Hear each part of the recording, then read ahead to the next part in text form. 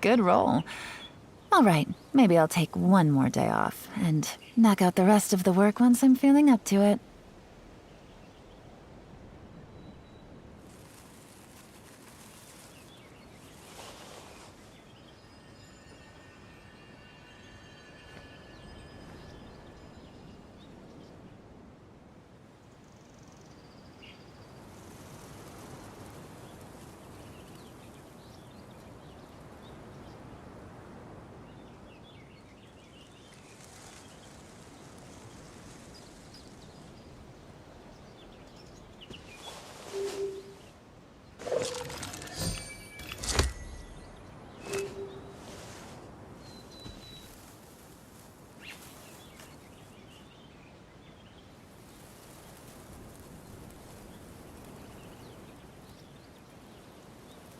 I got a new letter from an informant.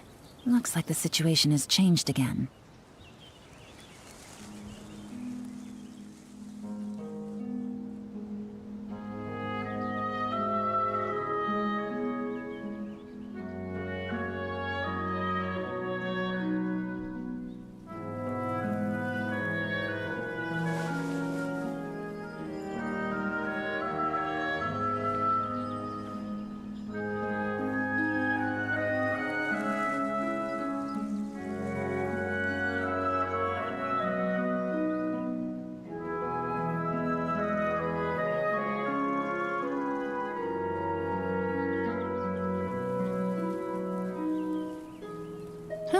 Good roll.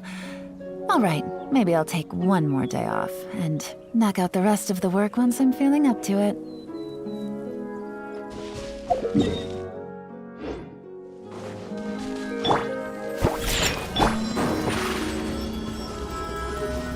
Surprise!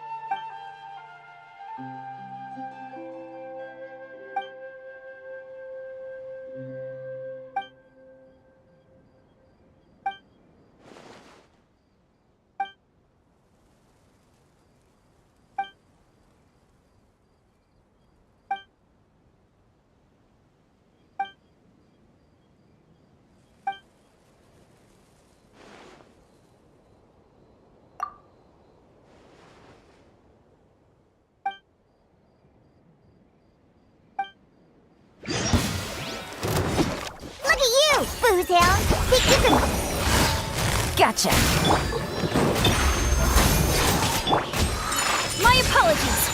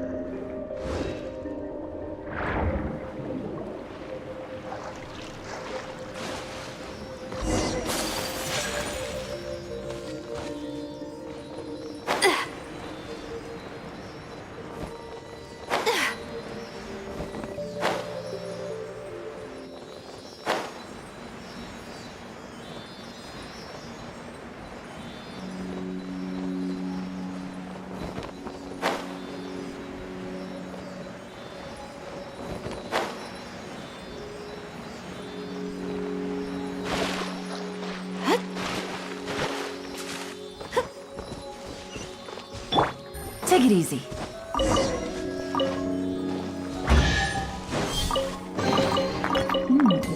Easy money.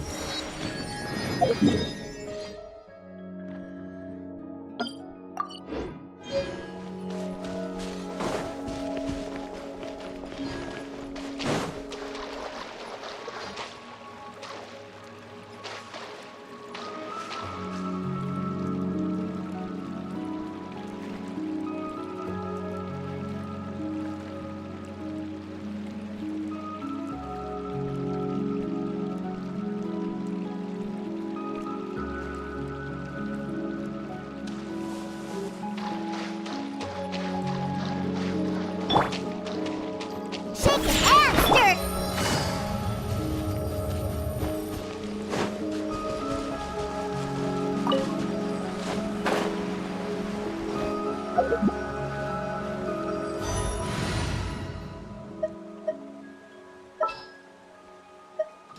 Ready for reconnaissance.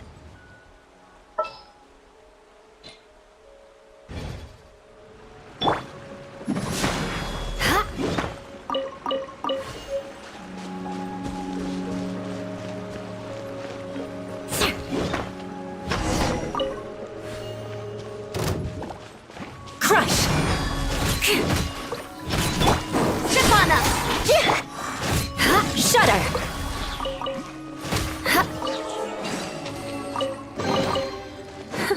At least good luck doesn't discriminate by clan.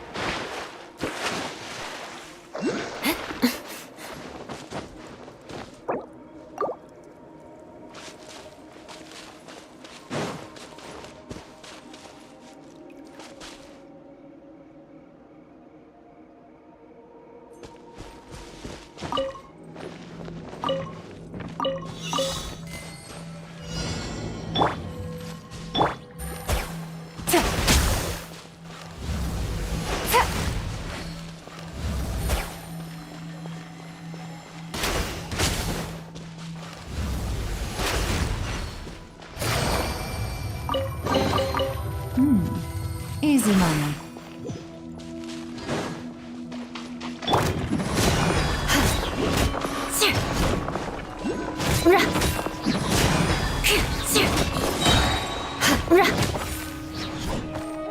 Beg for mercy.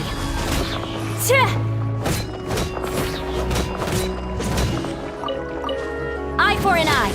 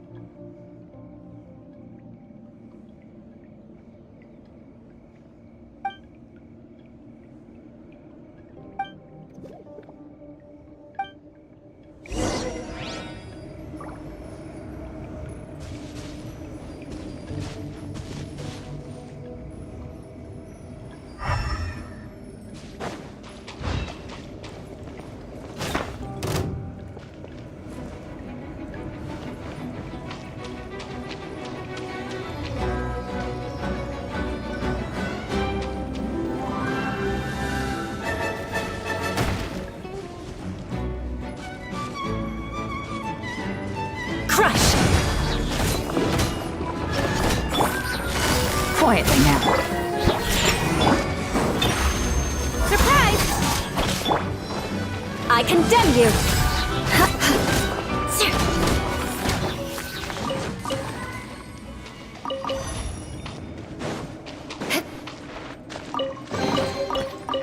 What do we have here?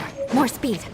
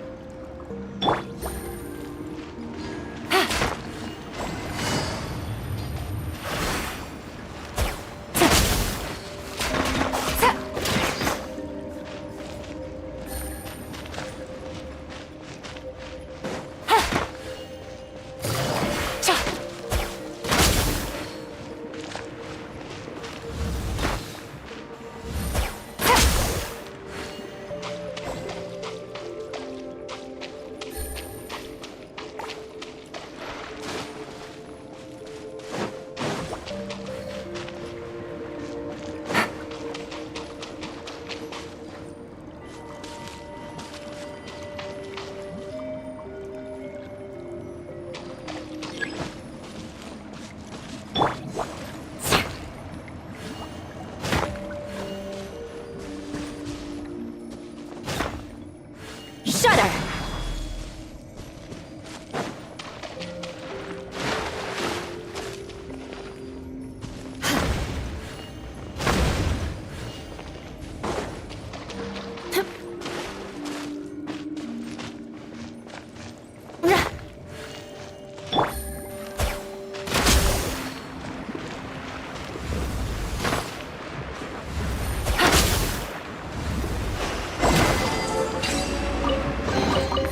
A chest full of valuables and a trove of potential clues.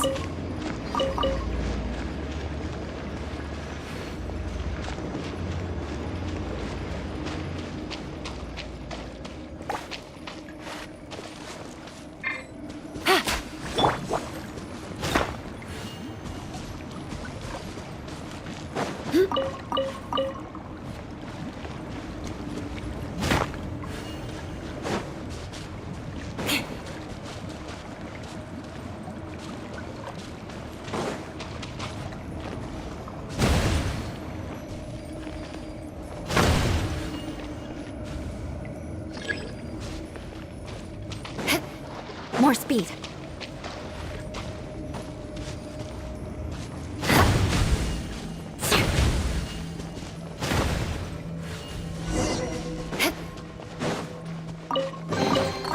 I can put these to good use.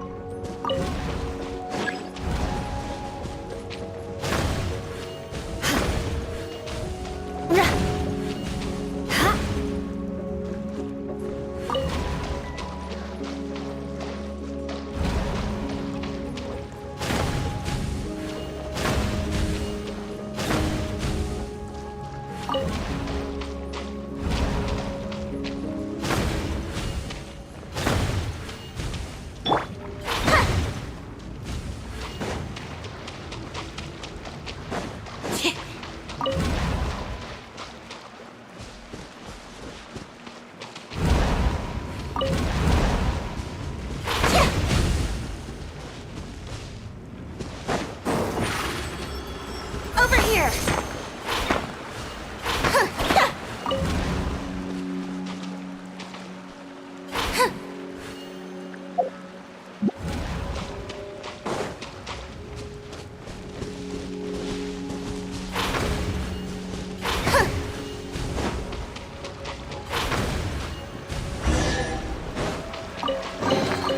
Just as I expected.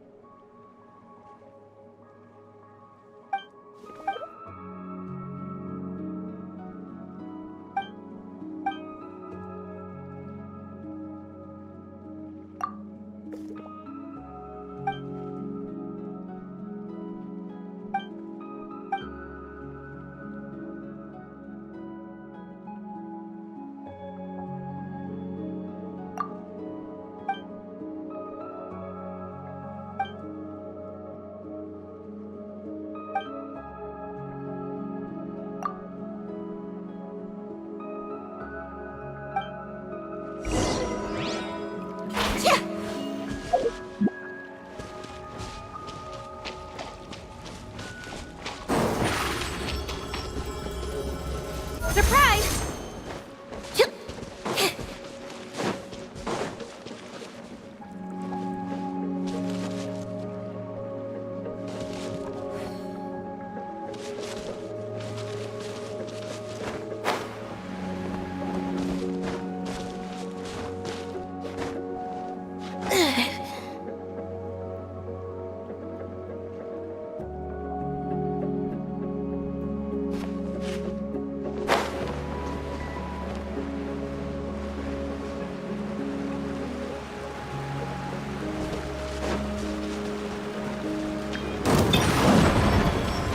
Over here!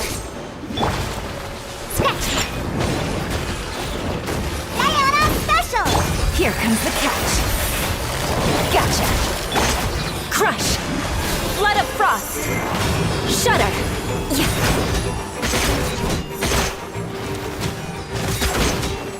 Rack and ruin. Ha. Sir. Ra. Crush. I can put these to good use.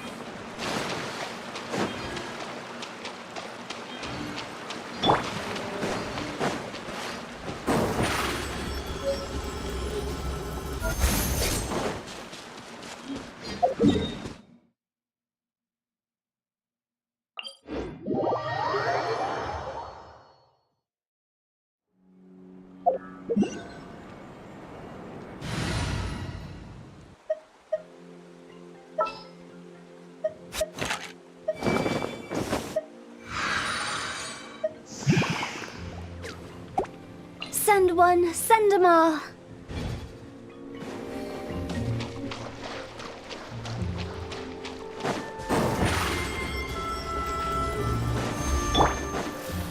Go!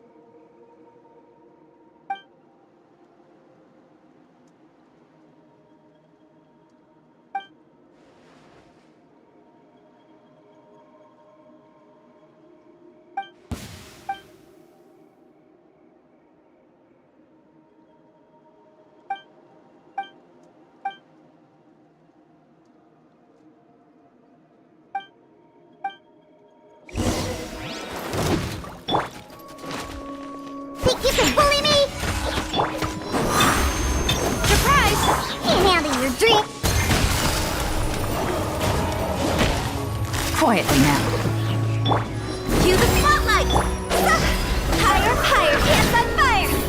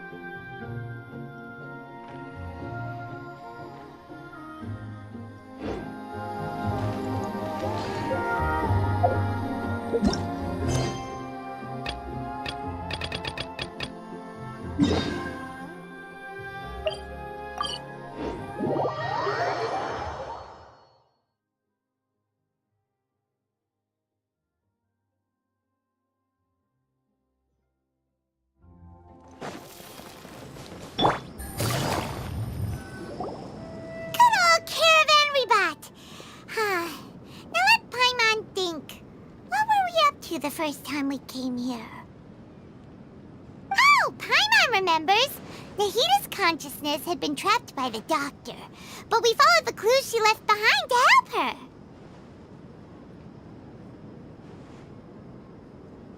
So much time has already passed since then, and it seems Sumeru's changing for the better now that Nahita's in charge, right?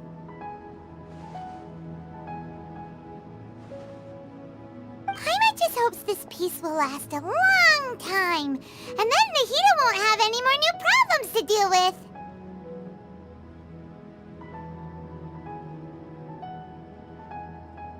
Yeah, guess you're right. We somehow always find ourselves right in the thick of it. Who knows what will happen next? Come to think of it, maybe it's all because of you. Maybe you're just a magnet for trouble.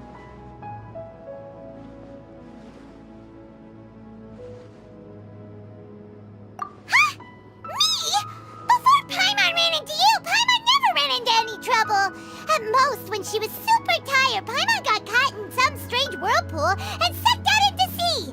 And even then, you fished Paimon out!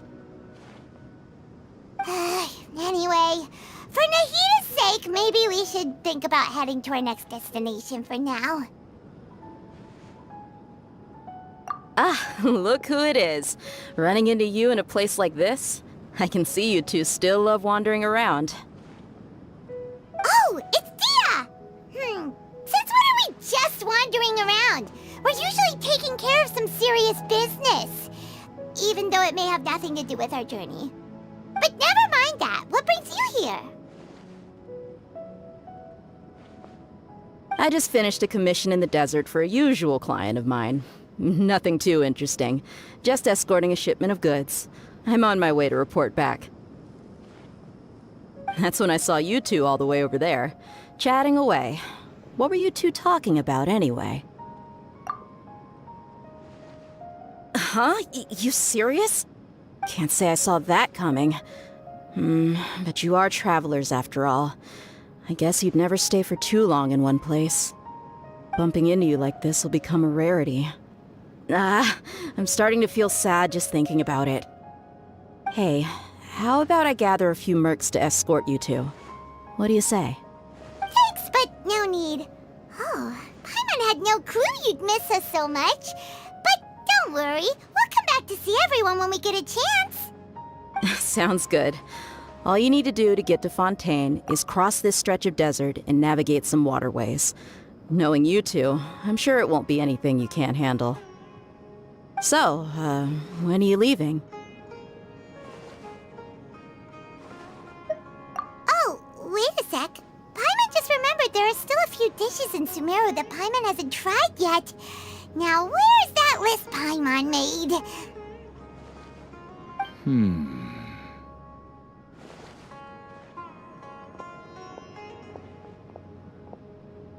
I see.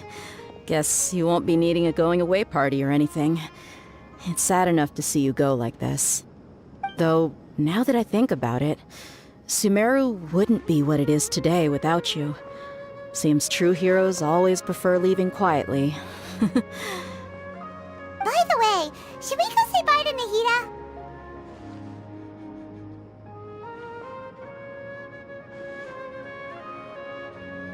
Oh, good point. Then there's no need to bother her in the real world.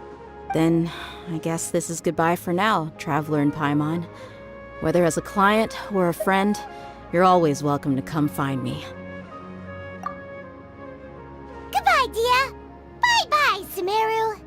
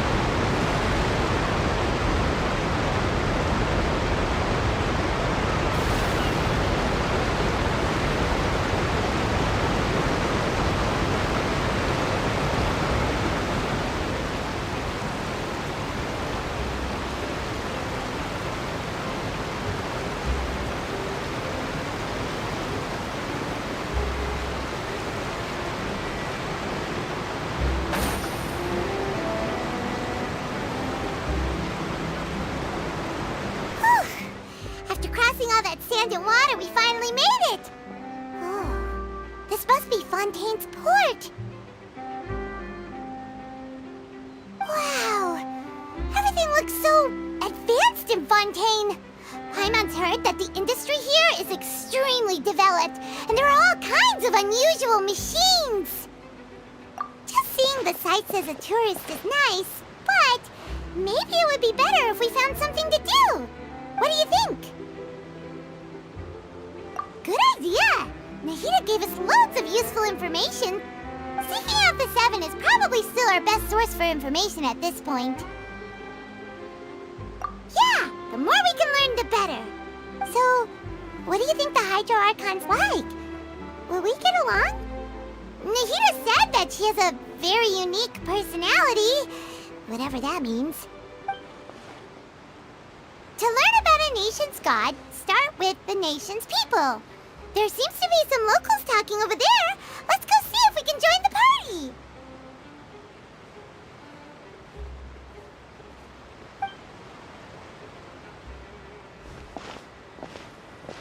party. If you ask me, it's a tragedy how things ended for him. Clearly, he was a pretty decent person. Yeah, I didn't expect that kind of ending for him. I thought he would at least fight on a little longer for his family.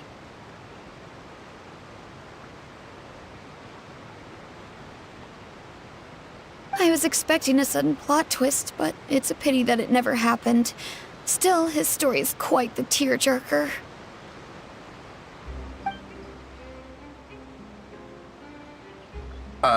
Excuse me. Can I help you too?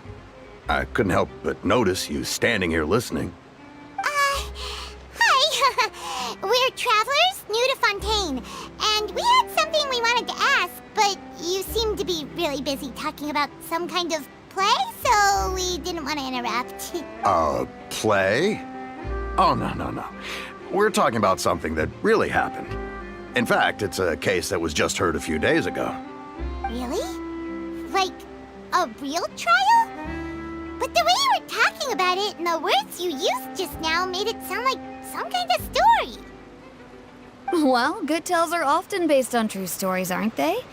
And what you see in reality may also be someone deliberately putting on an act while harboring ulterior motives.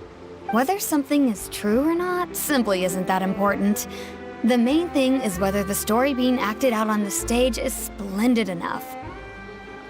Oh, but it looks like you're not from around here.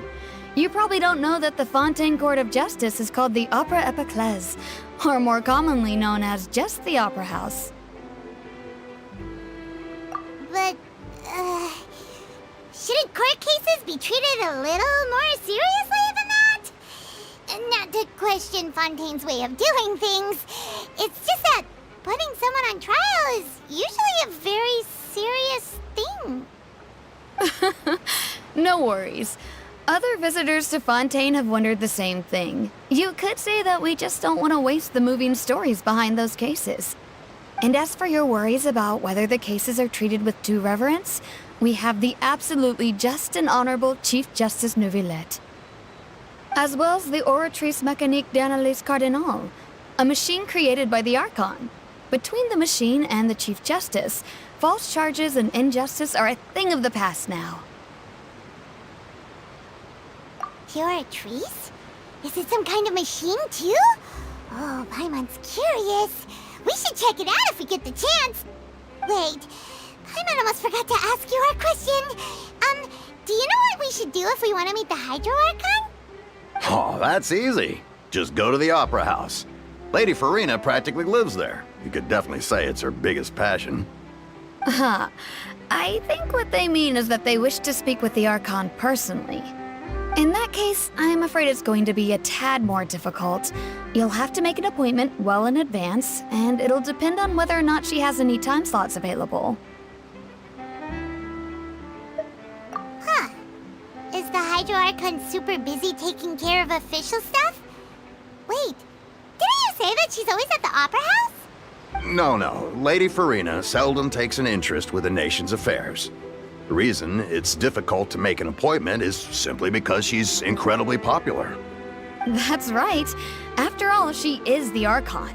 Though she may tend to get a little dramatic from time to time, people can't get enough of her. Huh. First time Paimon's ever heard of an Archon being described that way before. Wait! Paimon gets now! The Hydro Archon is kinda like a big celebrity here, right? Yeah, I suppose you could say that. Perhaps you could even say our mascot.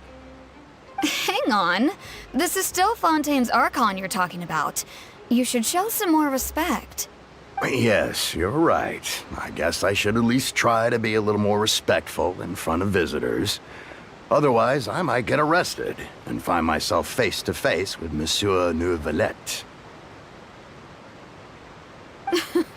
Come on. Sure, there's a lot of laws here, but nobody's going to be arrested for saying something disrespectful about the Hydro Archon.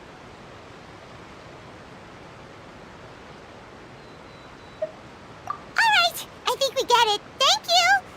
At least we now know that we can find the Hydro Archon at the Opera House.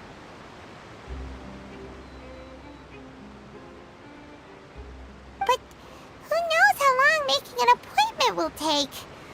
Guess we could have a look around the city in the meantime. Hey! What are you looking over there for?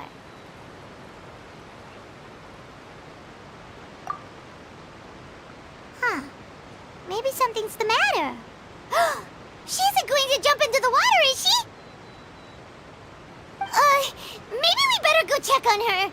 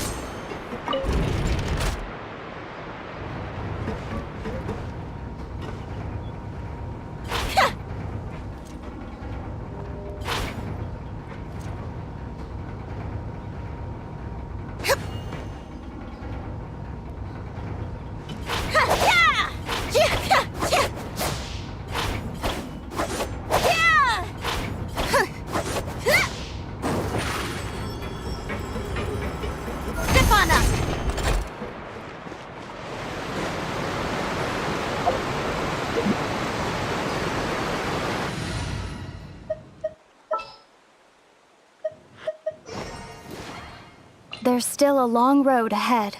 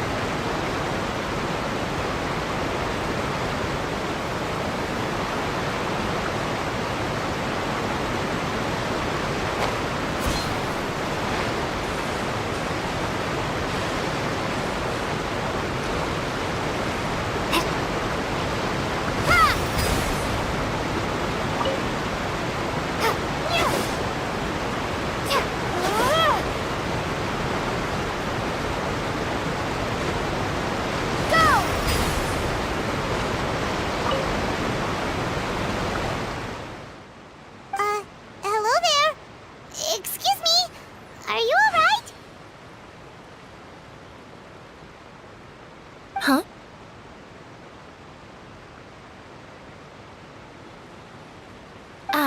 I'm fine. Thanks. Oh, okay then. We just noticed that you seem to be worried about something.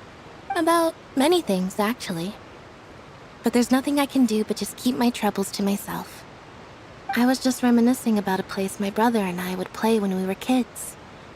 It was just atop that hill over there. See? You're pointing at the sea. Wait, are you saying that you and your brother lived in the water?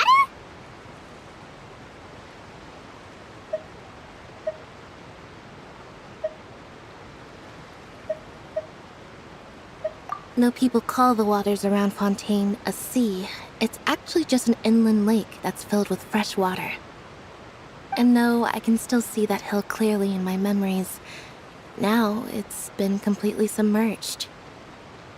He would skip and jump, tossing sand in the wind. The sun shone brightly, and the air was filled with the scent of the sea. But now, the water is gradually swallowing our memories. It won't be long before it swallows us. Sorry. Paimon doesn't really get what you mean. Ah, I don't believe we've had the pleasure of meeting. Are you Lynette's new friends?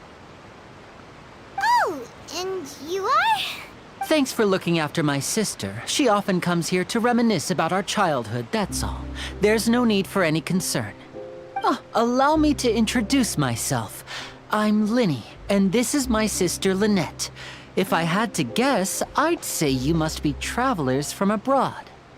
Nice to meet you. Paimon is Paimon, and this is the Traveler. We just arrived in Fontaine. We were just talking with your sister. Even though we didn't really get what she was saying. I see. It's unusual for Lynette to be so willing to talk with anyone. In fact, she seldom speaks at all. I'm usually the only one she ever talks to. Oh, really? Then you two are just like us. Paimon's always the one talking for some reason.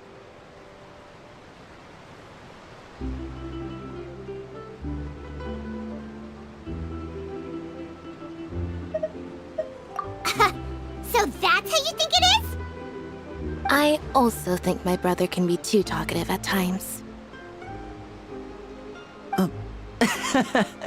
Seems you were right, Paimon. We are quite similar. So, what did Lynette mean just now when she said that the water is engulfing your memories, and that it won't be long before it engulfs you too? Oh, that. It's from a prophecy that's been circulating in Fontaine for some time now. Well, I suppose prophecy isn't exactly the right word, because that implies a certain amount of uncertainty. There's no doubt about what's happening in Fontaine now.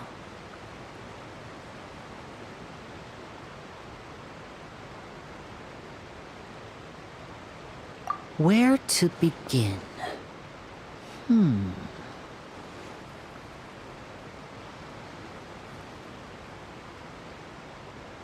Let's put that question on hold for a moment.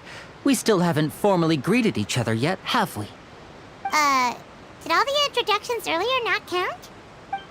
Hello, traveler.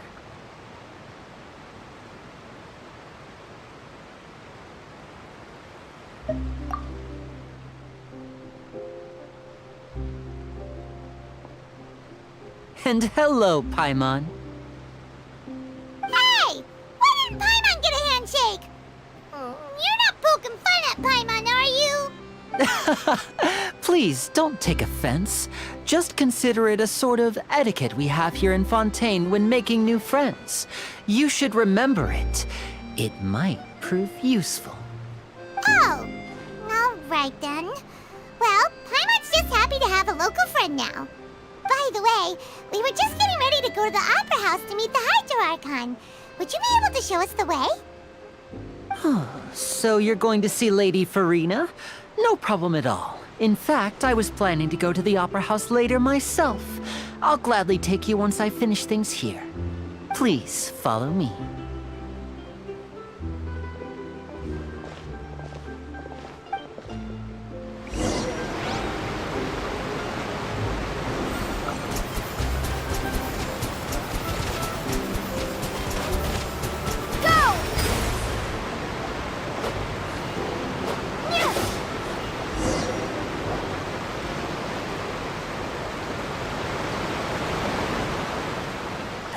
You said you were going to see Lady Farina?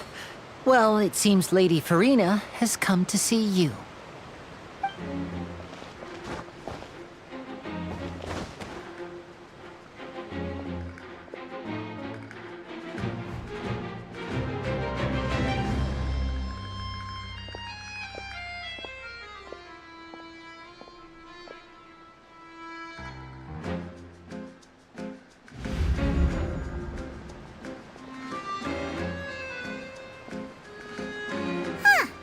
So, she's the Hydro Archon?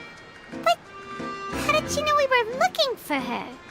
My dear people, rich and poor, those with cup in hand and those with nothing at all, raise your glasses in celebration! If you don't have one, then just raise your hand in lieu.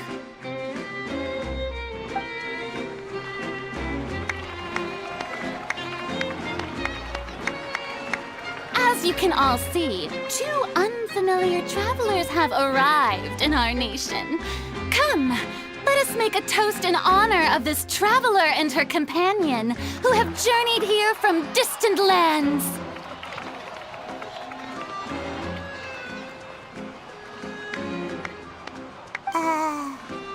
Is she talking about us?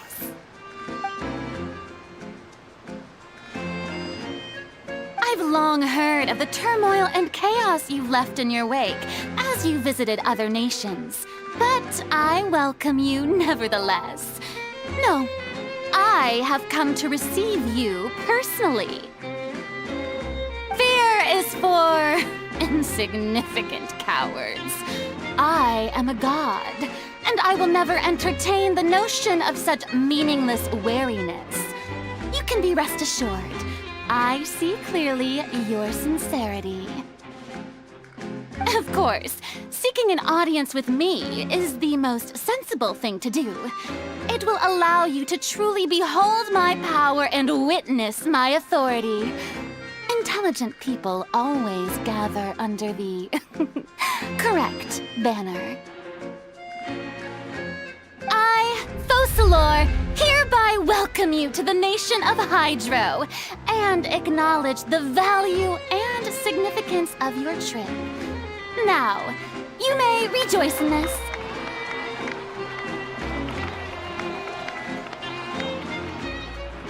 Yeah, Paimon still can't believe it. Feels like we've only been here for a few minutes. But the Hydro Archon's entrance was, how should Paimon describe it? A little over the top? Miss Hydro Archon? How did you know we were coming? I see. As Outlanders, you inevitably lack even some of the most basic understanding. Don't forget that even the gods can be divided into the mediocre and the excellent. I suppose it's only natural for you to be awestruck by my abilities. You had best stop and consider. Do you really have the noble qualities and etiquette necessary to communicate with a god? All it takes is a flick of my finger for me to know everything about you. Whoa, talk about sounding high and mighty. Oh? What's with these looks? Perhaps the welcoming ceremony still isn't enough? What else should I say then? Is she waiting for us to start talking? Wow, I didn't expect to see Lady Farina here. What a surprise! Wait, does this mean they're the legendary blonde traveler? How did I not notice before? Hey, what's all the commotion? Oh, is that Lady Farina? Is there some kind of drama going on? Of course. That's the blonde traveler. The one all those stories are about. Lady Farina came here to personally see her. Oh, I bet this is going to be the duel of the century. Ooh, I've got to see this. I knew Lady Farina would never disappoint. Yes, but don't get too excited now.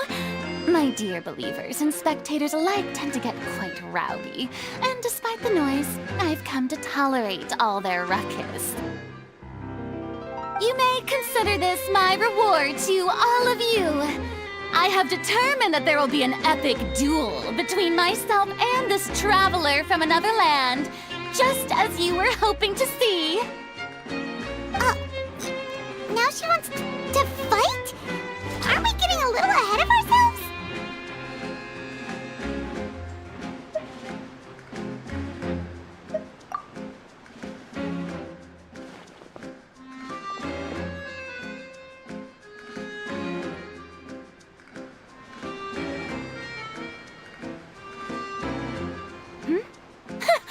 Are you not afraid? Might I remind you that this is a duel against the divine? What are you trying to do, traveler? Provoking a god in front of her people? Stand down, Clorend. I admire her bravery. Few have the courage to draw their sword against a god. She is obviously a true warrior. Unfortunately, people nowadays only crave to be thrilled, and a mere duel will not slake their thirst for excitement. Huh. Yeah, she's right. Just a duel wouldn't be all that interesting. On Araneus, criminals are always requesting duels to defend their honor. I'm getting a bit old, to tell the truth. You see. Then, as the god of justice, I shall face this traveler in another kind of duel. A duel in court! All right! Now that'll be worth seeing! Right. This is Fontaine, after all. Such a grand opera house, it would be a pity not to use it. Why do you care so much about the crowd's reactions? Seems you've spent a little too much time in the opera house. Besides, how exactly do you plan to have a duel in court? You mean you're going to put us on trial?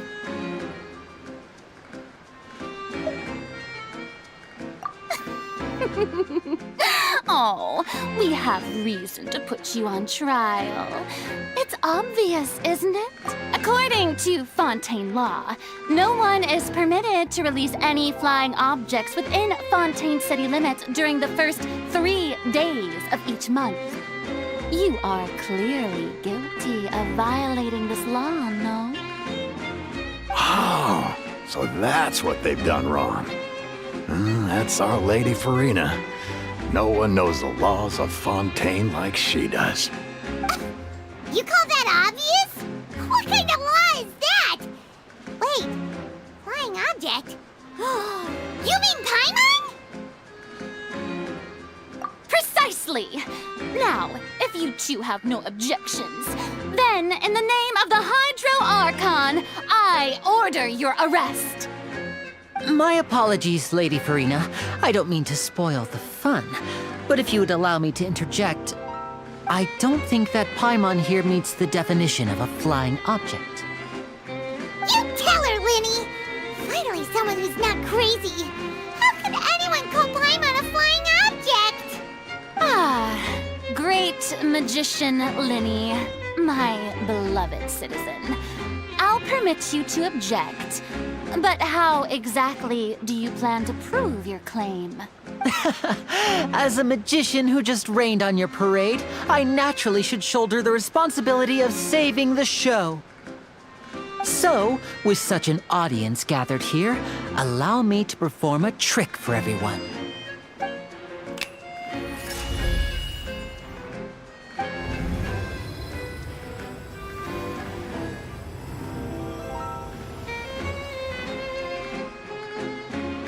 Ta-da! What's that on Paimon's back? Hey, when did you do that?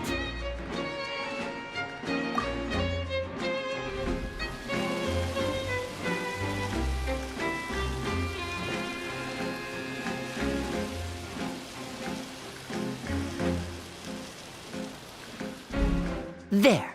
As you can all clearly see, Paimon should be classified as, well, something like a balloon. This rope has been in the Traveler's hand all along. It was just that no one could see it before. Huh? You call that magic? You've got to be joking. I thought it was pretty good. Nice one. Huh. I'm not sure what to think. It seems Lady Farina's charges no longer hold water.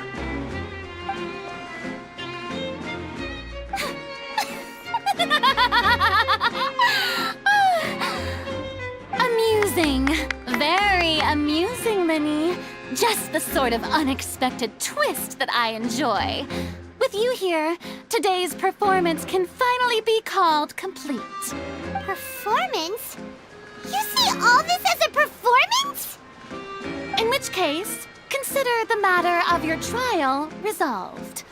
The god of justice will not bring charges against an innocent person. But when there are valid grounds, I will not only judge travelers from abroad, but even the gods of other lands.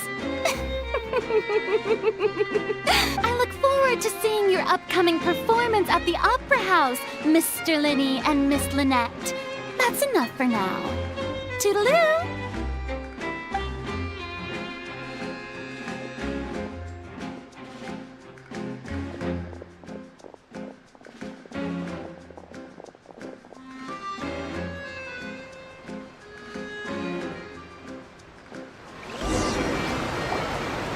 Just like that, she's gone. Well, that's the most unpredictable Archon Paimon's ever seen. We never even had a chance to ask her anything. But that's a problem for future Paimon. That whole scene just now was really... Don't mention it. I just happened to remember that there was such a law, so I did a little preparation, just in case. I didn't think it would actually come in handy. So, now do you see what kind of god Lady Farina is? She can be a bit confusing at times, but she is still amenable to reason. Anyway, Paimon had no idea you were a magician, Linny. It sounded like you'll be performing at the Opera House, right? I just know a few simple tricks I use to make a living. Lynette is my assistant. It will actually be my first time performing on the most prestigious stage in Fontaine, the Opera House. But isn't the Opera House where criminal trials are held in Fontaine? When there are no public trials being held, the Opera House hosts a variety of other performances. To the people of Fontaine, the line between a trial and a performance can be a little blurred. And speaking of performances, I would be remiss to forego this opportunity gifted by fate. Might I invite the two of you to see my performance? My brother's always excited to make new friends. Oh, sure. We don't really have anything to do now, and we wanted to go to the Opera House anyway. Splendid. In that case, why don't we go together? I'll show you the way. I just have something to take care of first. Oh, you really mean it? Then I'll take you up on your offer. This is a magical item known as a magic pocket. Perhaps you can help me distribute them to the people here. Huh? What are they going to use it for? About that... You asked me before about the prophecy, right? Let me start by telling you a little more about what it entails. I'm not sure exactly when it began, but a prophecy has been circulating around Fontaine. It says that every person in Fontaine is born with sin. No matter how the nation of justice holds trial after trial, this sin cannot be absolved. Until one day, the water levels in Fontaine will rise, and the sinful people will slowly be drowned. In the end, the people will all be dissolved into the waters, and only the Hydro Archon will remain, weeping on her throne. Only then will the sins of the people of Fontaine be washed away. That sounds pretty gloomy. Why are people in Fontaine born with sin? What is that supposed to mean? There are lots of guesses. Some say that the ancestors of Fontaine stole the power of the seas and stirred its wrath. Others say that the people of Fontaine never heeded the first Hydro Archon's warnings and offended Celestia. But here in Fontaine, evidence is what matters. There hasn't been concrete evidence for any of these claims, so they can only be regarded as conjecture. If even the people in Fontaine don't know what sin they committed, wouldn't it be better just to ignore the prophecy completely? Why bother feeling guilty all the time? That's exactly what the people did at first. But in the last few years, the water levels in Fontaine have actually started rising.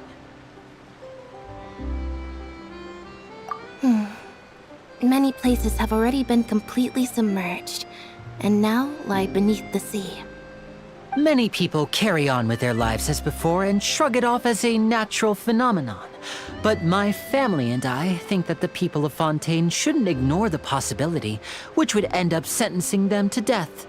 We hope that at least the people who reside near the waterfront can move away before it's too late. So, we've started distributing magic pockets to them. As a magical item, these magic pockets have astonishing capacity. I'm sure they will come in handy when people are moving their belongings. Oh, Paimon gets it! It's like preparing for a rainy day! But... Perhaps only absolute power could ever contend with such a catastrophe. But who knows? We're just tiny specks in the grand scheme of things. Now, if you'd like to help, then please give these magic pockets to anyone nearby. Be sure to convince them to take it, regardless of what they say.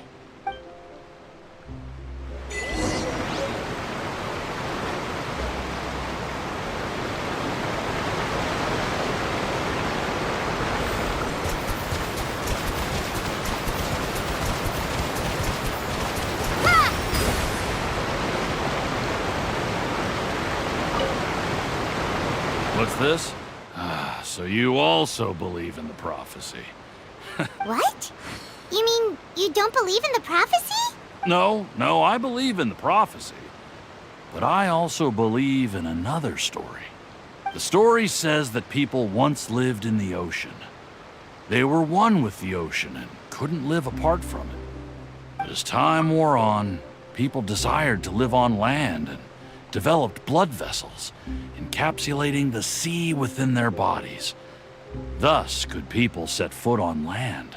So, if you ask me, when the water rises and takes us all, it'll be like we're going home. Oh, we hadn't heard that one before. But people can't live underwater. They'll die. You should probably still take it. All right, I'll take it.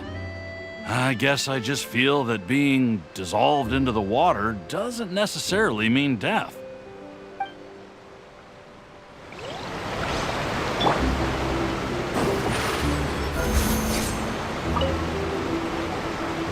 So you're the blonde traveler that everyone's been talking about. Oh, a magic pocket? Seems you really thought of everything. I guess it's better to prepare for the worst and hope for the best. Thanks. Please, also thank the magician on my behalf when you get the chance.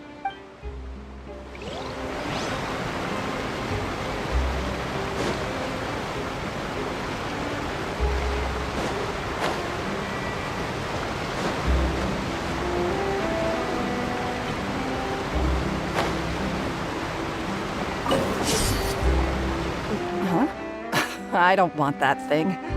Way I see it, if the prophecy's true, it's still gonna be a long time before the water can cover everything. Life is all about living in the moment. What use is there in worrying about the future all the time? We'll cross that bridge when we get to it. You should still take it. You never know when it'll come in handy. Oh, all right, fine. Thanks. It's just that if I start moving, that means I've already given up on the life I have now. I'd really rather not.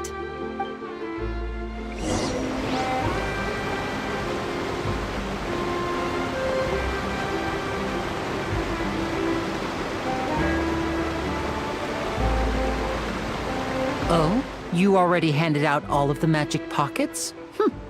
That was fast. So, what did people have to say? I bet you heard some, interesting opinions. Yes, but that will change once disaster strikes. I know they'll change their minds, so it's only right to help them prepare. Is there anything else you need to do before we leave? Yes, one last thing. I have the magic pockets made by a workshop in the court of Fontaine. Since we're out and about, I was thinking about bringing him some more materials. So, you want to collect materials? Just tell us what the materials look like and we'll help. Many hands make light work. Oh, that would be much appreciated. We'll need some romaritime flowers. I remember seeing them near the waterfront on the east side of the harbor.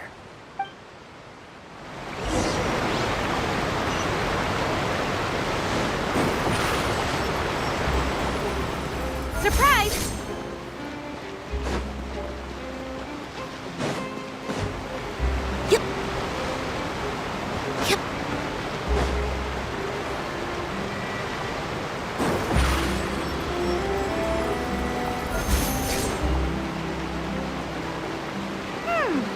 It seems we have to use Hydro to collect romaritime flowers.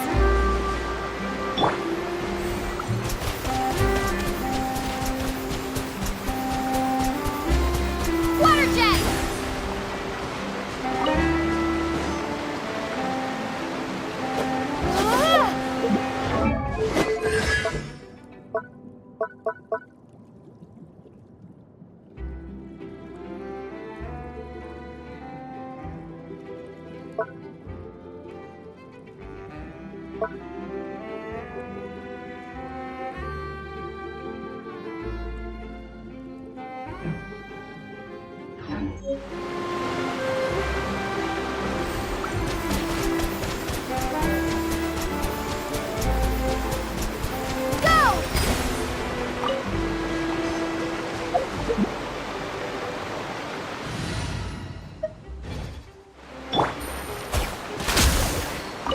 Take it easy.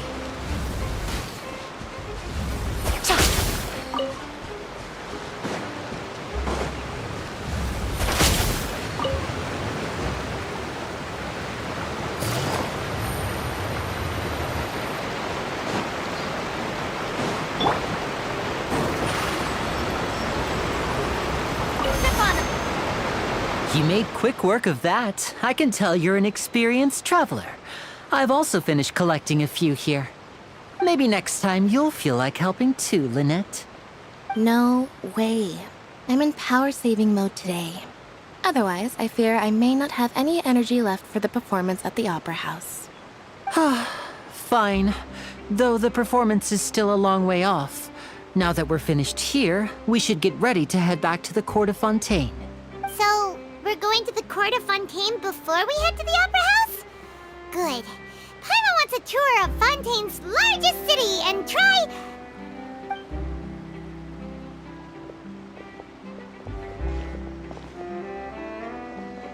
Wait, shh.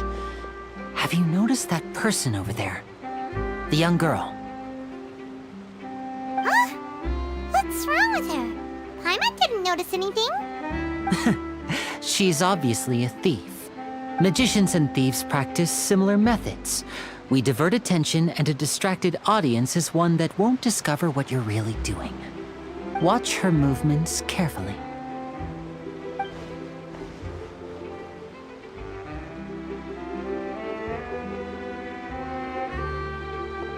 Oh, he's right!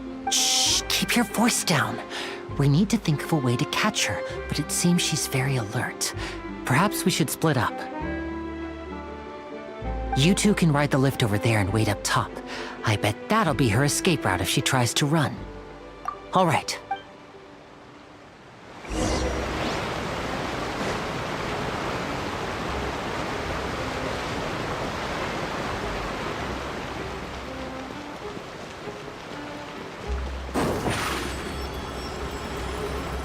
Surprise!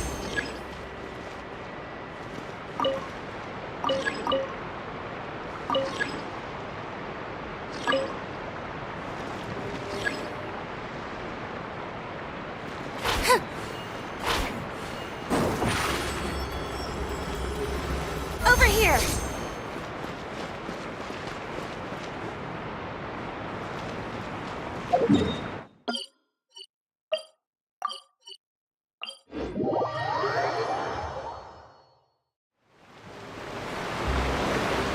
This is the spot where Linny wanted us to wait.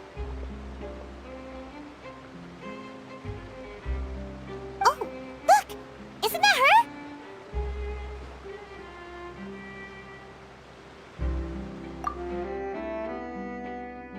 Oh no! Did she notice us? She started running the other direction! What should we do? Should we chase her?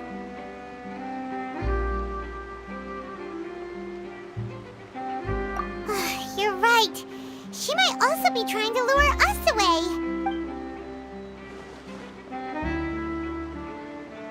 Nothing's happened for a while now. Paimon wonders if Linny caught the thief. Yeah, let's go.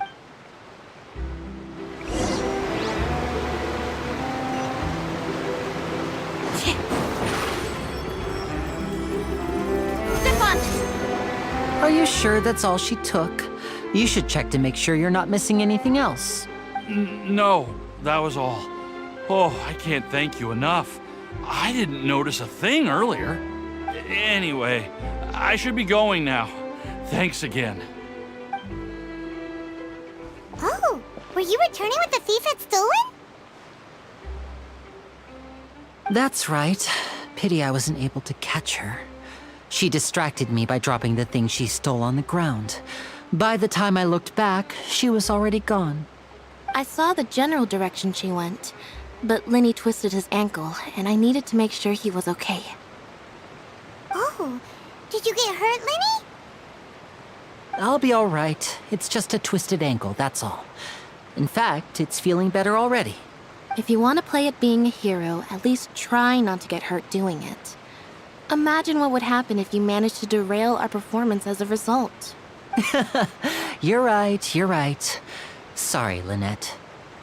I have to admit that the thief was even more skilled than I had anticipated. But at least we were able to get the stolen items back, so it wasn't a complete failure. What a slippery little thief. Guess things turned out all right in the end, though. Lenny's initiative paid off. All right, let's put this little detour behind us. We should...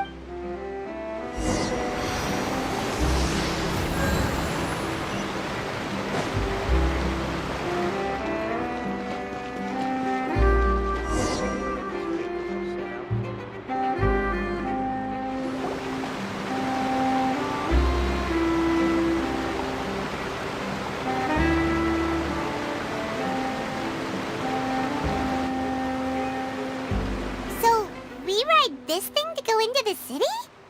What an ingenious way to get around. People in Fontaine really know how to use water. This is an aquabus. It allows people to travel between several key locations around Fontaine. It's pretty convenient. So you mean it's still boring even when I'm riding with you? No, that's not what I meant. It's just that, well, you don't really talk that much. Besides, it doesn't really feel like a real trip when it's just the two of us. It's the same as being at home. Whatever.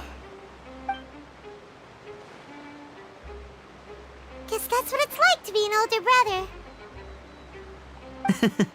It's about time for us to leave. Let's get on board.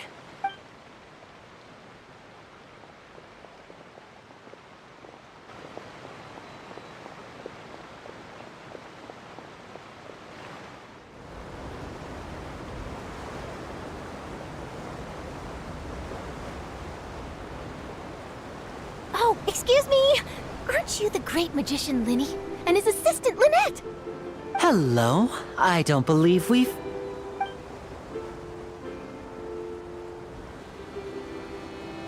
I'm Charlotte, a reporter for the Steambird. Nice to meet you. From the Steambird, huh?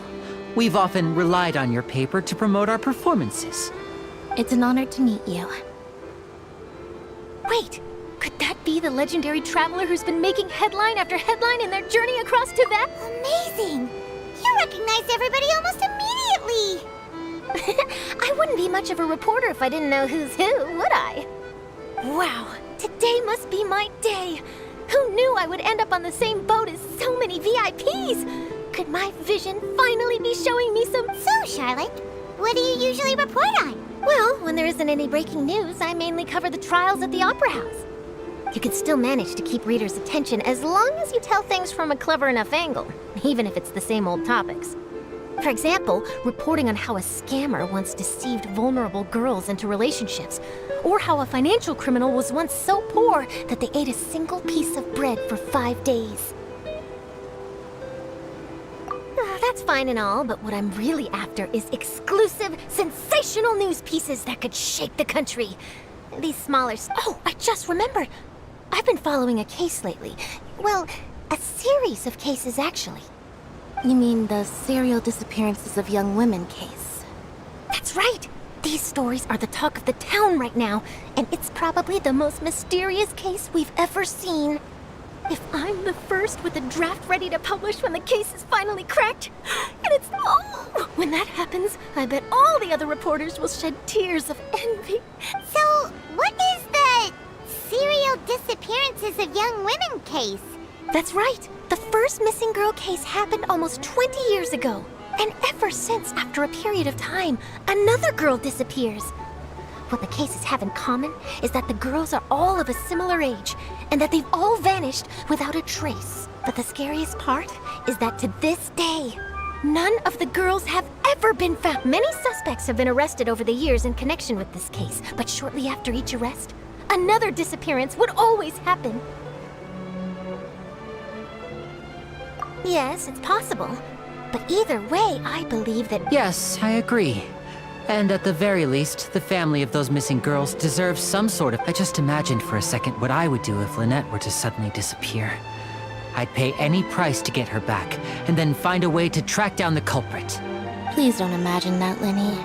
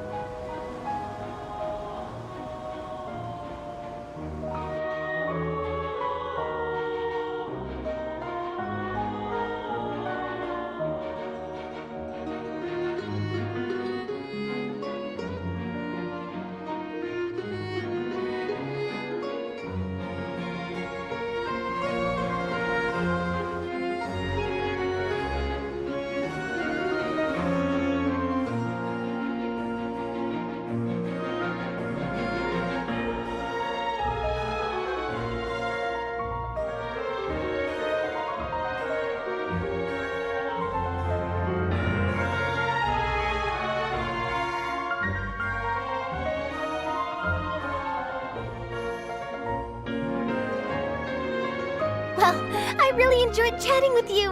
Life should be full of pleasant little surprises like this. Yeah, us as well. The ride went by too quickly. I have an interview to get to. I should get going before I'm late. Okay. Paimon hopes we can chat again soon, Charlotte.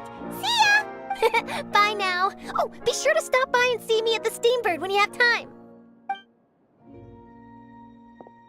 What a tough job.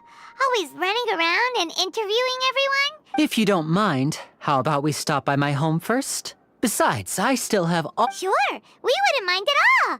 This city is so huge.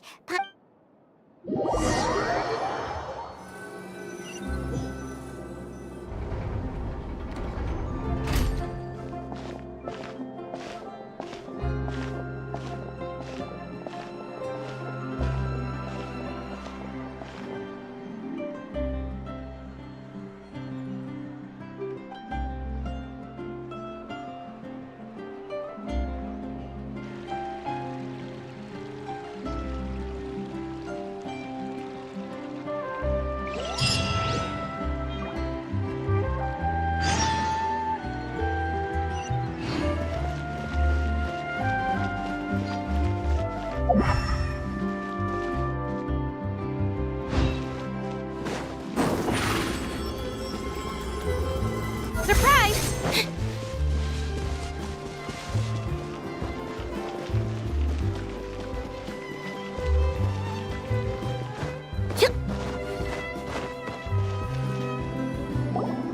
This is our current abode. Ah, Fremine, you're home. Where did everyone else go? I have some new friends that I would like to introduce. Oh, they all just went out a moment ago. I see. Everyone is getting busier now that Father will be returning soon. I suppose that can't be helped. Allow me to introduce you to my little brother, Fremine. He is a phenomenal diver. Hello. Nice to meet you. Paimon is Paimon, and this is the Traveler. Oh, you sound very proud to have a diver as a brother, Linny.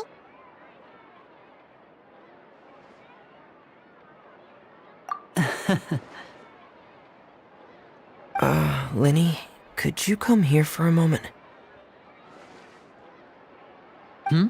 What is it, Fremine?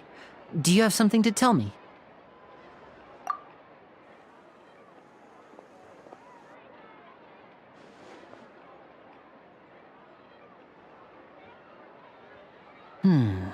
Okay, I see. Is everything all right? Oh, it's nothing. We were just discussing a little housework. Sorry for the interruption. Oh, before I forget, the Traveler and I collected more materials to make magic pockets. Were you able to get any, Fremine? Yes, I went diving and gathered lots of... That's our Fremine, always quick with the underwater work. All right, I'll take these to the workshop.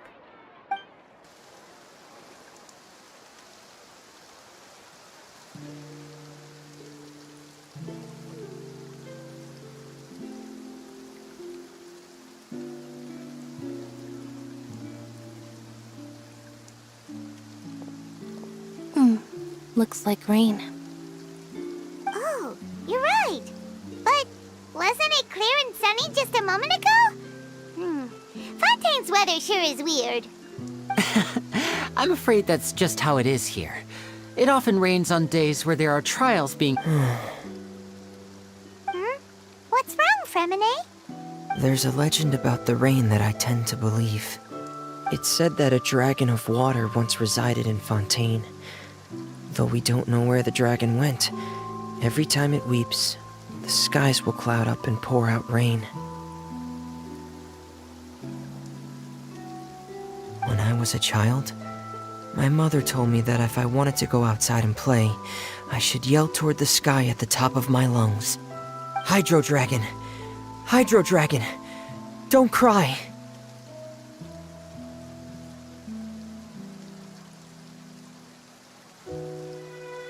If it's an elemental dragon, then having the power to make it rain wouldn't be very unusual.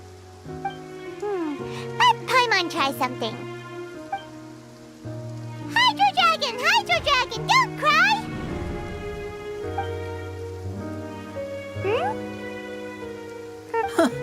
Doesn't seem to be of any use. It is just a legend after all. You know, you might be a more popular magician if you understood the concept of romanticism. Or could at least play along. Sorry. It might be because we've never met the Hydro Dragon. Perhaps it can't be comforted by the words of strangers.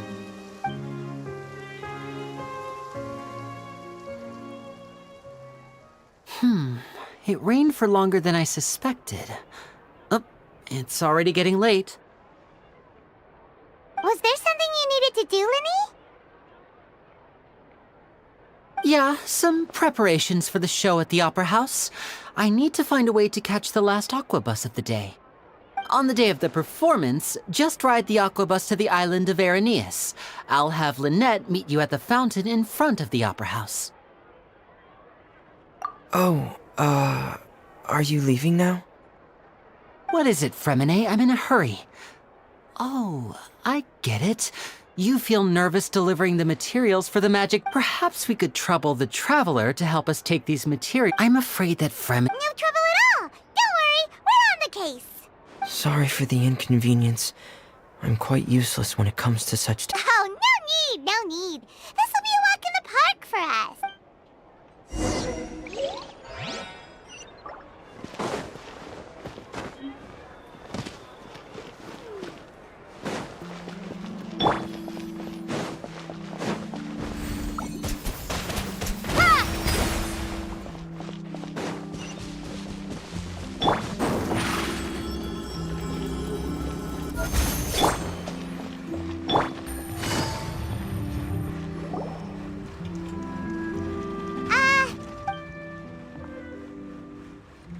Oh, hello there. New customers? Looking to buy, or do you need something made? Or perhaps you're just looking for a chat with me. Oh no, we're just here to deliver some materials. Here they... Ah, these must be for Magic Pockets. I could tell... No need. They've already prepaid several batches worth. But they insisted on paying the full amount, saying that I had a business to run. Whoa. So, is Linny actually loaded? I can't say for sure, but who knows? Maybe there's good money to be made being a magician in Fontaine. Hey! Is this machine what you use to make stuff here? It looks really advanced. Why use your hands when a machine can do the work? It would be a waste not to use the latest technology, and wasting is a kind of crime. But where does a big machine like that get its power from? Well, it's a little complicated.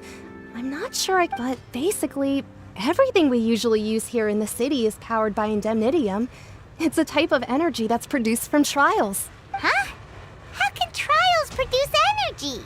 Well, I'm not completely sure of all the details. When a trial is in session, the Oratrice Mécanique d'Analyse Cardinale harvests people's belief in justice and converts it into energy to be used all around Fontaine. So that's what its other function is? Paimon heard that the Oratrice was created by the Archon to make judgments. But Paimon still doesn't get it. How could something unreliable like people's beliefs be turned into a stable power source for these machines? Oh, yeah!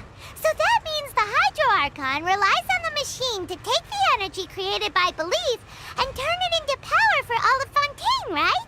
Even though I've never heard anyone really put it that way before, besides indemnitium, we have another type of energy called pneumosia. It isn't produced by the power of the Archon, but it is unstable by nature. Even now, it still cannot be widely used by civilians. I thought I'd find you hard at work, but here you are chatting the day away. So you again? Didn't I already promise you that I'd have the more I owe to Confrérie of Cabriere by next... Yeah, but how do we know that you won't go running off by the end of this month? I want 50% today. Wait, no? 70%. Huh? Seems business isn't so great for the workshop. We've already finished our job and delivered the materials. Maybe... Hey, hold on. Before you go around trying to collect payments, why don't you settle your own debts first? If Confrere of Cabriere wants to poach clients from Northland Bank, that's fine. But I'm afraid you still owe the bank a hefty sum of mora. So why don't we work things out between us first, before you get back to your little conversation here? You're from Northland Bank. But we said we'll pay everything we owe next month. Why are you hounding me now? Traveler, Paimon! I didn't think I'd run into you here in Fontaine. What are the chances? We're surprised to see you too! What are you doing here in Fontaine? You didn't want to stay in Snezhnaya?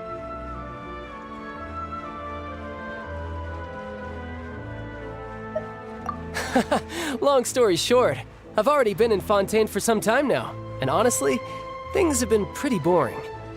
But it seems that fate brought our paths together today. Not only will I have some good friends here now, but ones who always seem to find trouble. Either way you look at it, it seems things are going to get a lot more interesting now. Pretty sure we'd want to avoid anything that you'd find interesting. Besides, our trip here has gone pretty well so far, right, Traveler? Hey, you, Northland Bank boy. Aren't you forgetting something? Don't interrupt. It's not often I run into the Traveler like this. Why don't you wait for me over there for a while? You kidding? Aren't you the one looking for us? You really expect us to sit and twiddle our thumbs while you catch up with your friend? Listen to me, boy. If you want your mora, fine. Why don't you come and take it? Hey, I just said not to interrupt. Oh, by the way, Traveler, the last time I took Tonya and Tusser ice fishing, Tusser said, "Hey, that's way over the line! All right, boys, let's see who has to pay up now!" Can you at least let me finish one sentence? Fine. Though the bank told me not to get rough with our clients. You're the ones who started it. This is an act of self-defense. You two will have to be my witnesses, okay? I'm sure this won't take long.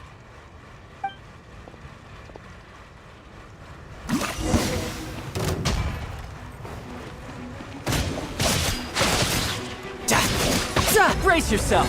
This is gonna hurt!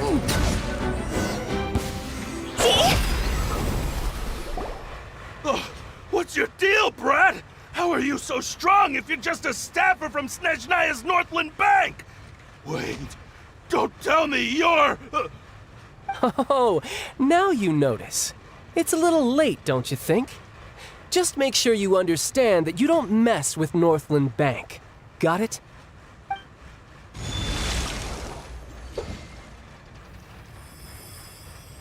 Huh? Now's my chance!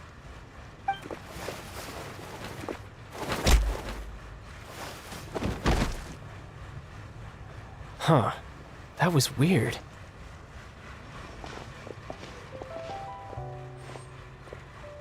I'm not sure.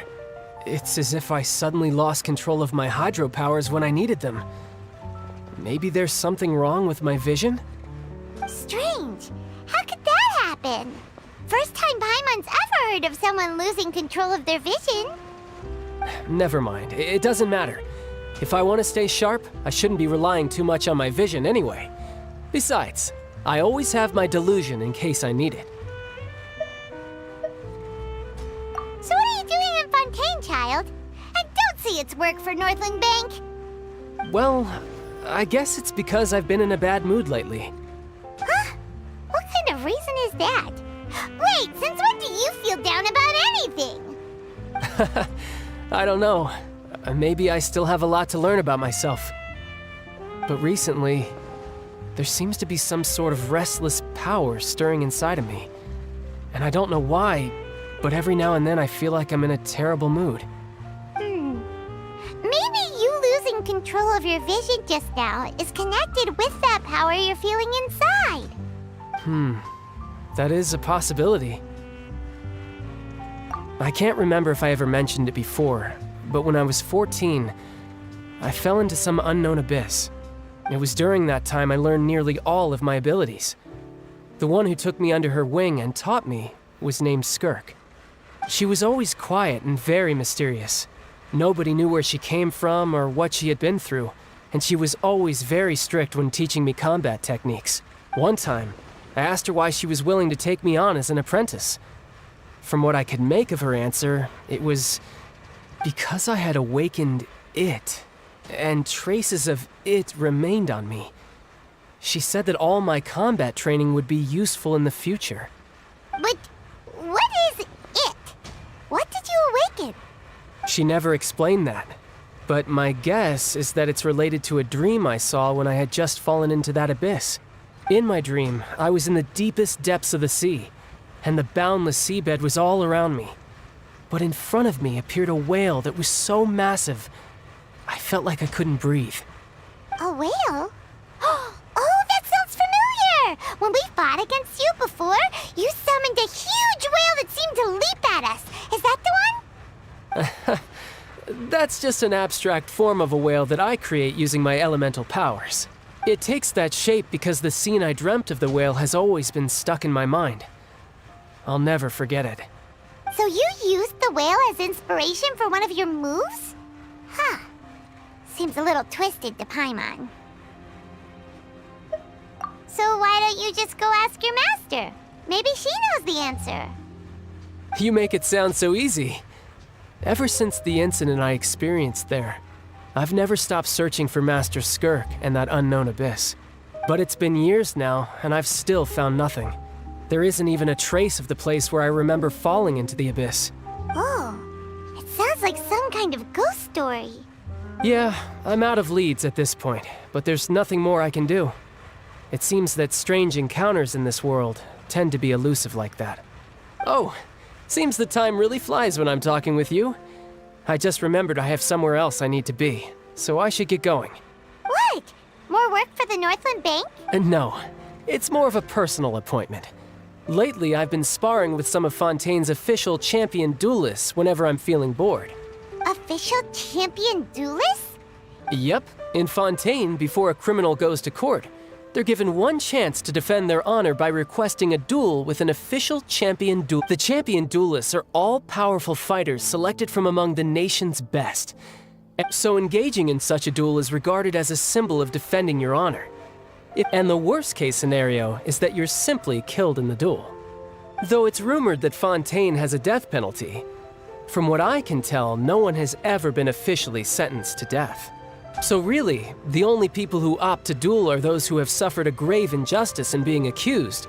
So, do many people actually get out of their trials by winning the duel? Apparently, it's exceedingly rare for anyone to actually win. Fontaine probably enacted this system as a way to show that the nation respects the honor of its citizens. Besides, none of the champion duelists are apparently the one I'm meeting today, Clorend, is the strongest of the champion duelists. I had been asking her for some time before she finally agreed to face me today. Well, that's child for ya. Paimon feels like we heard that name somewhere before. Clorand. Oh, before I forget, I want you to have this. Huh? Your vision? You're seriously just giving it away? I'm just worried that it could become uncontrollable again. I'd be pretty upset if it got in the way of my duel, so I think I'll be better off without it for now. Besides, I just need you to hold on to it for a short while. I'll come retrieve it when I have some time later.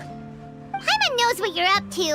You just want an excuse to come talk to us again, don't you? Whatever gave you that idea? I'll be in touch later.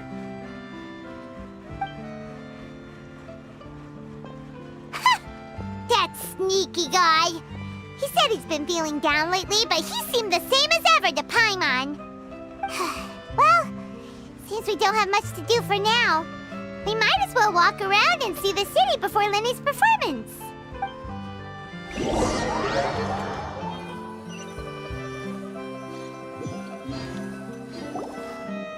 Wow! Who could have seen that coming? The reporter who was barely around for most of the story was the murderer all along. Sorry. Paimon was just surprised, that's all. Paimon never saw that twist coming. The murder whodunits here in Fontaine are a lot different than the light novels you see from Yai Publishing House. Both have their merits, but Paimon thinks this style of novels are more, well, novel. It's so exciting to reach the moment when the mystery is uncovered, especially in the one Paimon was just reading. You should buy a copy and read it too. Oh, sorry about that. Paimon will be more careful next time. Hey, shouldn't we be heading to the Opera House to see Linny's... Linny said that the Opera House is on Areneas, so let's go ride the Aquabus!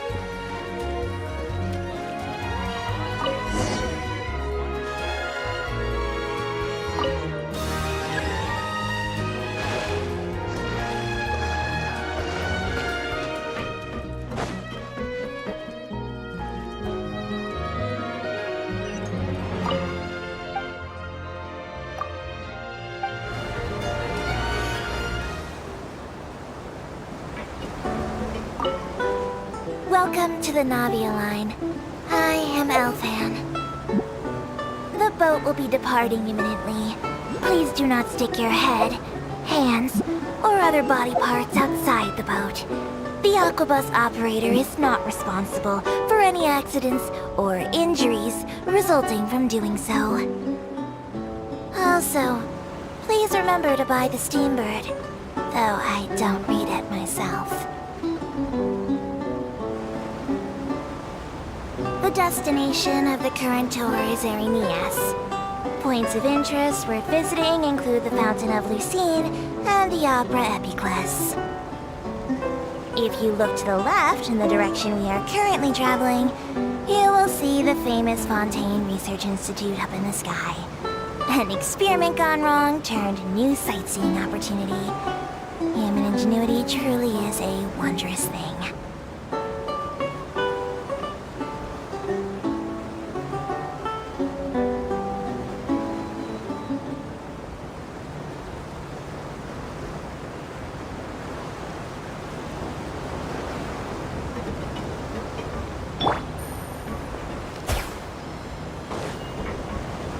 approaching our final destination.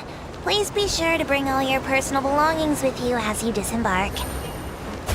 Even though I will take any forgotten items to the lost and found, the paperwork is rather annoying, as Melusine hands are not suitable for grasping pens.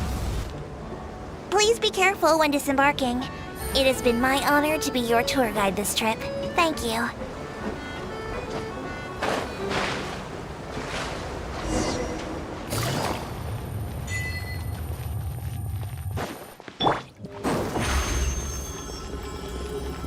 Over here!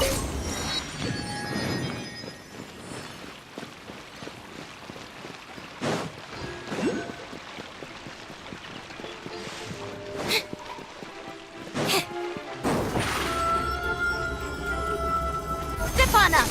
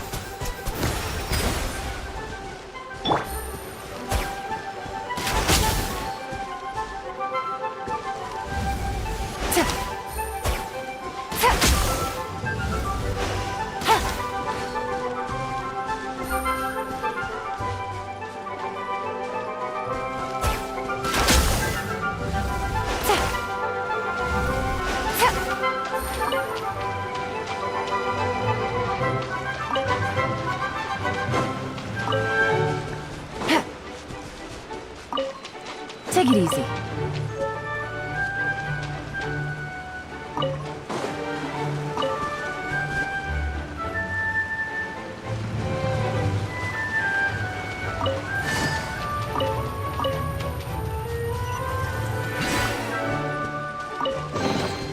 Treasure. One way to draw your target out of hiding.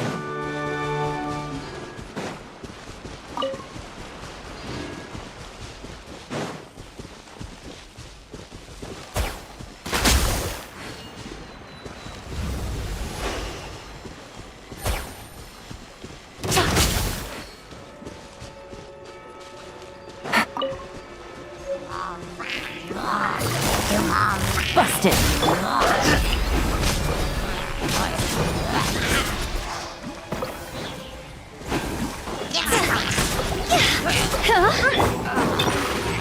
Surprise! Game's up. Fun's over. Time to go!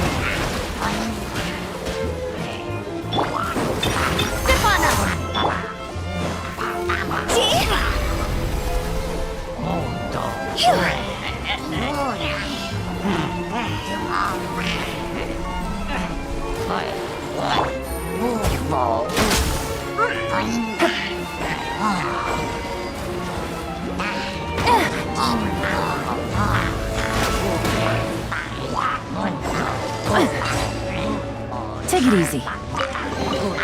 A chest full of valuables and a trove of potential.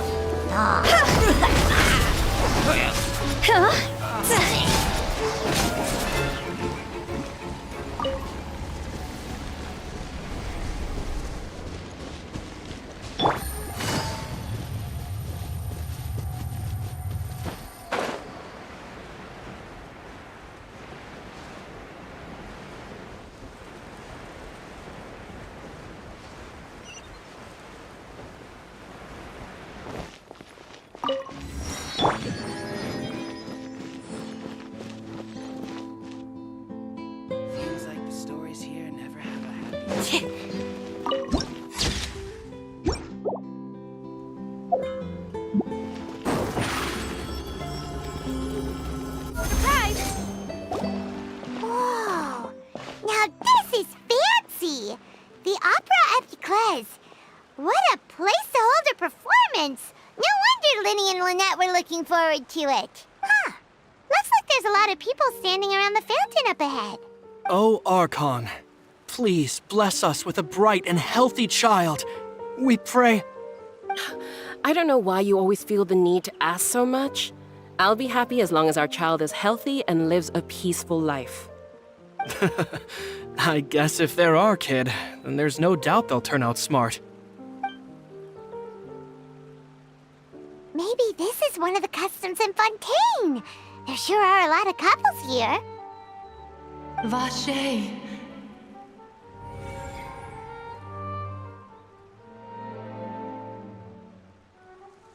What's wrong? Vache. Vache.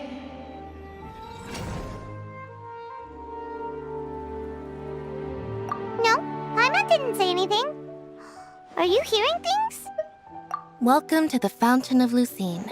All the water flowing through Fontaine converges here. It's customary for newlyweds to come here and wish for children. Ah! Lynette! You scared Paimon! When did you get here? Lenny asked me to wait here for you, remember? Right. What do you mean? There are a lot of people here right now. Hey, you're not trying to scare Paimon, are you? Besides, it's the middle of the day. It's not the time. I see. I might be able to tell you something that could help explain the voice you heard. In fact, you might not be imagining things at all. I suspect that what you heard is a result of your hypersensitivity to the hydro element. Others in my family have had similar experiences. It's because of her sensitivity to the hydro element? But what would hearing a voice have to do with elemental power? When do you cry, Paimon? Wait, what? What does that have to do with anything? Just answer me. When do you cry?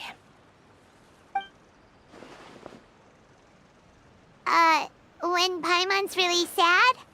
Oh, and when Paimon's super happy. Oh, and also when Paimon's really, really scared. Then you should understand that tears contain your most intense emotions. Like I just mentioned, the Fountain of Lucine is where all the flowing water in Fontaine converges. Even the tears that fall to the ground will eventually gather here. So maybe what you heard was the intense emotion coming from someone's tears. So, what did the voice say?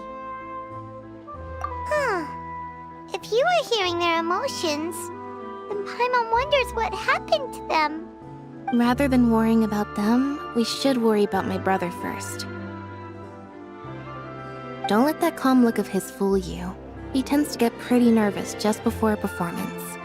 So chatting with Linny might help him relax a little before he goes on stage. Oh, right. That makes sense. Let's go in and see Linny.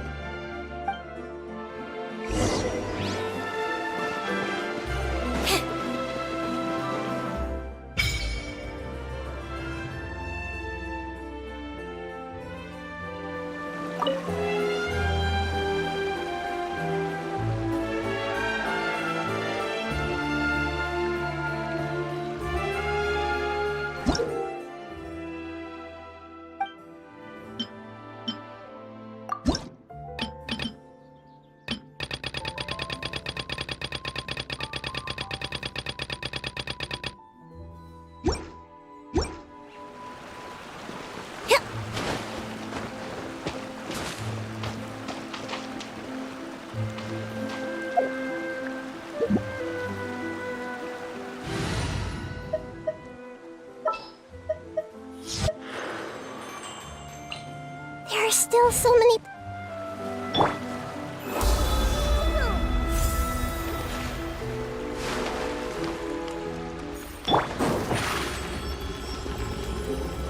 Over here! here!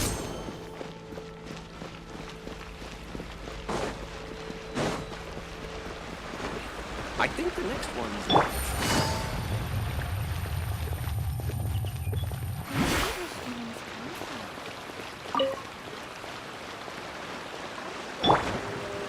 Be amazed!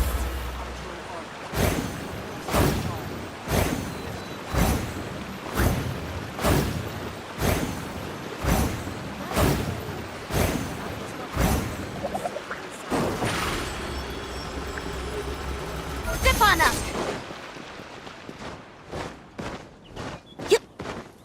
No two cases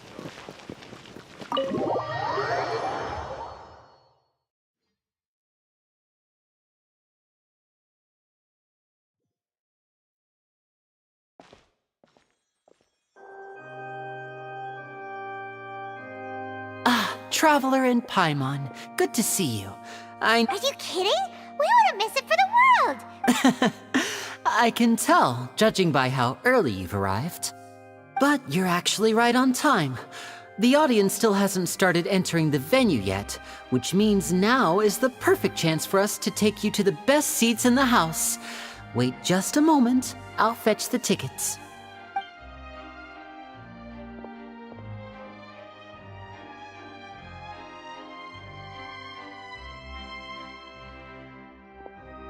The Opera House has assigned seating, so you always have to make reservations. I've already reserved your seats, and here are your tickets. Ooh, front row seats! Thanks, Linny! Don't mention it. There's no need to keep thanking me. Hey, Lenny! Could you come over here and take a look at this? Oh, I'll be right there. Seems there's an issue with the stage props over there. That's Cal, my assistant, calling me. Yeah, we'll just go to our seats.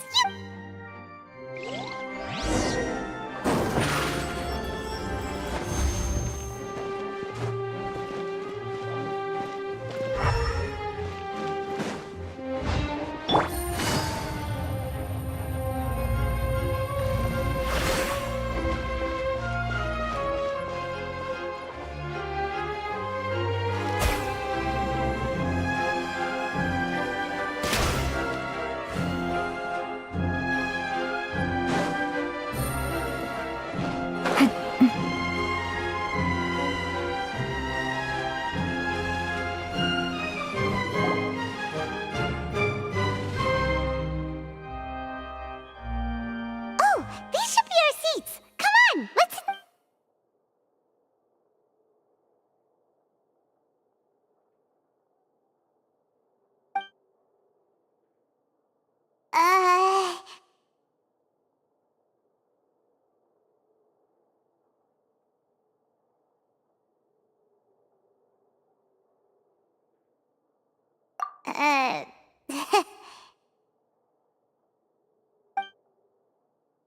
Hey, Traveler. Maybe we should strike up a conversation with the person next to us. Since we're sitting together and the rest of the place is practically empty still. It's... you little... Of course you put this on Paimon. Excuse me, I did not realize you felt awkward. I am terribly sorry. I would be perfectly happy to chat with you if that is what you would like. Oh, so you heard all of that, did ya? Boy, you sure have good ears. Paimon thought she was keeping her voice down. Wait, that's not it. Paimon's... Sorry. Paimon's the one who was being rude, talking under her breath like that. So, let's talk, but, what should we talk about? Oh, Paimon's got it. You're also here early and sitting in the front. Are you a friend of Linny's too? A friend, you say? Well, if Mr. Linney would like to be my friend, I would be more than happy to reciprocate. Oh, so you're not friends with Linny then? Oh, this is getting more awkward by the second. Paimon nearly forgot to make her introduction. Nice to meet you. Paimon is Paimon, and this is the Traveler. We just arrived in Fontaine. It is an honor to meet you two. I have heard of your deeds across Tevat. And as required by proper etiquette, I will also introduce myself. I am... Oh, Monsieur Nervillet. What an honor it is to have you here to see my show. Ah, Mr. Linney. I should say it is in fact an honor for me to see your performance in person. Wait, Nervillet? Could he be... I saw you all chatting just now, but it seems you still don't know who Monsieur Nervillet is. Allow me to introduce you to Fontaine's Chief Justice. That seat is always reserved for him. It wouldn't be too much to say that he's the symbol of justice and honesty here in Fontaine. Whoa! Sorry for being so rude just now. Paimon had no idea you were such an important person. No offense taken. Being Chief Justice is merely what I do for work. Nearly every person has their usual reserved seat, so I'm not so special, really. And by the way, I should probably let you know, even though I would prefer not to, there's someone sitting up there in the VIP seats that has been striking a pose for quite a while now. I believe she is trying to give you a most elegant and impressive first impression. So I think you should take notice of her sooner rather than later, otherwise she may become flustered.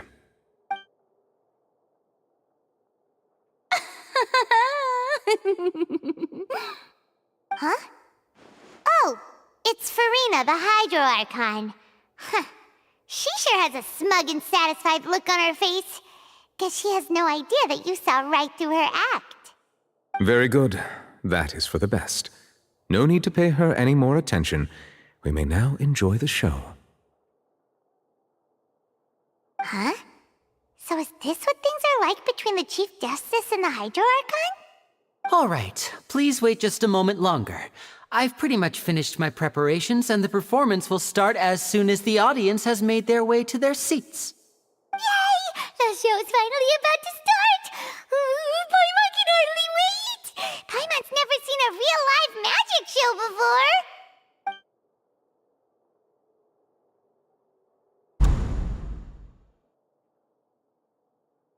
Ooh! They're dimming the lights! The show must be starting!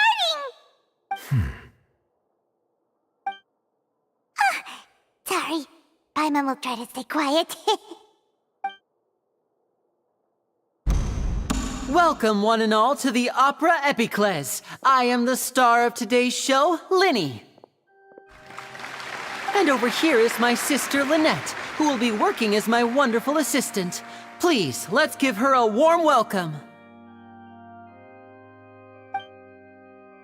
Hello, everyone. I know she may seem to be a little sleepy right now, but that's just a sign that she's nervous. Whatever. Now, some of you may be thinking, two vision holders who can freely manipulate elemental powers performing magic is not true magic at all.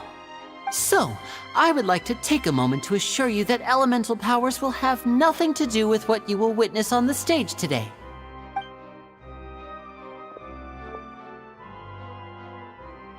Both Lynette and myself have removed our visions for the show.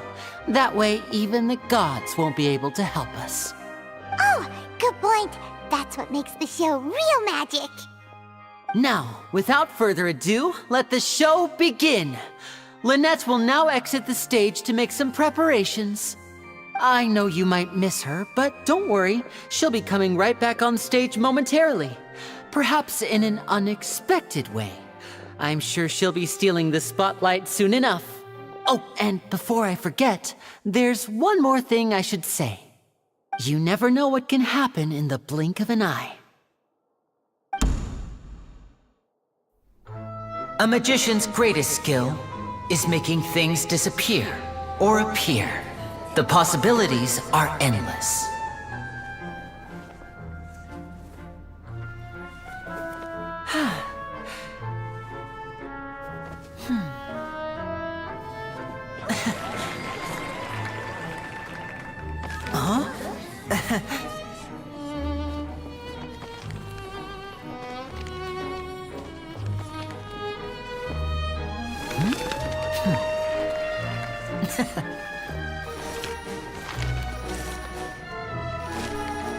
But this isn't what you came for. These little tricks, you've seen them all before.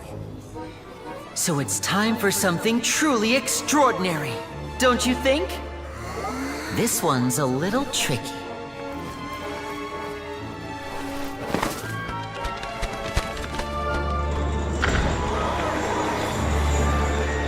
Using this water tank, I shall make my sister vanish completely, right before your very eyes.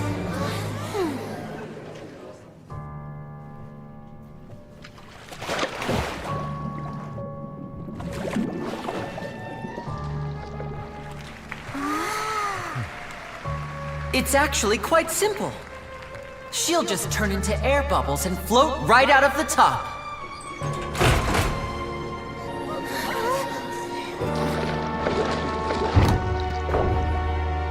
Oh no! I told them to check all the props carefully. With the lid on, even air can't escape. An amateur magician would be getting very nervous right around now. Luckily, it's me on stage, so let me show you what a true virtuoso can do.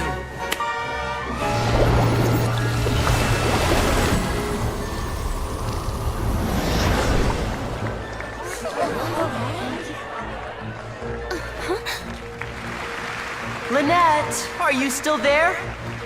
Don't go too far. We don't want to use up all our magic. Hi, I'm back. Uh-huh.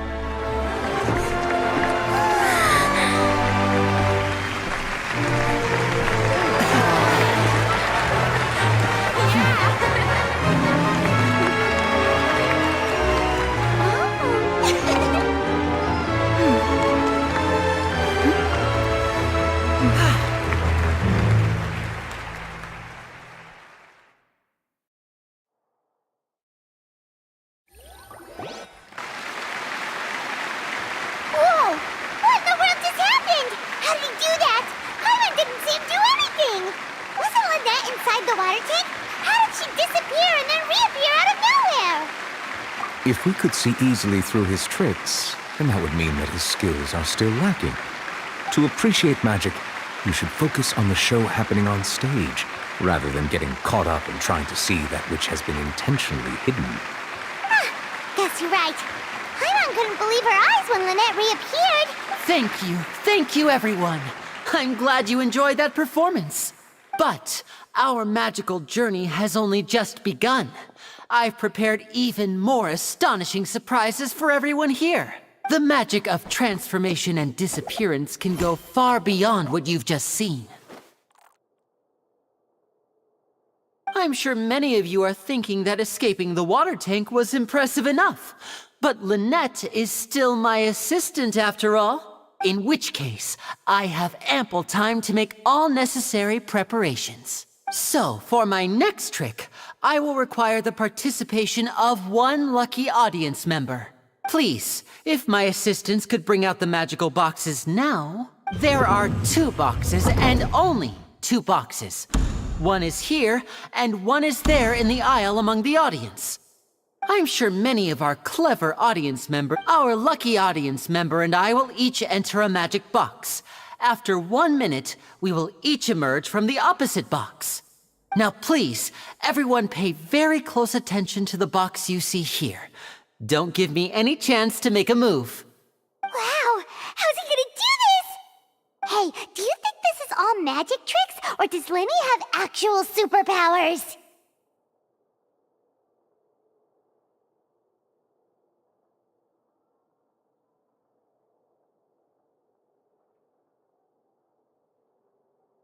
The lucky audience member will be generated by this random number selector. It selects numbers entirely at random. Even I don't know who will be chosen to participate. Now then, let's begin. Let me see. Oh, row 7, seat 3. Congratulations! You now have the chance to experience magic firsthand for an entire minute. Please, come forward. My assistant will take you beside the magic box. I'm sorry, it might be a little cramped inside, but no need to feel nervous. We've carefully arranged everything for you to be as comfortable as possible. You don't need to do anything, but no matter what strange things may happen, don't come out of the box. If the magic is interrupted, who knows where you might end up?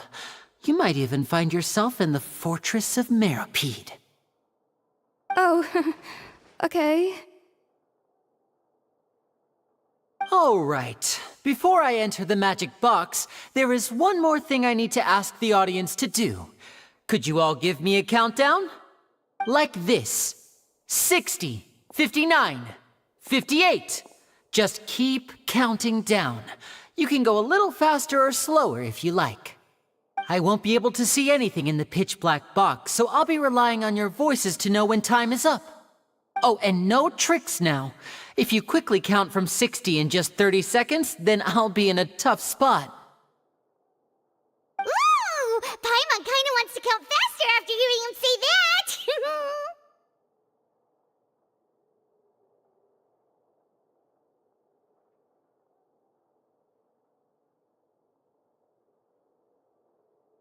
No, that won't do. I can see it in your eyes. You still can't be trusted. Let's practice together. Come on, repeat after me. 60, 59, 58. 60, 59, 58! That's right, perfect. Keep it going. All right, I'll see you all on the other side once you've finished counting.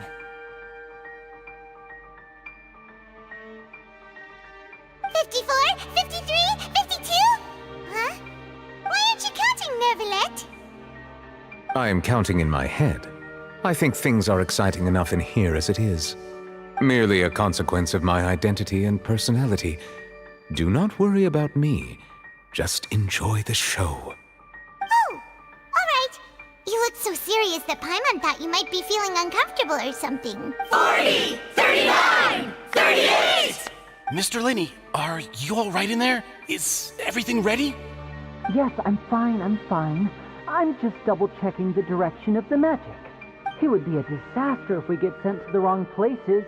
For example, midair right above the audience. Even though he's saying that, Lenny doesn't seem nervous at all. Ah, what was that noise? Did you hear it too? Not sure. Anyway, it doesn't seem like anyone's worried about it. 25! 24! 23! What's wrong, Mr. Linney? I can still hear you moving in there. I seem to have accidentally knocked over a decoration. I'm trying to fix it, but it's pitch black in here. I can't tell left from right. Never mind the decorations. There's no time for that. The show is what's important. No, that's unacceptable. I want my show to be perfect. Don't worry, we still have 20 seconds. Hear them counting? 19! It seems things aren't quite going as planned. I apologize, everyone. It feels like you're all starting to count faster, but that's all right. I know it can be tiring to do such a long countdown. 10 seconds and change is still plenty of time. 10! Almost there now. 8! Whew. Swapping two people is harder work than you might think. Even a master magician like me can't guarantee I'll get it right the first time. Hey, wait! Is this the back one? I can't tell. They both look the same inside. Huh? No, that's not it. I'll try again. 7! Hey, slow down! Honestly! 5! 4! 3! Whoops! That doesn't count! 0!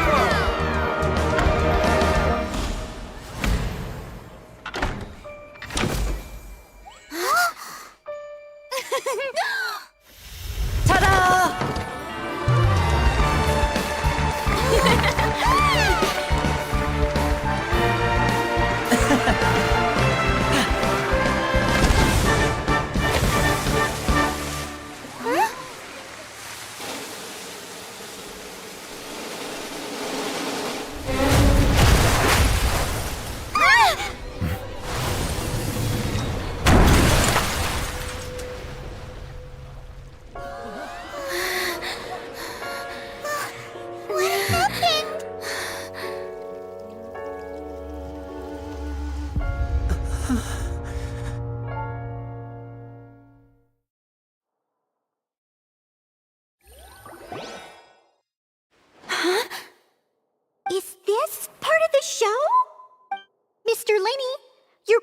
use magic to fix the stage now, right?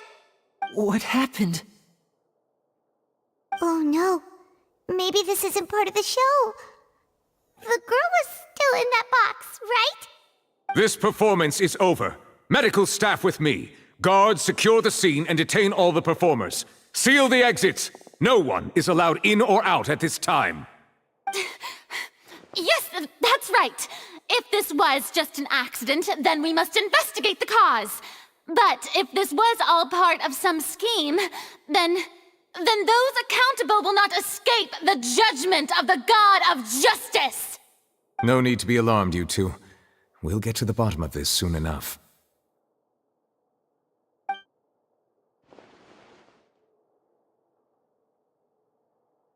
Unfortunately, the person who is in the magic box has been pronounced dead. His name was Cowell, one of the assistants in Linny's magic troupe. Apparently, the fireworks on stage ignited the ropes that were suspending the water tank, which then caused the tank to fall onto the stage. As of now, we are still not sure why we found Cowell in the box, rather than the guest from the audience. And after an initial search of the area, the guards have confirmed that the girl is nowhere to be found. It appears that this incident was not merely some mishap with the performance. And there are many indications that it is connected with the case of the serial disappearances of young women. The serial disappearances case? That's the case that Charlotte mentioned before! I know the truth. I can see through the whole thing. Really, using such a shallow and obvious mystery as his finale.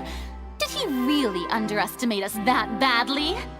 I say that our powerful magician, Mr. Linny, is now the prime suspect for the serial disappearances case. Huh? Why me? This whole thing was an accident. No, this all occurred during your magic show, did it not? The missing girl disappeared after being chosen, did she not? The deceased is one of your assistants, is he not? Now that I think about it, that whole speech about magicians making things disappear was nothing more than a provocation, a bald-faced challenge. That can't be right! How can Linny do this? He was in the box on the stage the entire time! We can even hear his voice! Besides, before the show, he told us that he would like to catch the criminal behind the disappearances! He couldn't possibly mean catching himself! Save discussion for a later time, please. Lady Farina, may I assume that your comments just now constitute an accusation against Mr. Linny and his associates, and that you are pressing charges? Huh? I just think that I think it might be a little early to talk about formally pressing charges. But what Lady Farina said just now makes perfect sense. Looks like she's gonna personally deliver justice. A kidnapping and murder carried out under the cover of a magic show. Of course, my dear people. But what excites me even more than the obvious truth before our eyes is the opponent I'll be facing. That's right. I mean you, Traveler. You'll support Linny, won't you? After all, he was the one who helped you the first time we met. Then there's no problem at all. You know, the Traveler and I, but with Linny's help, our little duel ended in a draw. But draws really are the most boring possible outcome. So, no more draws. Between the two of us, there must be a clear winner and loser. And what better place to hold such a riveting showdown and decide the true victor than here, on the grandest of stages, the Opera Epiclese. Huh? It wasn't a draw. She obviously lost last time. I understand. Charges have now been pressed, and as such, a trial is in order. Well, Traveler, seems Lady Farina has set you in her sights. But putting her dramatic rhetoric aside for a moment, I would like to ask you, are you willing to act as Mr. Linney's attorney and defend him in this case? Very well. The trial will be held a day from now in the Opera House. Both sides may investigate the scene to build their cases and search for the truth. Linney and his troupe are all potential suspects and shall remain within the Opera House. The audience may begin to leave in an orderly fashion once they have been cleared by the guards. A day isn't that long. Let's see what kind of case this big shot outlander can build in such a short amount of time. I'm really quite looking forward to hearing it.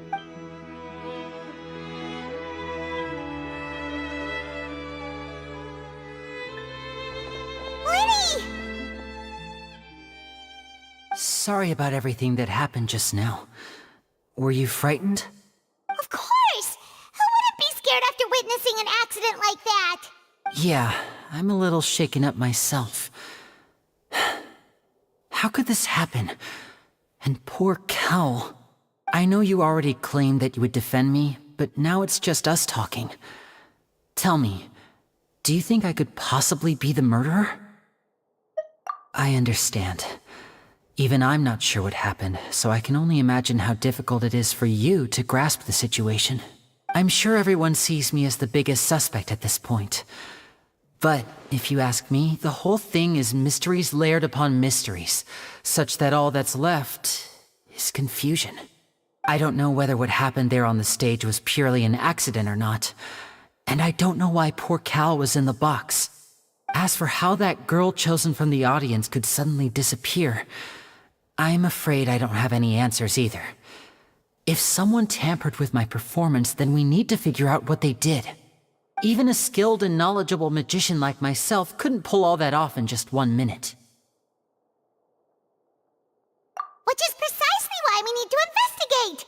As this book says, the impossible could not have happened. Whatever happened must have been that which is possible.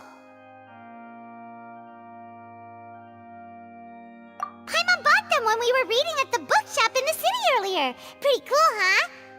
Don't worry, Paimon used her own savings to buy them. It wasn't from our travel funds. I think they look cute on you, Paimon. You have good taste, Lynette! That's the right attitude. Feeling depressed isn't going to help me now. I need to get back to my normal self. But with the guards watching our every move, it's going to be especially difficult for Lynette and I to prove our own innocence. Good thing you agreed to be our attorneys. Thanks for that. We'll be counting on you. Yes, thank you so much. Yeah, just leave it to us. Oh, since we're going to start investigating, Paimon has a question first. Where did Lynette go during the performance? Ah, well, I'm afraid that would involve some of our essential trade secrets as magicians. The secrets behind our magic are past saving, Linny. I suppose you're right. The truth behind our tricks is going to be important evidence that will be weighted during the trial. 'Tis truly a pity. As a magician, our magic show is a work of art. We've poured countless hours and spared no effort in perfecting it. But if revealing our secrets will help you uncover the truth behind what happened, then it will be well worth it. We should go somewhere else if we're going to discuss our magic tricks. We'll go speak with the guards, and in the meantime, you can go investigate the stage and the seating areas. Alright, let's go have a look while the investigation teams are still here. Detective Paimon is on the case!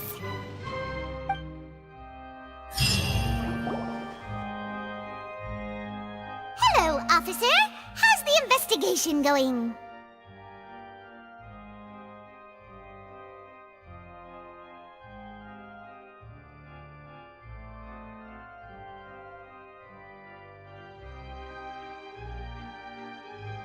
Ah, I see. You must be the traveler that Lady Farina mentioned.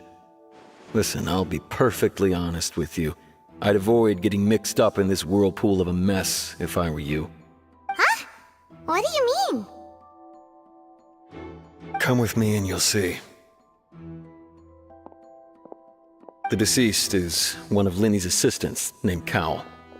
Even though he hadn't joined the troupe long, he was hardworking and everyone generally liked him. The assistants are usually in charge of setting up and inspecting the props, as well as assisting with the show and keeping the crowd engaged. As you probably saw when you were in the audience, the water tank suddenly fell and smashed the box with Cowl inside it.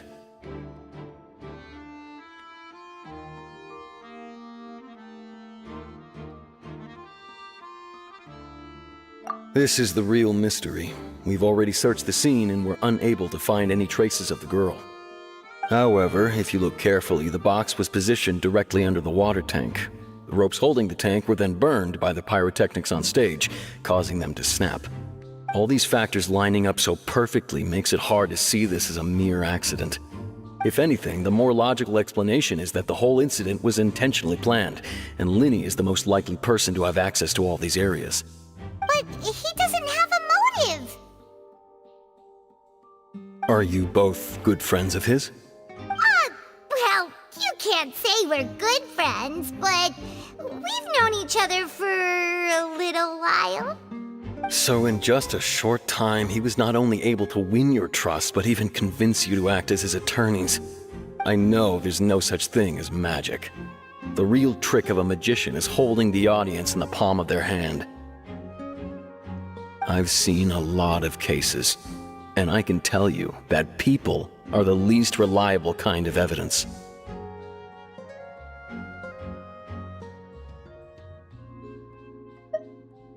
Sorry, I tend to be pretty straightforward. Just know that I'm warning you for your own good. Anyway, you may investigate the scene of the crime yourselves if you're curious. Who knows, maybe you'll be able to come up with some new evidence.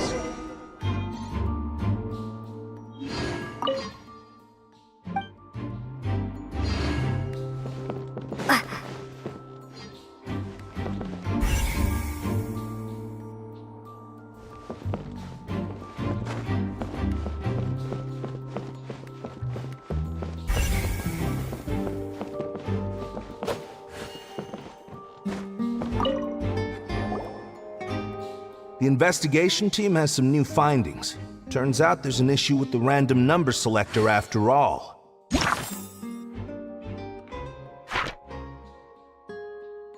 See, I told you. What if the machine picked some big guy's seat? You think the murderer would have still made his move then?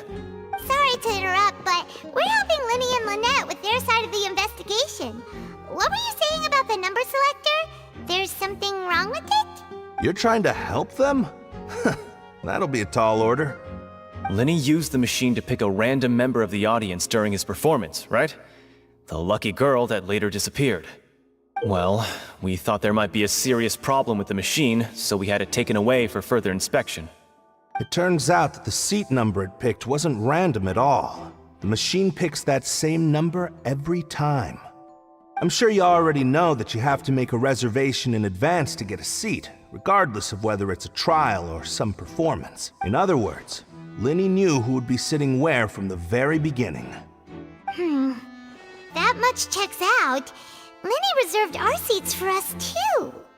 Bet you see why I was saying it'd be tough to make a case for Linny. Even though it's bad for Linny's case, Paimon had better write it down.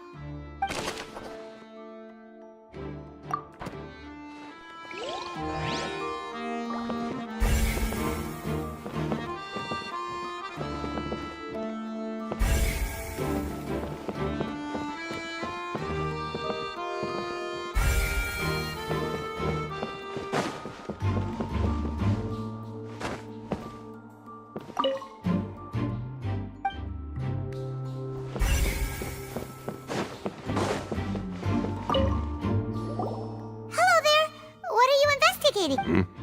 Oh, this location has also been cordoned off because the seats were all booked in advance. So we were able to deduce the missing woman's identity by checking the guest list. Sure, it's not like this is confidential information. We will publish it later anyway when we petition the public to help us find the missing person. Her name is Halsey. She's a painter from Fontaine who's made a bit of a name for herself. Apparently, she wasn't a regular at the Opera House, but she'd been feeling some pressure with her work lately, which made her decide to come see the magic show. The magic troupe members all claim not to know her. We have looked into her social connections. It seems that she has no personal grievances or conflicts of interest with the suspects. Simply put, she wasn't related to the magic troupe at all, which matches the features of the previous serial disappearances. Were the victims of previous cases also chosen at random? That's how it seems to us, in any case. Apart from the fact that they were all young women of around the same age range, there really weren't any other connections between them. Okay then. No need to be so formal. If you do happen to see the missing girl, please be sure to contact us. It is of utmost importance that we get to the bottom of these disappearances.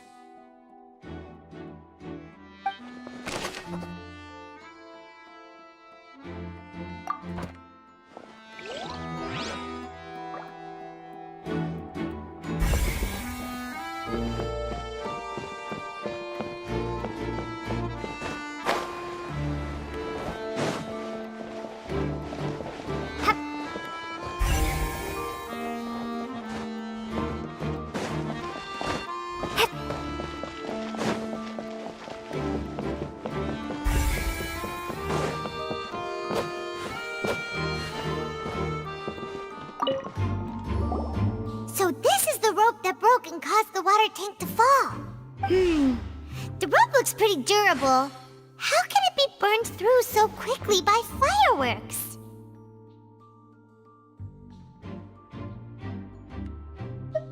Why are you suddenly so serious, Traveler?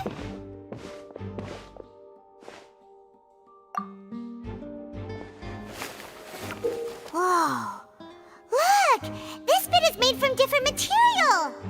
Most of it was burned away, but there's still a little bit of it left.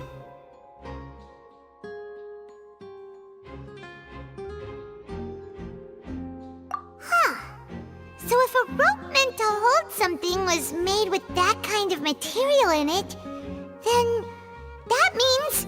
Wait! Why don't you write all this down? Let's take notes!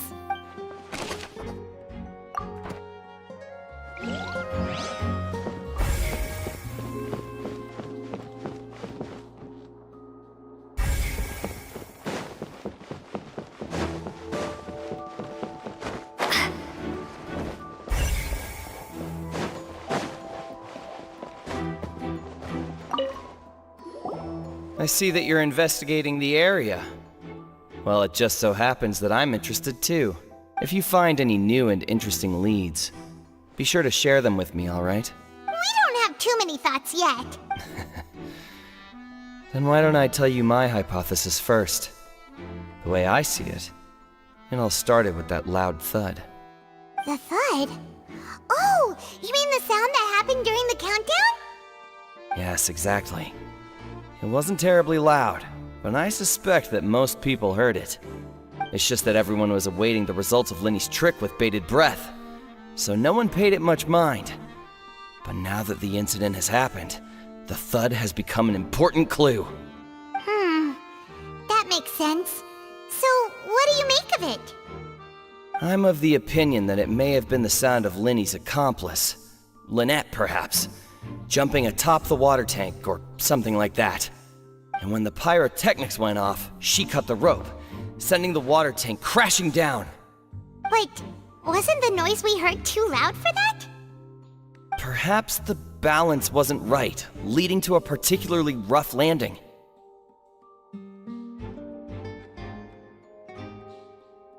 Oh, that's true. I suppose I must reconsider. That does remind Paimon, though. What was with that sound?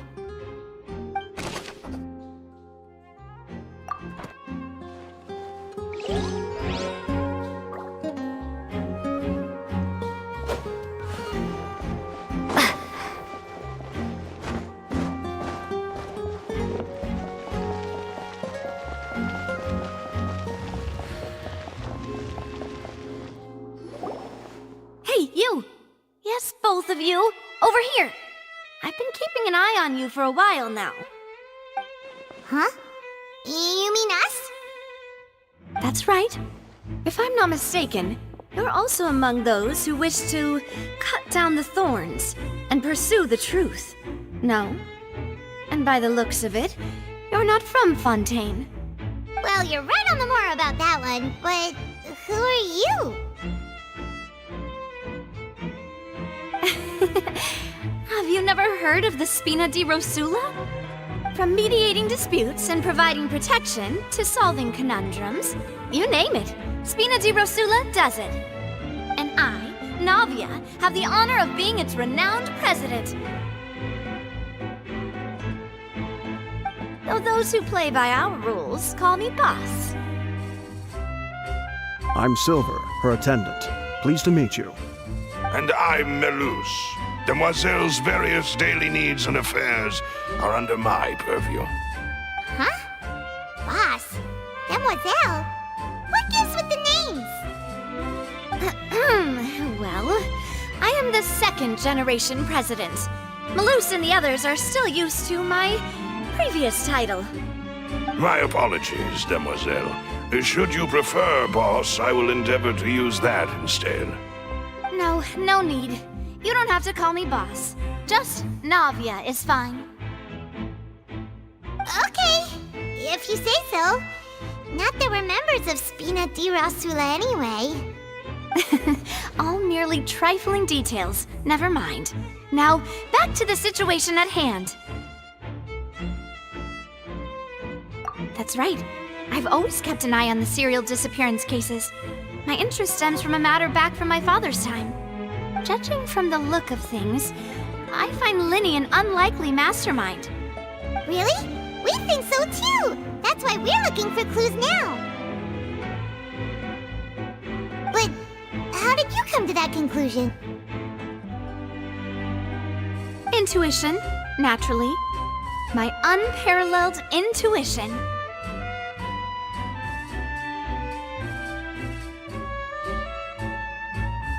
Farina sure was quick to point the finger at Linny without any decisive evidence whatsoever, wasn't she? But that's not uncommon for her. If you remember, the Justice had to interrupt her and ask if she was pressing charges just to keep her from getting carried away. Anyway, a trial begins the moment someone levels charges. And, of course, there was no way Farina was going to back down in that situation. Sounds more like you just don't trust the Hydro Archon. Well, what's your opinion? I must admit that she can be interesting at times, but liking her doesn't mean that I'll blindly agree with her. All right, I've answered your question. Now, it's time you answer mine. Wait a minute, did that answer count? Well, I say it does. But don't worry, you won't hear any pointless questions from me. In your opinion, do you think it's right to treat a trial like it's an opera? Well? And why would that be?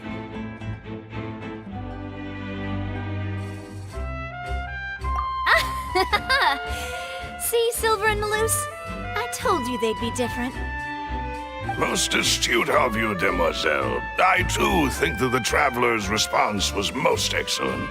No matter how wonderful the script or how fervent the audience's expectations may be, the trials that go on stage here must be based in fact. And if that can be done, boss, then... All right, that's quite enough, Melus. Anyway, I like your answer. You passed with flying colors. Now, I need to make some preparations, following which our joint investigation shall commence. You two shall be my assistants. Wait! Since when did we become assistants? Oh, well, I can be the assistant, sure. Or your companion, if you like. I'm really not that fussy. That's more like it. Far be it from me to brag, but I believe that Demoiselle's intuition will be instrumental in uncovering the truth. You wish to save a friend from false accusations, and we wish to unravel the disappearances. In this sense, our goals are aligned. You have a point.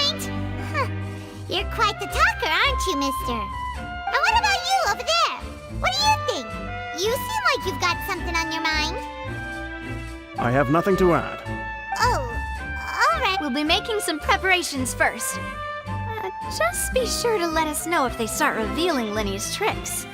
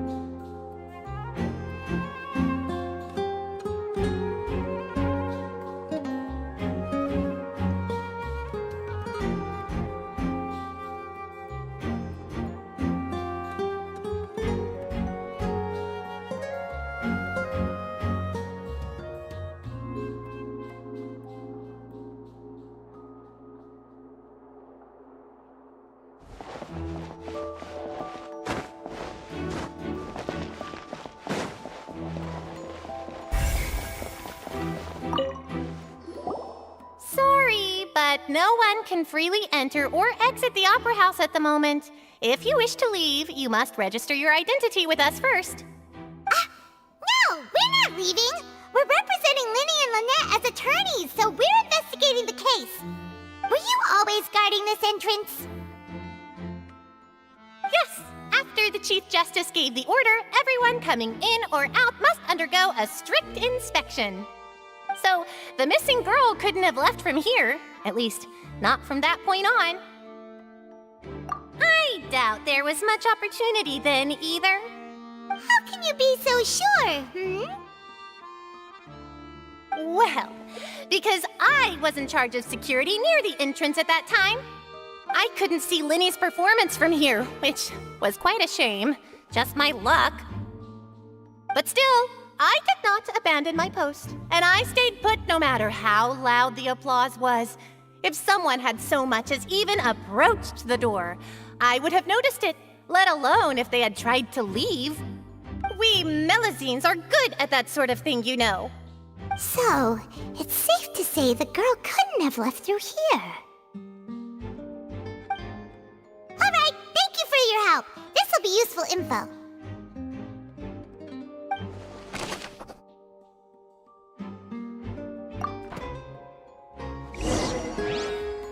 We've checked everything of note here at the performance venue. Paimon wonders how Linny's discussion with the guards is going. Let's go see, shall we? Ooh, things are getting interesting, huh? We're about to see how magic is made.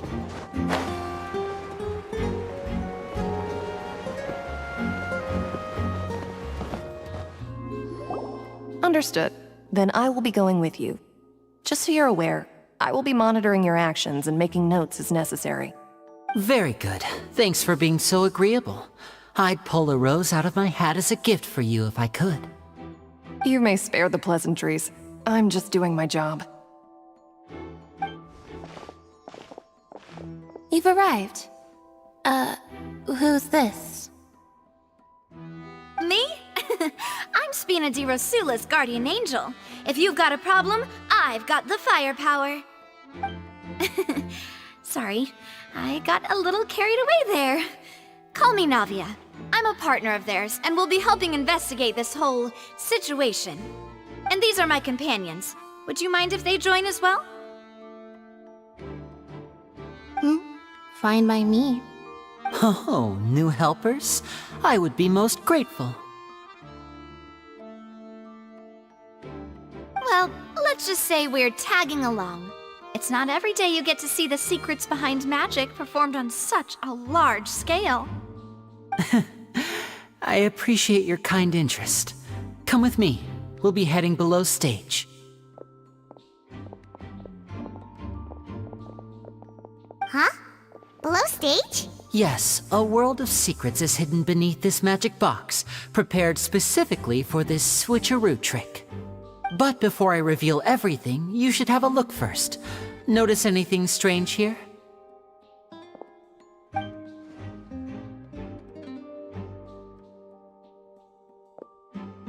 I'm not trying to be dramatic. Remembering the details of a trick will help you understand the methods used to perform it more easily. Huh. Weren't there balloons and other decorations here? Where did all that go? Ah, good eye. That said, you're still far from discovering the answer. The back? You mean the inside of the door? What's different about it? Paimon didn't notice anything. Very good indeed. I thought you might not be able to catch that, given that you were sitting in the first row. The back of this door was patterned. Those patterns are now gone, replaced by a smooth wooden board. So, if you put 2 and 2 together, what do you get? Exactly. All right, let's go. I'll tell you how it works as we head down.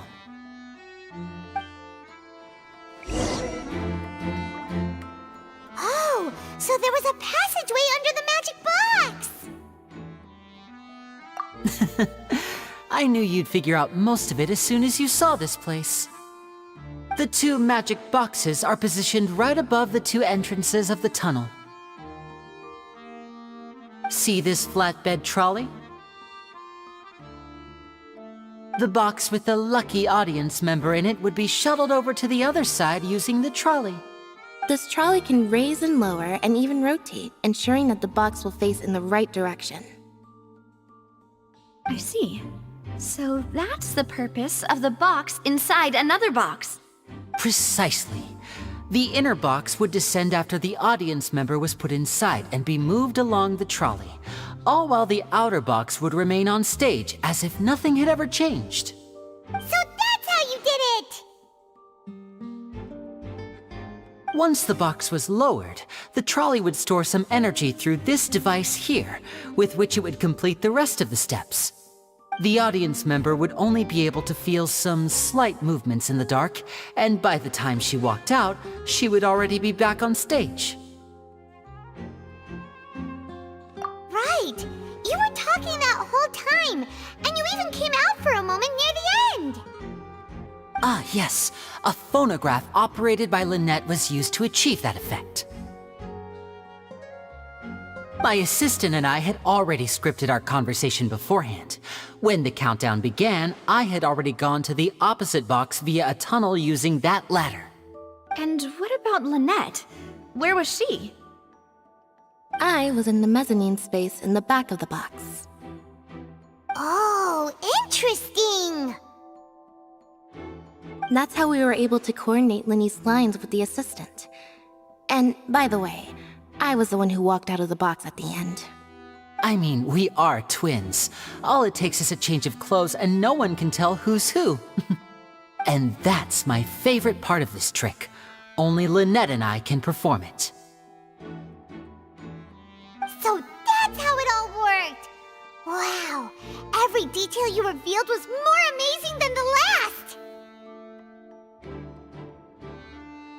Lynette would briefly walk out of the box and then go back in, jumping into the tunnel and escaping before the box on the trolley could finish ascending. And then I walk out of the other box in the audience area, and the trick would be complete. The operative word here being would. But as you saw, Cal was in the box, not our audience member. She, on the other hand, mysteriously vanished. We really don't know how that happened. If not for that interlude, this would have been an astonishing trick. I probably never would have figured out how you pulled it off. And yet, to think that someone was able to use this magic trick to commit a crime. Could we have a look around? I think we can come up with some more leads. This is the scene of the crime, so Linny and Lynette are not permitted to stay here. I'll escort them back up. Yes, of course. No need to be so strict now. I won't disappear into thin air, you know. Thanks, everyone. We're counting on you.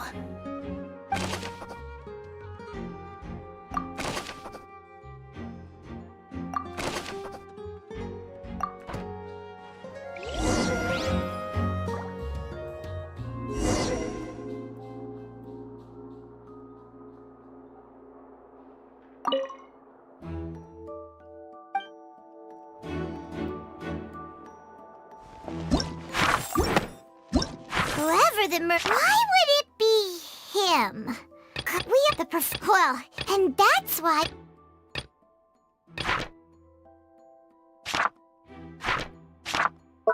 This rope was obviously tampered. People needed to register and reserve a seat for the show.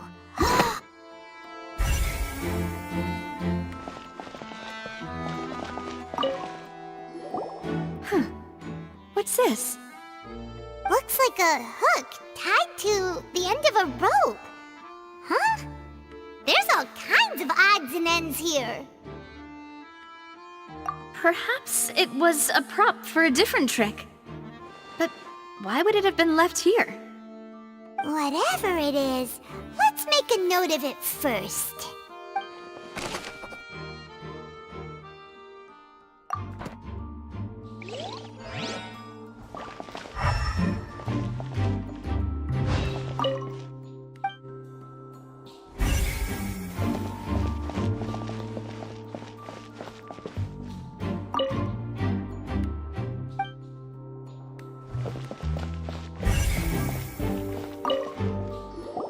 The floor is wet. Please be careful not to slip.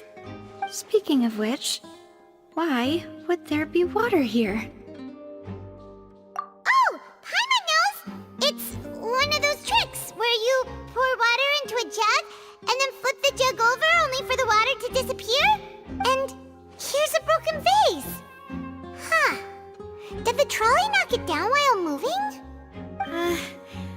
That can't be. The trolley moves along tracks from start to finish. It couldn't have hit the vase at this distance. Let's note this down too and think about it later.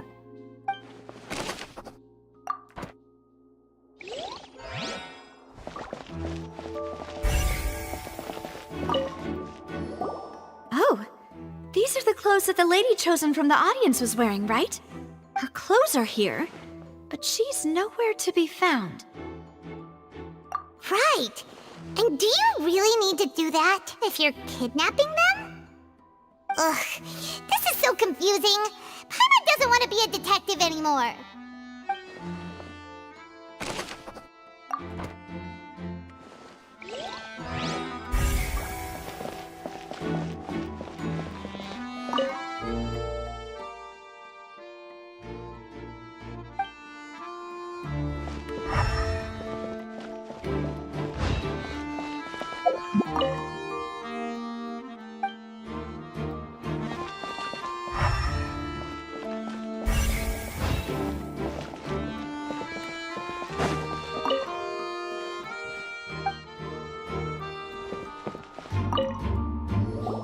What is this place? It seems someone could fit through here. Huh. Could this have been the suspect's escape route? Alone, perhaps. But if they had to pull another person with them, the space would be too narrow. But there are no other ways in or out of here. Oh, you're right! Let Paimon write that down.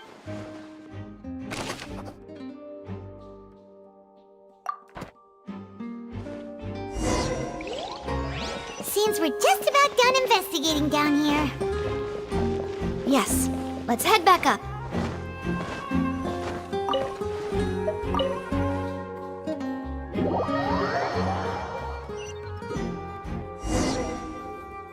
Well, we've ascertained the state of the crime scene. Let's find a place to sort out our findings once Malus returns. It seems to me that there are several things that don't add up here. Apologies for the wait, demoiselle. So, what did the guards say? Did the criminal escape through the vent? They believe the odds of that are very low, since the vent leads to the Opera House's basement. The guards have checked the area carefully. No one left through the basement during the performance or after the incident, and no one was found hiding there. So the tunnels become like a secret chamber then! You know, like the kind you usually see in novels!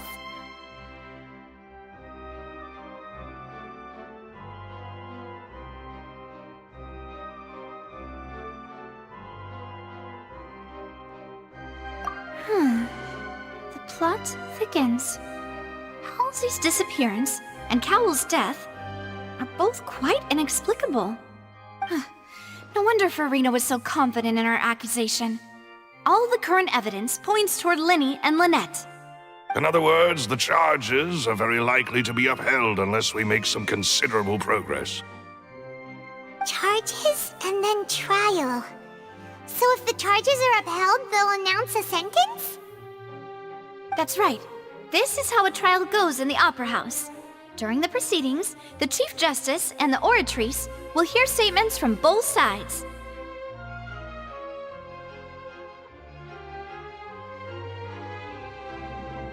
That's right. This is how indemnitium is produced.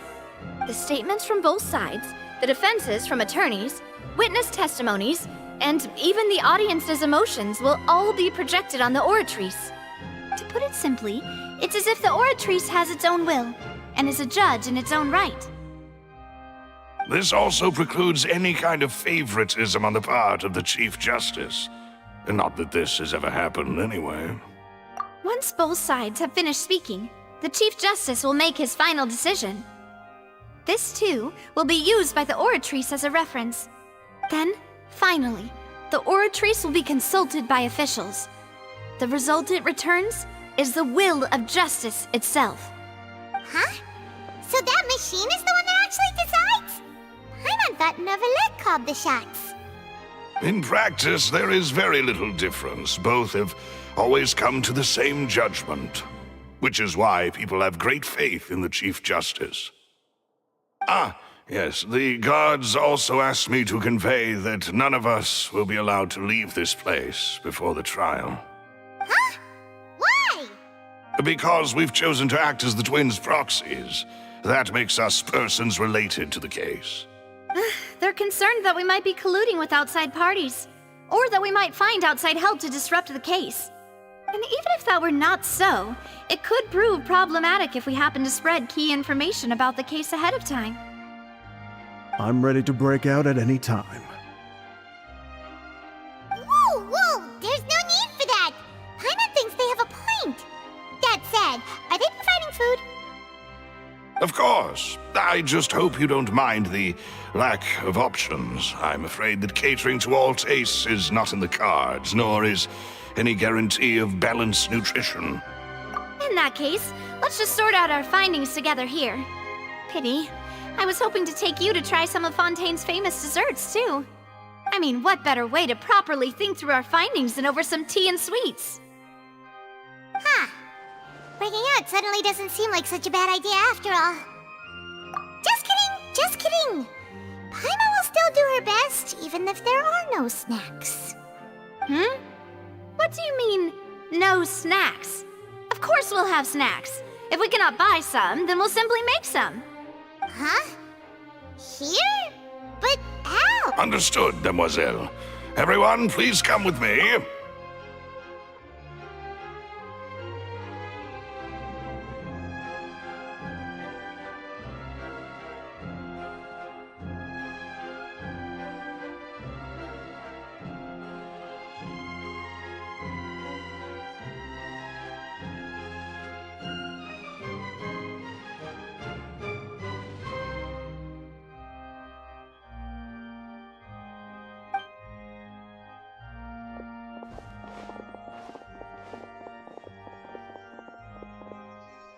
Wait, you're carrying a portable stove with you? Yes, I must be prepared to meet the demoiselle's baking needs whenever the fancy strikes her. I have eggs, sugar, and almonds at the ready. Good work, you two. Then I'll get to it. Please sit tight for a moment. You'll get to taste my awesome snacks soon enough. These three are quite the interesting group.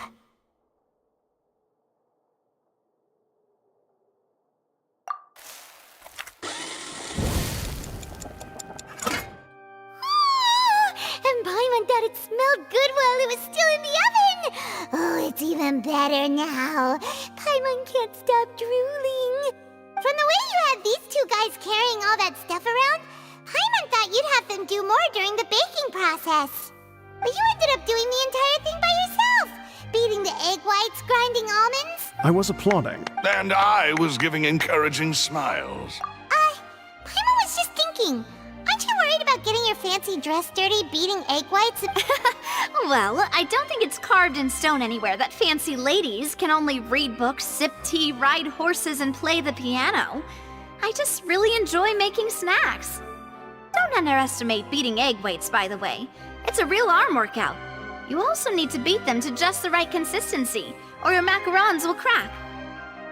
Anyway, give these a try, fresh out of the oven. There's 3 for each of us. Only 3? Well, eating too many sweet treats might send all that sugar to your head.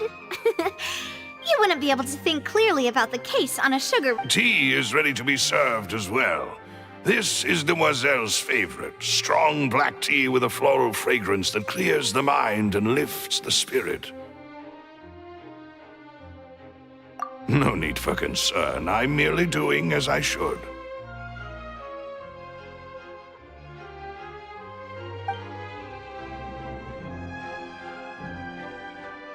All right then. Down to business. As Paimon mentioned previously, the tunnel seems to be something of a secret chamber. However, we can assume that Linny and Lynette were not alone within it. Some criminal also occupied its sealed confines. The magician twins could have committed the crimes, of course. Exactly! Why would they do such a thing right when everyone was The flower vase and the thud we heard during the performance could indicate some altercation between Halsey and the criminal in the tunnel, resulting in the shattering of the vase, the discarding of her clothes, and her abduction. Perhaps the criminal thought that since she was chosen from the crowd, she would be too easy to identify if she was still wearing the same clothes. Paimon thinks that makes sense, but the real trouble is... True. None of the clues we found thus far support the existence of this third person. But the only people left to consider are both technically victims, whether it's the missing girl, Halsey, or poor Cowl. Huh. Could Halsey have secretly made modifications to the magic props in order to murder... That's right. And even if she had tampered with the setup, she would need to understand the entire trick to pull it off. Nor does she have any motive. The guards said that she has never had any dealings with the magic troop's members. Were we not thorough enough in our search? From the sound of things, this is turning into an impossible case. Your macarons are amazing though, Navia. They smell great! They're nice and crisp and super sweet!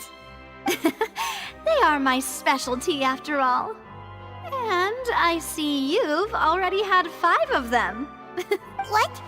5? Oh, that can't be right. Paimon only counted 3, honest! Please don't worry about it.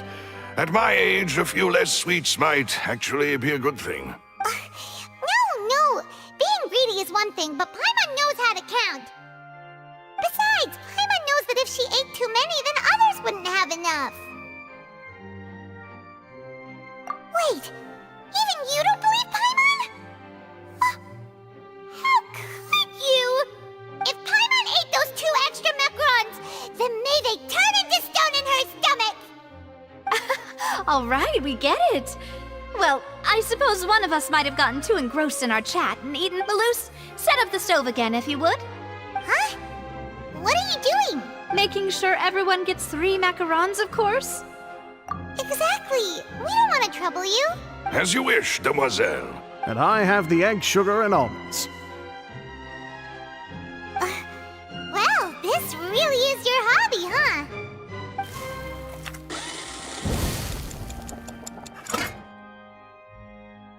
Well, that's it for snack time. I'm going to have another look around the area.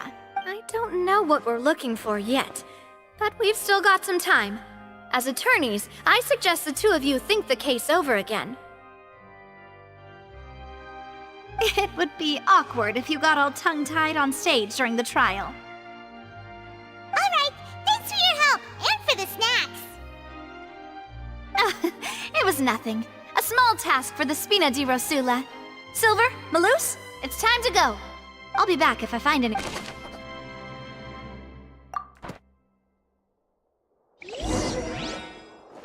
right, it's time to put our heads together. We've got to get our defense ready for the trial.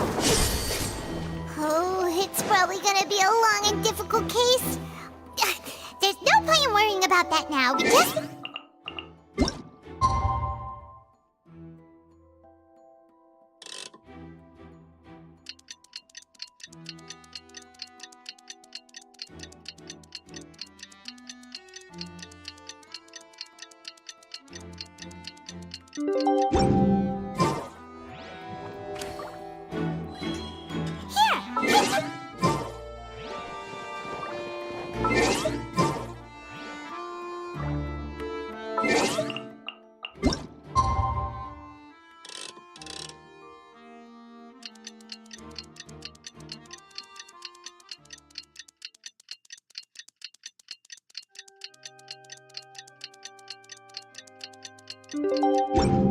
Seems Linny is saying some strange things again. It's really worrying.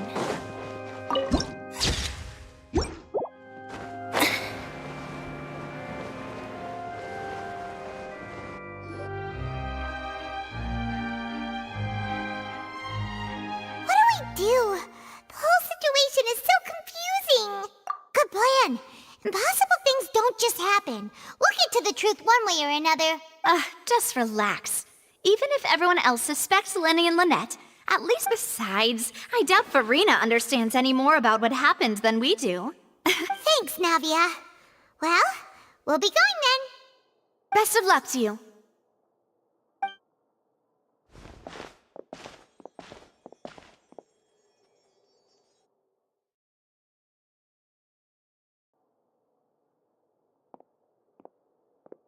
Ah, finally, you're back. Well, how did your investigation go? To be honest, you might be disappointed. No. We're already very grateful that you were willing to help. Well now, don't you all look disappointed. Don't tell me that your investigation came up empty-handed. That was to be expected, of course. The guilty can never produce proof of their innocence. But don't let that stop you. I shall be terribly disappointed should you, my most anticipated foe, concede so easily. Since both parties are present, I declare that the trial regarding the magic show incident is now in session. Firstly, in order for the audience to understand the causes and results of the incident, could we please have Mr. Linney explain the trick? Yes, of course. I will explain while Lynette demonstrates on stage. All the necessary items have been prepared.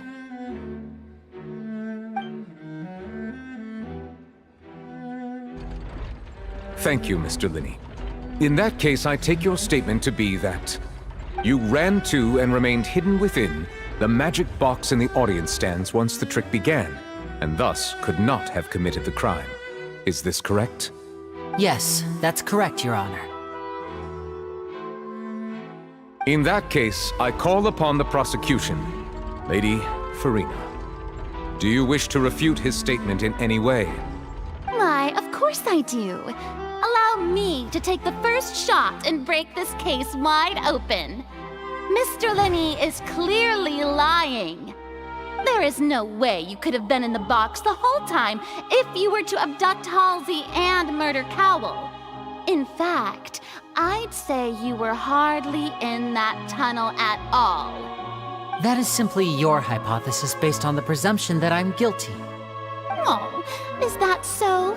And if I may ask, what did you hear while you were inside your box? The roaring countdown of the crowd, of course. That's how I kept track of the time and built anticipation for the finale. And you didn't hear anything else at all? Nothing that might leave an impression of any kind? No, nothing. I see. But when the count reached 30 seconds or so, there was a thud. One so loud that I believe practically everyone heard it. Huh? Hey, hang on. Something's not right here.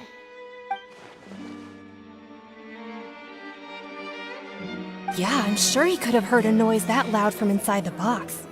I was right by the box and I definitely heard the thud. Look at those scales. Could those mean...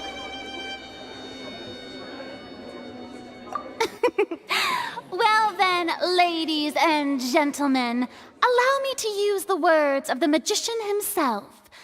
You never know what can happen in the blink of an eye. Indeed, it seems his alibi can also collapse in the blink of an eye. Of course, I have armed myself to do far more than smash your alibi. Confidence cannot go unfounded, and my foundations are rock solid. Tell me, aren't you and Lynette actually from the House of the Hearth? The House of the Hearth?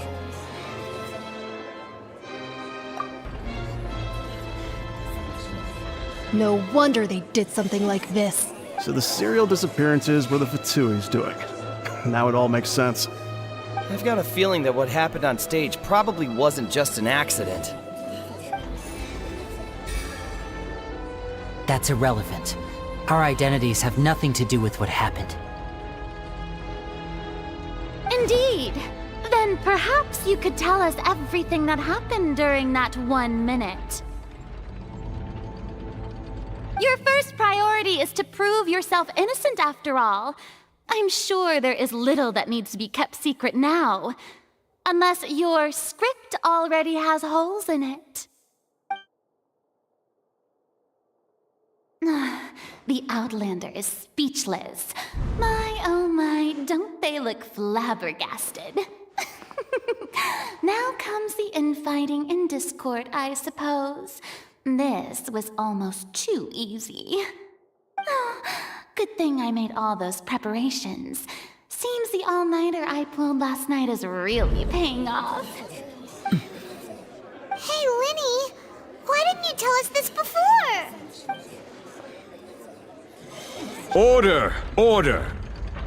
Mr. Linney, allow me to re-establish the facts. Lady Farina has raised 2 points. First, when the thud was heard in the Opera House, you were neither in the box nor the tunnel. Second, you and Ms. Lynette are both members of the House of the Hearth. Are these claims true?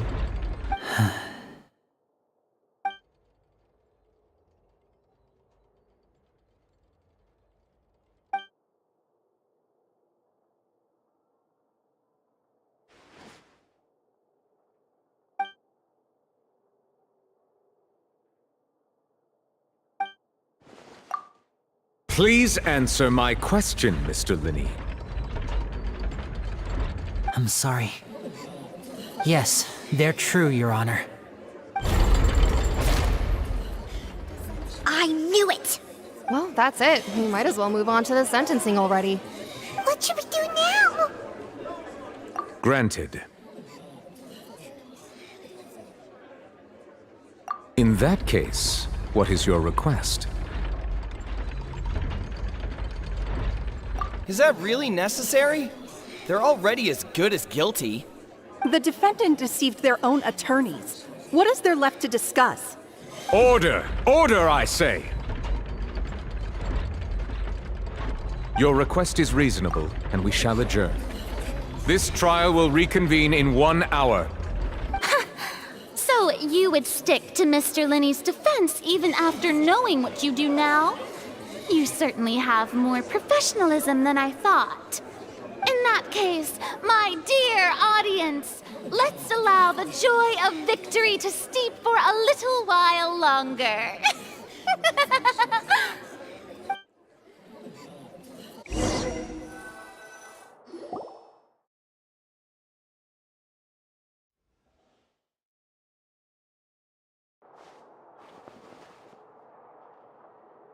Well, this is awkward.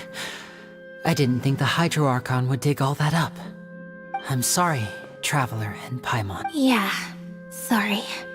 Paimon doesn't know where to start. We trusted you two. We based our entire reasoning on the assumption that you weren't bad guys. Not to set the wrong tone or anything, but Paimon's really mad! I'm very sorry. I know you're angry, and reasonably so, but please, I know you've clashed with the Vitui several times before. I wouldn't be surprised if just hearing the word is enough to make you upset.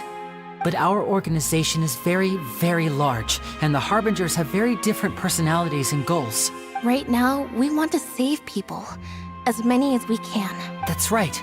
I'm sure we're on the same page when it comes to this nation and the I knew if it weren't for our respective identities, we could become good friends. That's why I didn't wish to flat out lie to you, but chose to hide some details instead. The truth is very important, but being completely transparent about everything would see us spending more effort than we need to. Right. So, you be the judge. Heck, if I were you, I fear that I'd even struggle to trust me at this point. You met a Fatus who works as a magician, a trickster by trade. All by coincidence, too. But still, I'm asking you to trust me. I am no criminal. Sorry. Please forgive us. Well, you both say that, but...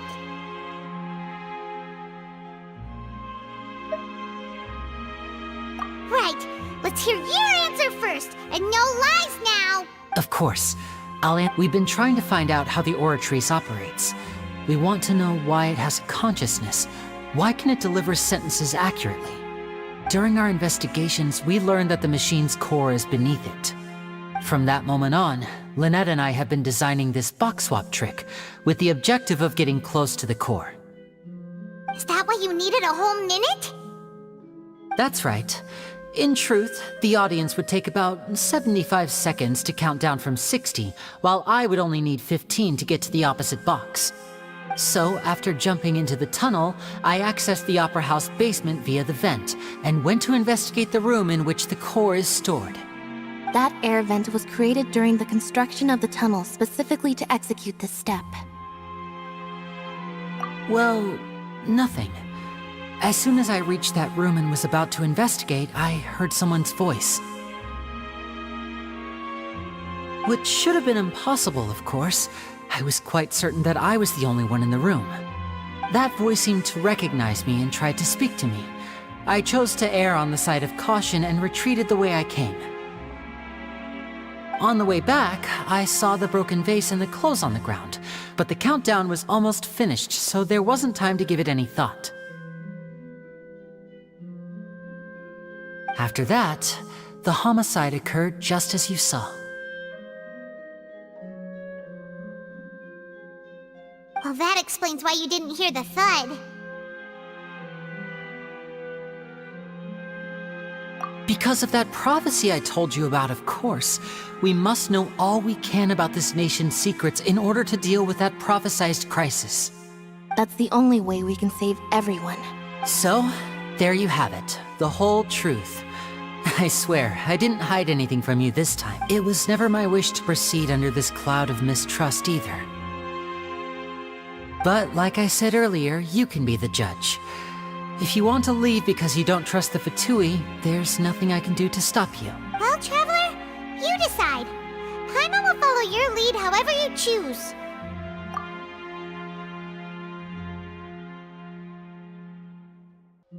Okay. Thanks for giving us a chance. The current problem is that the scales are tipped pretty badly against you two. If we want to refute the Hydro Archon's accusations, we're gonna need a seriously watertight defense. Huh?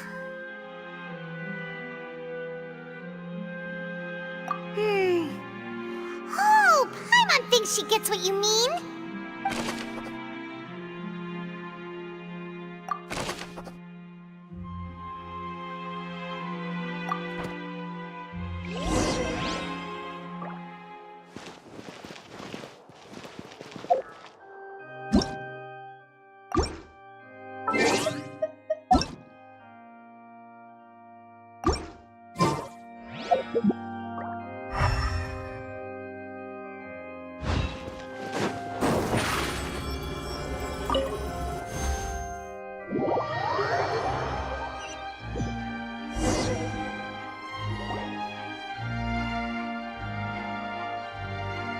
Both parties have returned to their positions. Let us continue the trial. When last we left off, Mr. Linney acknowledged the new evidence presented by Lady Farina as fact. Therefore, Lady Farina may continue stating her reconstruction of the events. Ugh, that took long enough. Now then, if everyone would lend me their attention. At this stage, let's revisit that scene from Linney's perspective.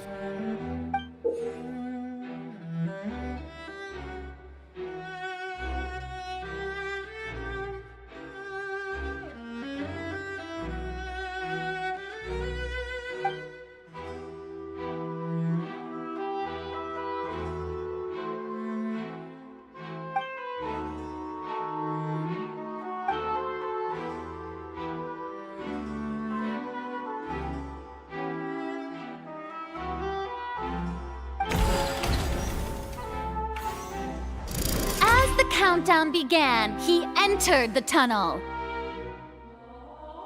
When the flatbed trolley passed, he opened the box and got into an altercation with Halsey, which caused the loud thud. He did not realize that this sound could be heard by everyone in the Opera House, which is why he claimed earlier that he could not hear the sound. Finally, he used the vase to knock her out, before making her change clothes to prevent others from recognizing her. At this time, Cowell arrived in the tunnel, having heard that strange noise, and caught Linny red-handed. So Linny proceeded to knock him out too before stuffing him into that box. Afterward, Linny passed the unconscious Halsey to his accomplice through the magic box in the audience stands, before operating the devices such that Cowell's death would be ruled an accident. And there you have it. That's the truth behind what... Does the defendant's side have any objections to Lady Farina? The key to refuting Lady Farina is the order of events. What Linny experienced and what he saw.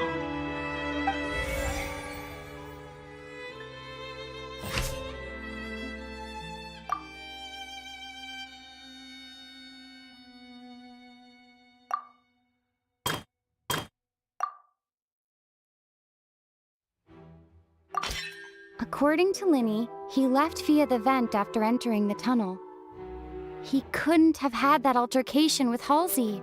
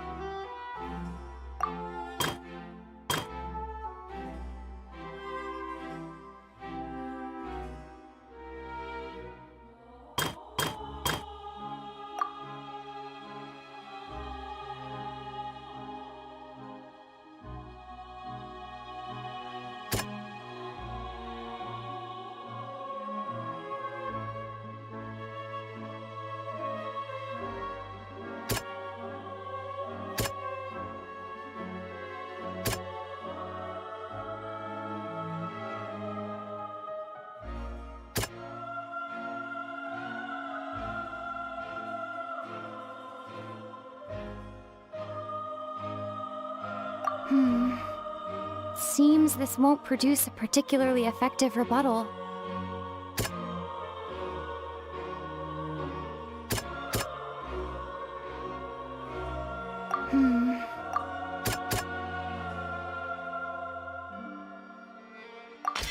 Linny went to the room that contains the Oratrice's core. This is the actual truth.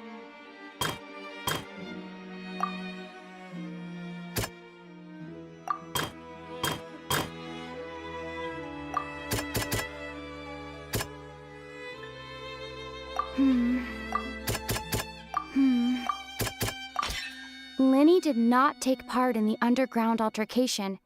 He only witnessed traces of the aftermath. Attention! Ace Detective Paimon has something to say! When the countdown started, Linny did indeed go into the tunnel. But he immediately used a vent to access the Opera House basement, which is where the underground core of the Oratrice is stored. Once he reached that area, he heard a voice in what should have been an empty room. Since he felt something was amiss, he returned immediately. The crime scene had already developed by the time he reached the tunnel again, and in order to complete the magic trick, he did not remain there for any length of time. Finally, he reached the surface, and that was when the accident happened from his point of view. Therefore, he's innocent!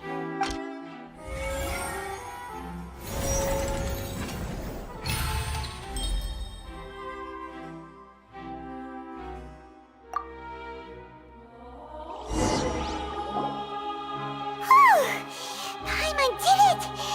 Paimon actually managed to say all that! In other words, You believe that he knew nothing of the incident? That's right!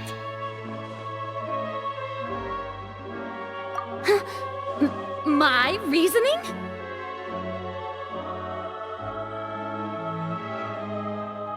If that's the case, then if Cowell hadn't entered the tunnel, who was the entire setup meant to kill?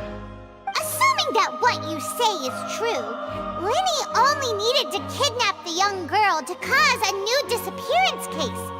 What would the point of killing someone on stage be?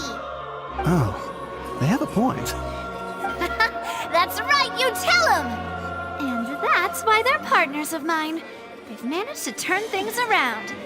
Oh, well, your denial is very strident, I'll give you that. But what proof do you have to back your claims? Of course I do. If he had been in the magic box the whole time, how could he have not heard that sound? Why do you ask? You're saying that he wasn't?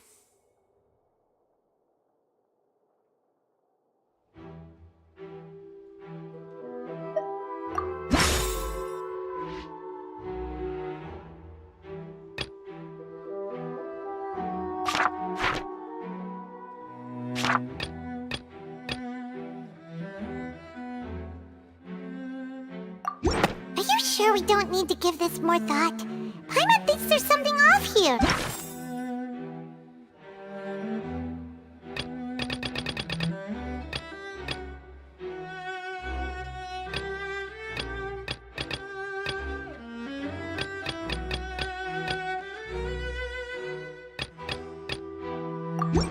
That's right!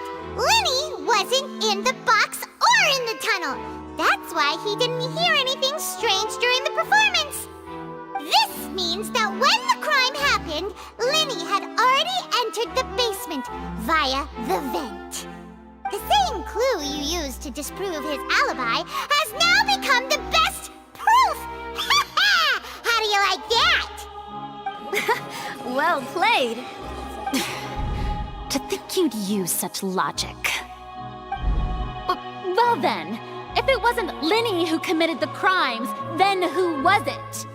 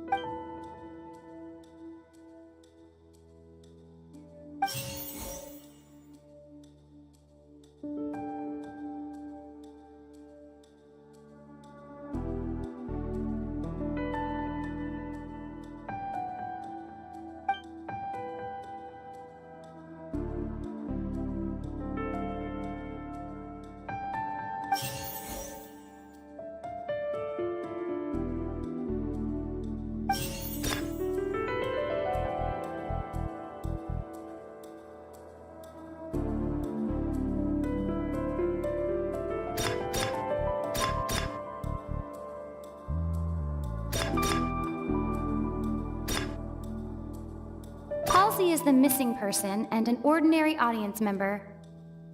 Or did she have her own scheme all along? The deceased's name is Cowell, Linny's assistant. He would have been able to tamper with the equipment. Could there have been a third person involved?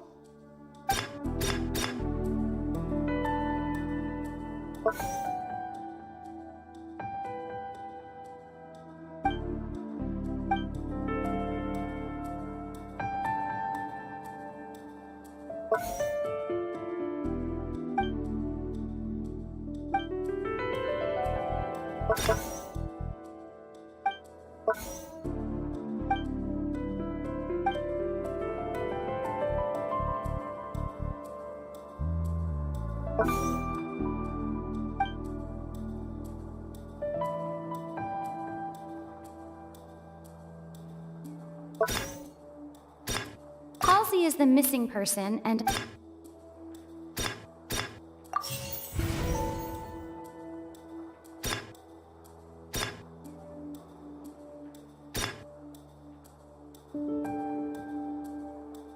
the deceased's name is Cowell. Could there have been a third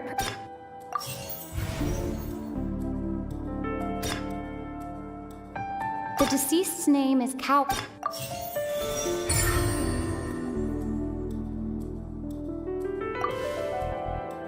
Huh? That can't be right. Are you serious? The killer was, in fact, Cowell, the deceased! Oh, is that so? How interesting! Let's hear your reasoning then. What I must do next is recreate the truth. What Cowell did, and how he went from would-be perpetrator to victim.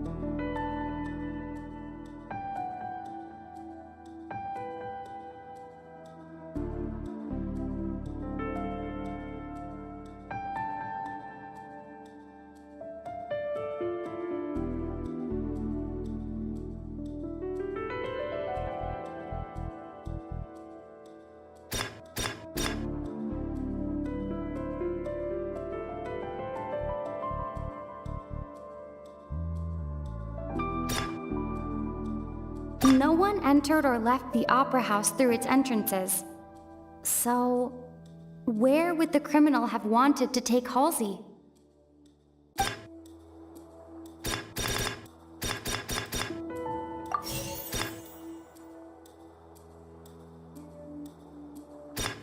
The sound we heard may have come from a clash between the missing Halsey and the criminal.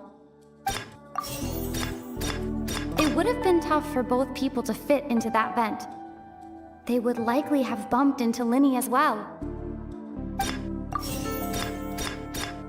Linny was not in the tunnel at that moment, which gave our criminal ample time.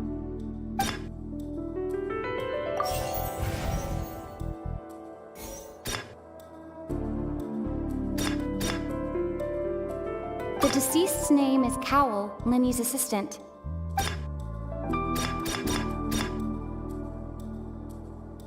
Linny was not in the tunnel.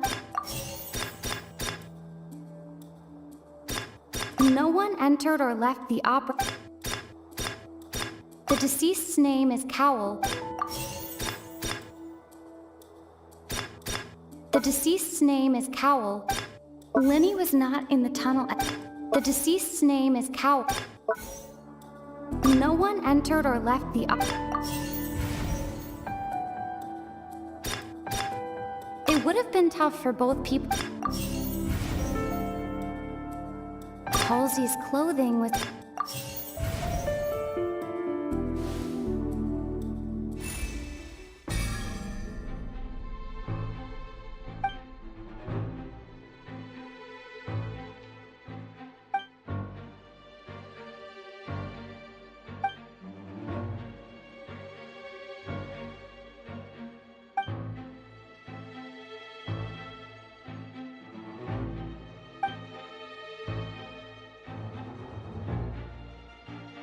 What's wrong, Traveler? Are you still having trouble figuring things out? I see how it is. So this was all just a bluff. And here I thought you had something to show for it. But it seems you're still far from the truth. Look, since we're at a dead end, why not consider a different track? Just like the trick as it transpired, the end result must have been utterly different from the magician's initial design. If only we knew how Halsey disappeared. Well, that would be nice, but the tunnel only has 3 exits, and none of them seem very likely. And it's not like this is a magic trick where you... Excuse me.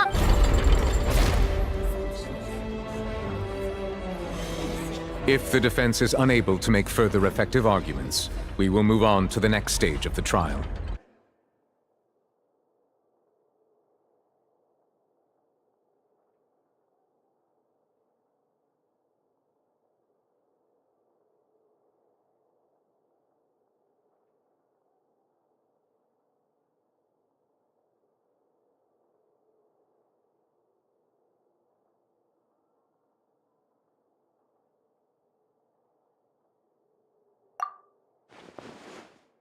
Lenny was not in the tunnel at that moment, which gave our criminal ample time. The sound we heard may have come from a clash between the missing Halsey and the criminal. The deceased's name is Cowell, Lenny's assistant. He would have been able to tamper with the equipment. No one entered or left the opera house. The vase was not broken by chance. It was used to cover important evidence. The water.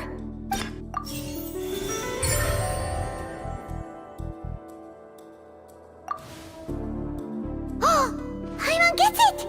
It all comes together if Halsey disappeared instead of being kidnapped.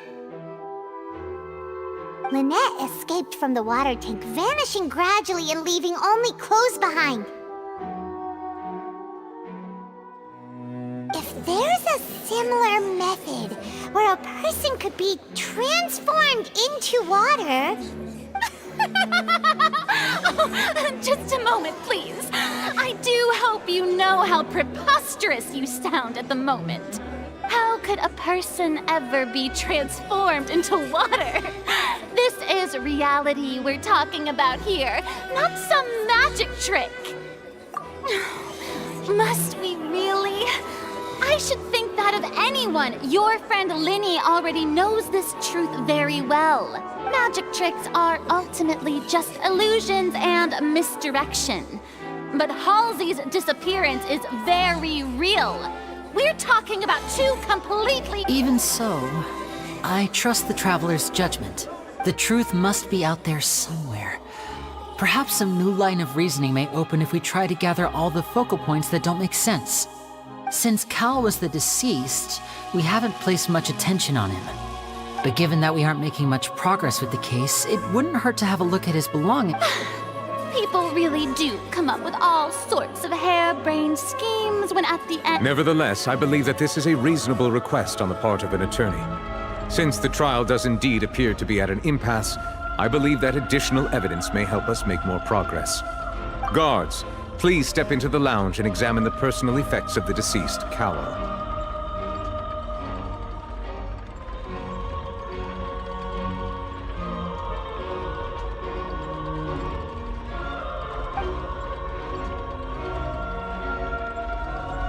We are still examining the items, but we have already made critical progress that we feel must be shared with everyone post-haste.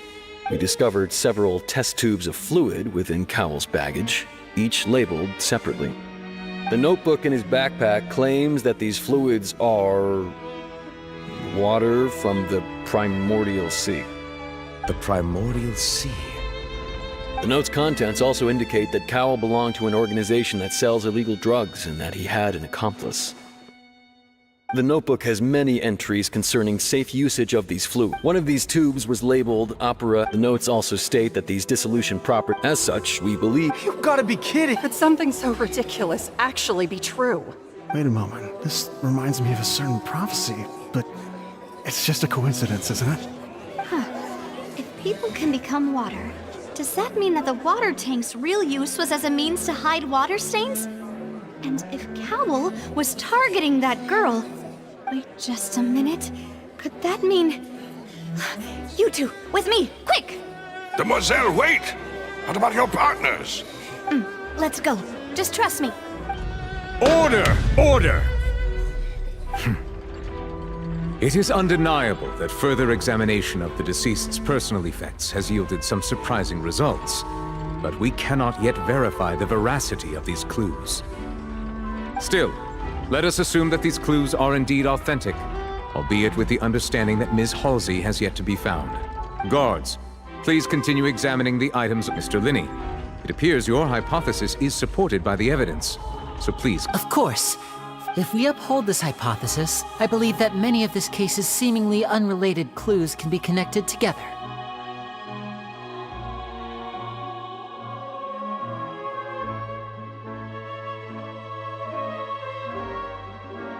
Right! Like the metal hook! That one didn't make sense at all.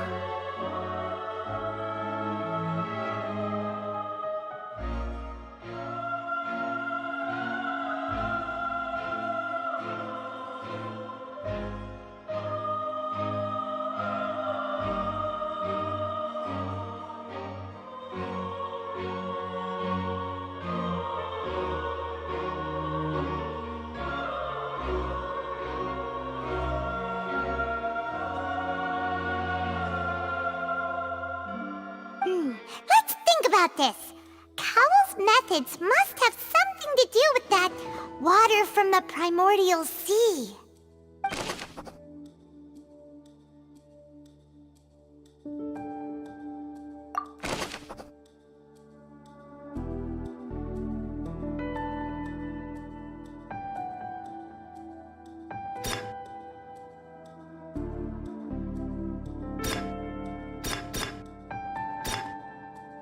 Lynette was in the magic box on stage the entire time.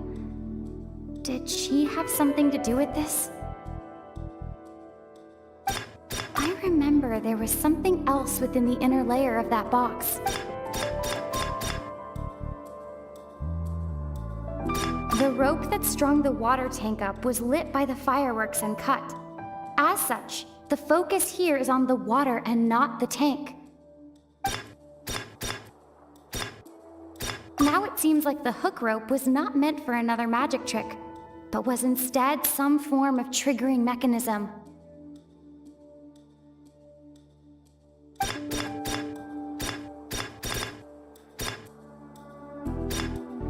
The rope that strung the...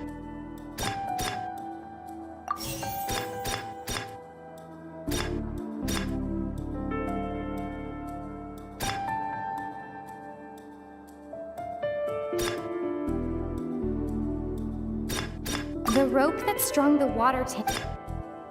The rope that strung the water tank up with... The deceased's name is Cal...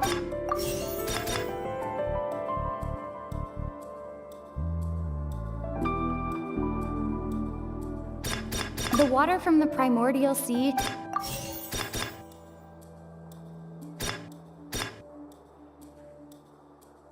The deceased's name is Cowl. The deceased's name is Cowl. The water from the primordial sea...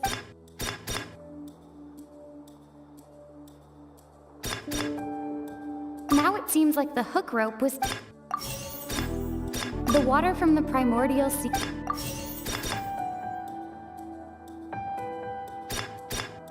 The rope that strung the water tank... I remember there was something else with...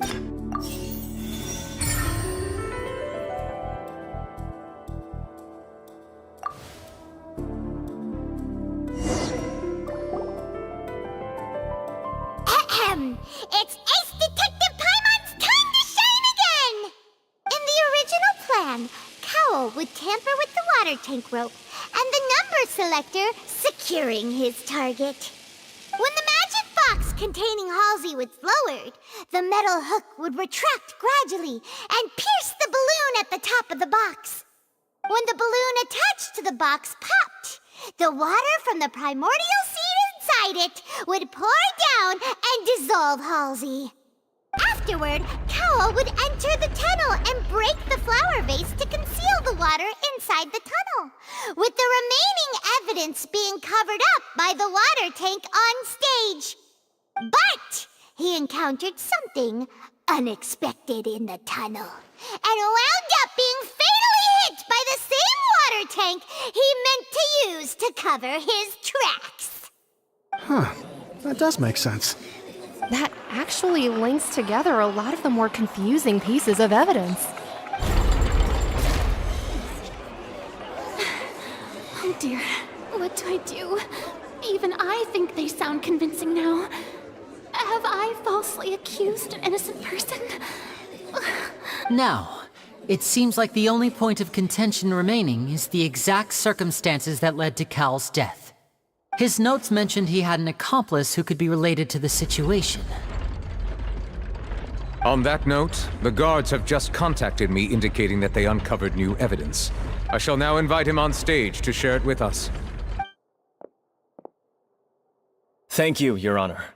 We were just inspecting the luggage of the other people involved in this case, and we found an identical sample of the water from the primordial sea among Linny's personal effects. What? That can't be. Oh, I see. Well, how wonderfully does this not clear all doubt? My dear citizens, my loyal audience, allow me to present my reasoning and bring this performance to a swift close. Linny did not need to take part in the dissolution of the young woman at all. Indeed, he did leave the scene via the vent. Having made modifications to the props beforehand, his accomplice Cowell then caused Halsey to vanish using the water from the primordial sea. But upon his return, in cruel avarice, Linny desired sole credit and prepared to do away with his partner in crime. Ultimately, he knocked Cowell out, and the tool meant to cover the crime up also became a murder weapon. Now, as much as I regret having come to such a viciously straight... Am I right, Mr. Linny? We've used up all the evidence we collected. There's no way for us to make a rebuttal here. Is this the end of the road?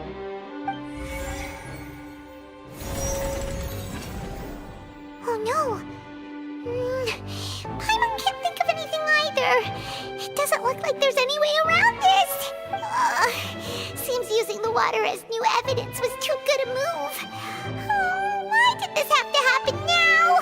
I think we've all seen enough now. And we have ample witnesses to my flawless reasoning. I believe this is indeed the finale. Now then, my good, noble Chief Justice, should we not, in your view, move... Excuse me, everyone, but I must interject. Miss, I must ask you not to shout, and to respect the ongoing legal proceedings. Oh, come on. Don't be hasty. I have a good reason for interrupting, you know. Now, would anyone here like to take a little break from all this debate and see a little magic? I'll show you an amazing trick. One that can bring a young woman who has disappeared back in the flesh, right before your very eyes. Please, do the honors, Mr. Linny, if you would be so kind. What in the world is she saying? No offense, miss, but miracles like that are beyond my scope as a magician. Come on now, don't be silly. Magic is all about misdirection, isn't it? It often conceals the truth while presenting a fascinating illusion. But once everyone believes the illusion, can't magic reveal the truth to them once again? And wouldn't such a trick be the most marvelous finale to today's performance? Come on, Linny and Lynette, give it another go. Don't worry. Spina di Rosula has made the necessary arrangements on your behalf, but as the magic makers and stars of the show, I think I should leave the final performance to you. I understand.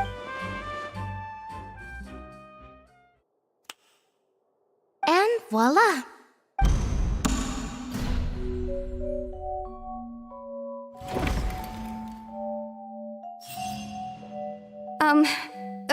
Sorry for the interruption. Wait, isn't that Halsey? So the whole thing about people dissolving wasn't true after all? To be clear, I'm only here because this person told me that if I testified, the merit of doing so would lessen my sentence. I was hiding outside this room listening to the proceedings because I was afraid that I would be the one put on trial. I was just feeling happy that no one had noticed me, and then before I knew it, she caught me. That'll teach you to underestimate us three. Where should I begin? I'm sorry. I'm the one who killed Cowell. I admit it. What? Why? Firstly, my name isn't Halsey. It's Lillian, and I'm originally from Mondstadt. I heard that Linny's show was gonna be a real thriller, but I missed the chance to buy a ticket, so I stole one. That's how I make a living. I steal stuff here and there. And I'd never been caught before. But I was noticed at the harbor a few days ago, and I barely got away. Linny was the one who caught me in the act. Hey, no wonder you look familiar. So you were the thief. Liddy even mentioned that you were pretty skilled. Well, and I thought that would have been the end of it, but then the number selector chose me. He even mentioned the Fortress of Meripede. That's a prison, isn't it? So you can imagine how shocked I was. I thought he was onto me for sure. So I played along with the show while looking for an opening to flee, but then I got water poured on me for no reason, and then someone jumped into the tunnel to nab me. I wasn't going to take that lying down, so I knocked him out and stuffed him into the box. There was nowhere to run from there, though, so I had to change my clothes and hide in a box containing performance costumes. I slipped out after the first guard arrived at the scene and continued hiding inside the opera house. Can a person even hide in there? But I swear I didn't know that the water tank would fall down. Really, I swear it. Had I known that, I wouldn't have put him in the magic box. I may be a thief, but I'm no killer. Well, that makes everything pretty clear now, doesn't it? This time, we need to tell the entire story from Lillian's perspective.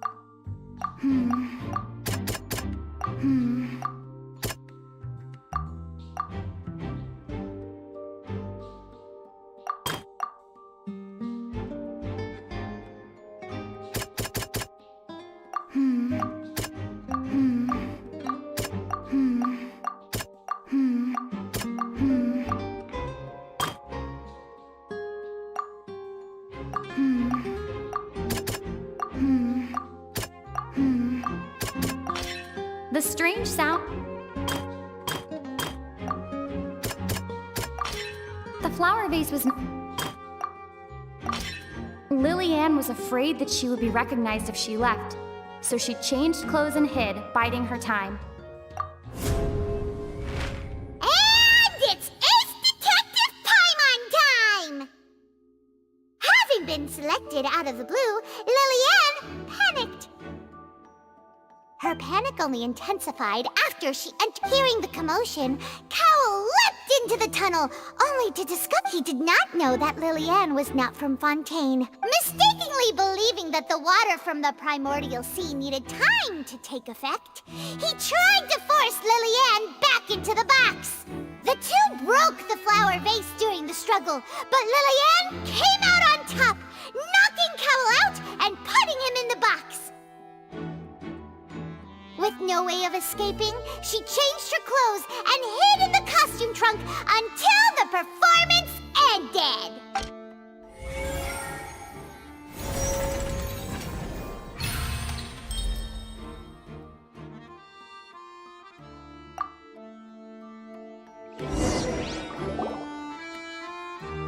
She knew that she would have to go through guard inspection if she tried to leave afterward, so she has been trapped in the Opera House these last 2 days! She had already become desperately hungry by the time we were chatting over macarons. So, she swiped 2 of them right under our noses. Talk about a sneaky thief. At this point, all the events that happened in the tunnel have now come to light! Ah, so that's the whole story. Bravo! Bravo! Now then, Lady Farina, do you wish to speak against the defense's statements? Please answer the question, Lady Farina. Also, if I may add, the trial has not yet ended. As such, I request that the prosecution not leave the room before the proceedings have concluded.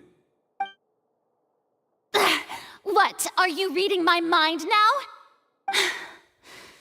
No, I have no further arguments. I admit defeat. But really, could you at least have left me with some dignity? Wow, look at that! She's like a deflated balloon now. If there are no objections, then as the Chief Justice of Fontaine, I shall once again repeat the full sequence of events. The actual perpetrator of the serial disappearances, Cowell, selected his next victim from the audience reservation list. With some modifications to the selector, he could ensure that the pre-selected young woman would be chosen.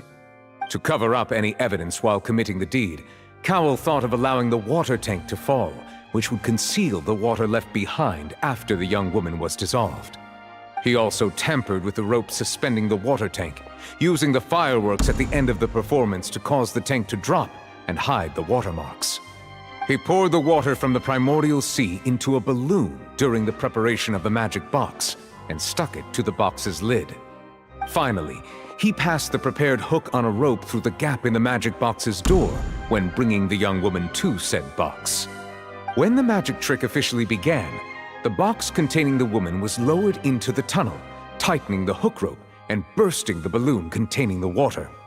If all had gone to plan, the young woman would be dissolved at this time. However, Lillian was not from Fontaine and thus fled the box with a loud noise. Realizing that there was trouble, Cowell entered the tunnel and met Lillian. Thinking that the waters had not yet taken effect, he decided to proceed. However, his opponent was more capable than he thought, and he was overcome, knocked unconscious, and placed into the magic box, and thus became his own final victim.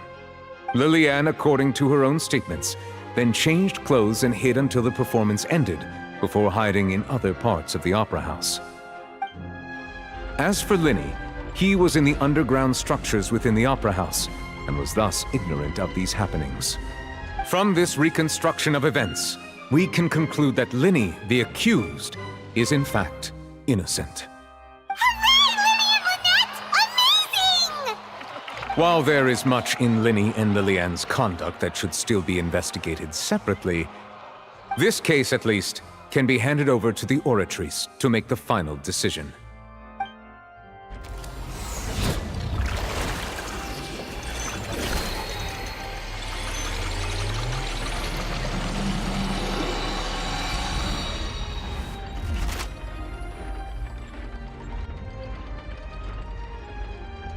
As such, Linny and Lynette are officially declared not guilty.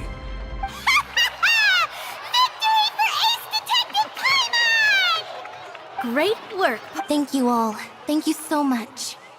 Next, I think we deserve an explanation, Guard Vaughn. How did you find the water from the primordial sea in Linny's baggage? Right! Your discovery caused me to make a serious mistake, you know. Or was that not a discovery, but false evidence that you dared to bring before this court? I suspect that the accomplice mentioned in Cowell's notes was not Linny, but you, yes? I'm sure you know what you must do to lessen your sentence. Speak quickly! Unless you want to earn yourself a one-way ticket to Coupon Town. I was just following orders. We were supposed to place blame for the serial disappearances onto Linny, and thus cause suspicion to fall on the Fatui. The higher-ups said this was the best opportunity to do so. And now that your plan has fallen through, and the secrets of the water have been revealed, you have become a liability to said higher-ups, yes? Therefore, you would be wise to tell everything you know, and seek the protection of the guards. Yes, I'll tell you everything I know. Our boss discovered that the water can cause people to dissolve. It can also be made into a potion, which when extremely diluted, can cause people to experience unforgettable exhilaration. We've been in this business for a while now, and have made decent more off it. The disappearances were also the boss's idea. I mean, this is the boss we're talking about.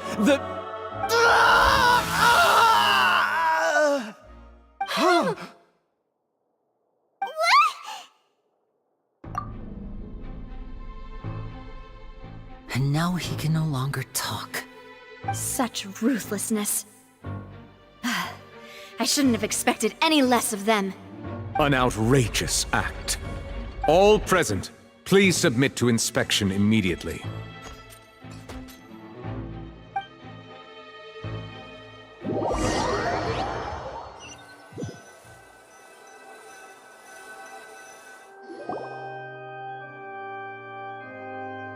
So, we're just going back now?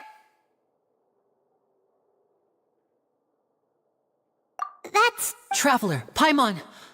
Please wait. Linny... I know you may not want to speak to me right now. Maybe you don't even want to look at me. But still, let me thank you again for defending me to the end, even after you learned that I'm a member of the Fatui. I guess. But regardless, I'd like the opportunity to set things straight. I didn't approach you with any ulterior motives or ill intent. I've spoken to you as myself, just plain Linny this entire time. As for why I'm a Fatus, it's because the goals of the House of the Hearth align with those of an orphan like me. That was how Father, who you might know as the Knave, approached recruiting us back then too. The Knave? The one who controls the House of the Hearth? She's your father? That's right. And since we're here, I was wondering, would you mind hearing a story? It's about my past. Back when our parents first died, Lynette and I were left wandering the streets.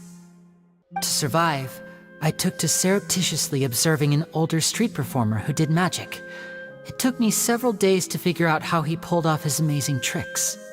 I took my sister through several streets until we found a crowded corner, and we began to perform magic tricks there. To my surprise, we proved to be pretty popular, and we could at least stop worrying about where our next meal would come from for a time. But I didn't want my sister to remain a street rat together with me forever. Before long, an aristocrat came to me and claimed that he wished to take us in after watching my performances. So you went from orphans to nobility just like that? That was how we felt at first too. But I gradually discovered that while we were called foster children, he was really after my talent for magic tricks. He would constantly take me to all sorts of banquets. That doesn't seem too bad either. It took a while for me to realize just how dark his heart really was. After one particular performance at a banquet, I discovered that Lynette was not on the same return vehicle as me. I waited a long time after we returned home, but she did not come back. I went to that noble's bedroom and asked him about her whereabouts. The answer he gave me was, she caught the eye of the most eminent person at the banquet, so I sent her over as a gift. I mean, you'll be able to perform your magic regardless of who your assistant is, yes? Oh no. So he was gonna... But wouldn't Fontaine's laws deal with such people?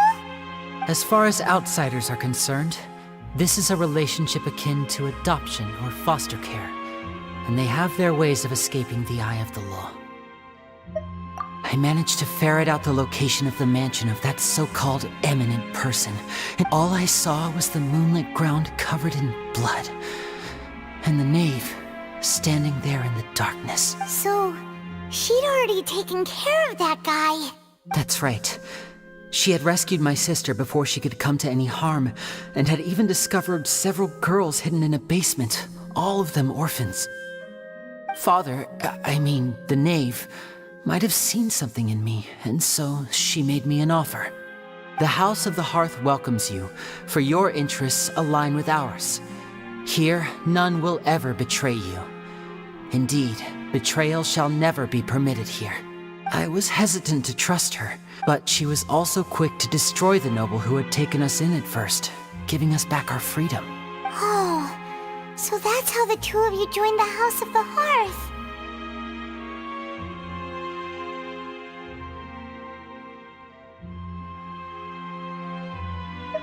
She has her own plans. She has gained permission from the Tsaritsa to first use the Gnosis' power when she obtains it. She plans to use it to find a way to break the prophecy and save Fontaine. So, she believes in that prophecy too? That's right.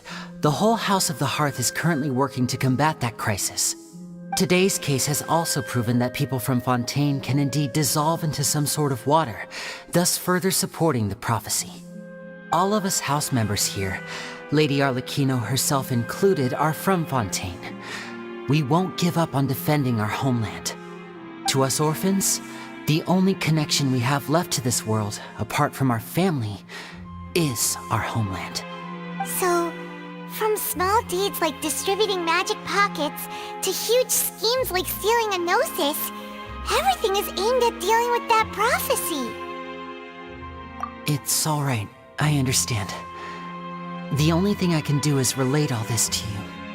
I just hope you can understand that even as a member of the House, I have never stopped making my own decisions, and that I believe what I'm doing is right. If you should need anything at all in the future, feel free to find me. I will do my...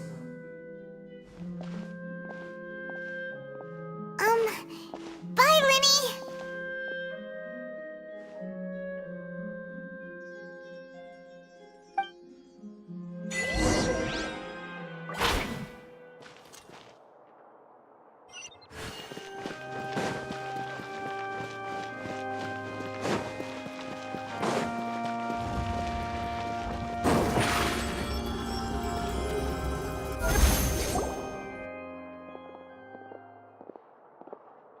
Hey there! What was with the disappearing act you pulled right as the trial ended? Were you looking for us, Navia? Well, this whole thing isn't exactly over, is it? I do feel that we're getting closer to solving the serial disappearances case, though. Don't you think so, too?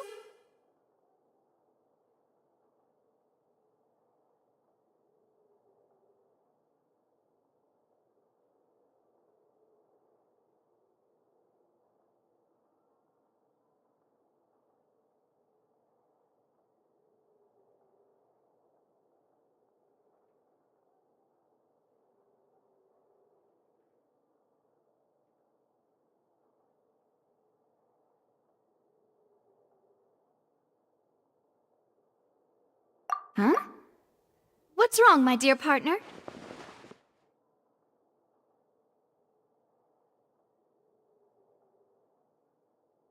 Besides, are you sure we're the ones who can crack a case that's been cold for decades now? And given that there's new evidence from the trial, there should be a trail of breadcrumbs for the Hydro Archon's people to follow now, right? Ah. I see. Well, I won't lie. I'm a little shocked to hear that from you. But I suppose you are just travelers who have only arrived in Fontaine after all. Sorry, I might have been too presumptuous. Don't say that, Navia.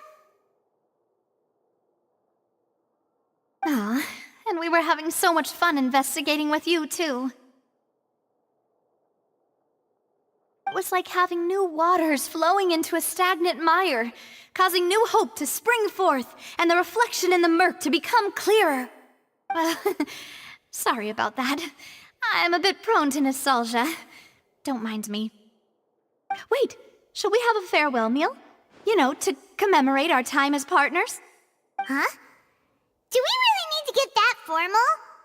Well, guess you really did treat us as partners, huh? Well, I'd just like to have a proper ending to every important memory. That way there are no regrets later. Anyway, it would just be a meal, so it shouldn't take up too much of your time. You don't have to twist Paimon's arm. If Boss Navia's treating, count Paimon in! Oh, wonderful. In that case, why don't we return to the court of Fontaine and head to the Hotel de Boer? I believe we'll make it just in time. All right then, let's have our farewell meal!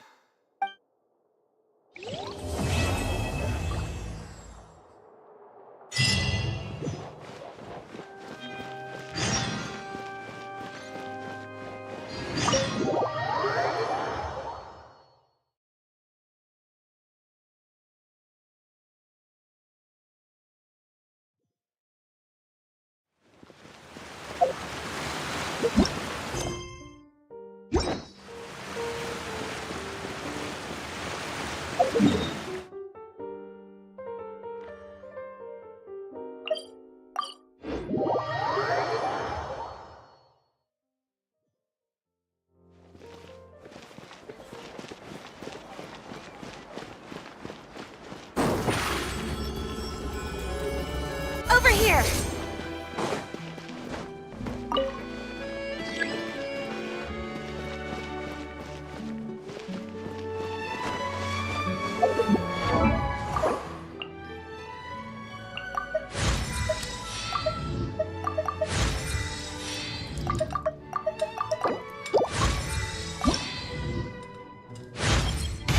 My perception.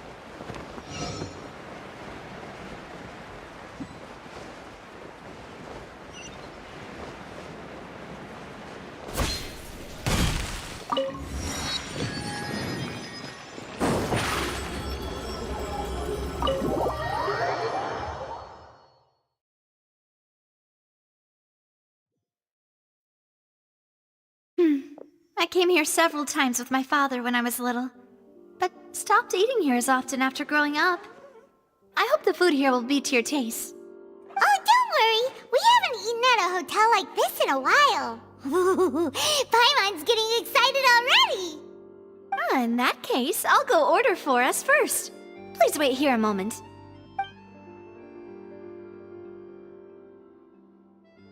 Ooh, everything looks so good.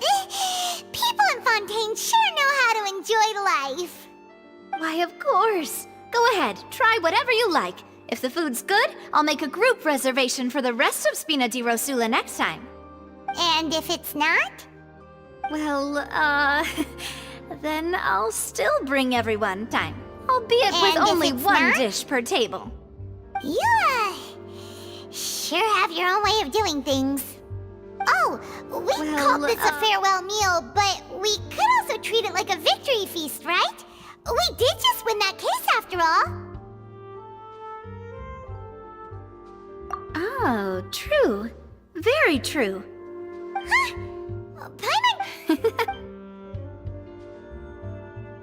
Speaking of cases, do you think that the mastermind behind the serial disappearances... Well, we've certainly taken a big step forward, but I feel that's about it. We know that there's an organization that means to dissolve these young women, but we still don't know what they are really after. If it hadn't happened right in front of us, Paimon wouldn't have ever believed that a person could be dissolved like that. Right? Yet it was because this was such a preposterous notion that the investigation could never really move forward before. Ugh. If only that guy could have finished speaking! We were so close to hearing who was behind it. In such investigations, even the smallest step can seem like a yawning chasm if the trail of clues is cut off. To be honest, I don't have high hopes for any follow-up that the authorities might conduct. It's not that I don't have faith in their ability, it's just that a different perspective is required in some matters. It's easy to guard against and deceive a single narrow perspective. A shift in thinking is required at such times in order to produce a breakthrough, which is exactly why the Spina di Rosula exists. Those highfalutin folk are not all-knowing. That's why we exist, to seep into the cracks where filth falls through, where their watch fails them. That's the kind of problems we solve. Seems Paimon thought things were simpler than they actually are. It's all right. Well, this was supposed to be a farewell meal, so I doubt you have further interest in this business, right? Let's talk about something else. Like, what are your future plans? That's true. We didn't have a chance to speak to her after the trial ended. It didn't really seem like the right time or place to do it anyway. I see. So, your primary objective, which has been foiled so far, was to have a chat with the Hydro Archon. I've heard that there's a long line of people waiting to meet Lady Farina. I suspect you'll be waiting for quite a while, considering that you missed your chance today. Yeah, we've heard that she's super popular here in Fontaine, and that it'll be tough getting any of her time. Well, would you consider some more, unique ways? Perhaps even methods of, let's say, questionable legality? Guess that's Spina di Rosula's boss for you. Chock full of sketchy ideas. Well, what did you have in mind? Well, one way would be to infiltrate a performance troupe at the Opera House, only to abandon your act at the play's climax and ask to speak to her after the performance. I'm sure Lady Farina would be eager to see the ending, and would agree in order to finish watching the play, don't you think? Could you suggest something a little more practical? This plan seems pretty hard to pull off. We'd have to go learn how to act, and acting's really hard. All right, here's another. Find a way to conceal yourselves under her bed. Then wake her up in the dead of night and demand answers. Don't let her go back to sleep until she answers all your questions. I can personally testify that this one works. When I'm sleepy, I'll do anything as long as I can finally get some sleep. That might work, but that's not really the problem. The problem is we don't want to get ourselves arrested. Valid point. I overlooked that part. I was just thinking about leveraging a person's desire for sleep. All right, no more joking around. Perhaps you could... Oh, I don't know. Cut the line when she's on a break. You did defeat her in court, clearing citizens of hers from false accusations. False accusations she had nearly upheld personally. I imagine that she feels quite ashamed about the whole thing. You mean that if we catch her while she's on a break, she might be too embarrassed to refuse? Oh, that does make some sense. Why don't we give it a try after this meal? You know, strike while the iron is hot and all. Huh? Paimon, did you drink my Fanta? Was this your drink? Sorry about that. Paimon wasn't really paying attention and the cup was right next to Paimon. Would you like to order another? No, it's fine. We're just about done here. Alright. Honestly, Paimon wouldn't recommend Fonta anyway. It tastes kind of salty and icky. Is that so? Huh. Well, in that case, we'll have to blacklist the Fonta here then. If we're all finished eating, then I'll go pay. Yeah, we're stuffed. Thanks for the treat, Navia.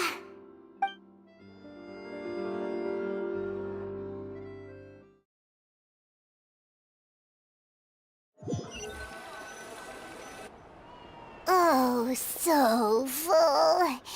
Paimon can barely float anymore. Nah, that would be so...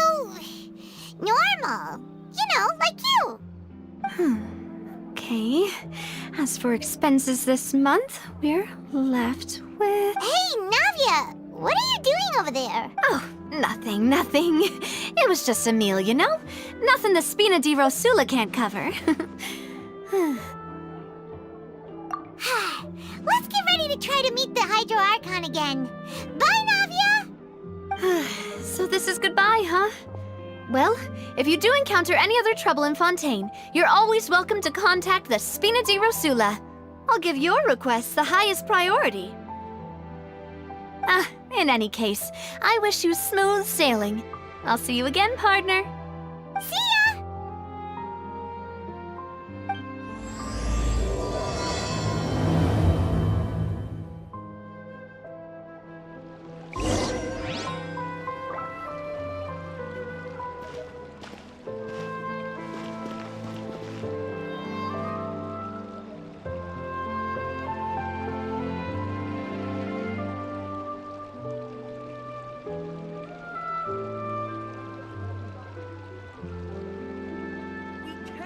Just rely on the ocean's self-cleaning ability.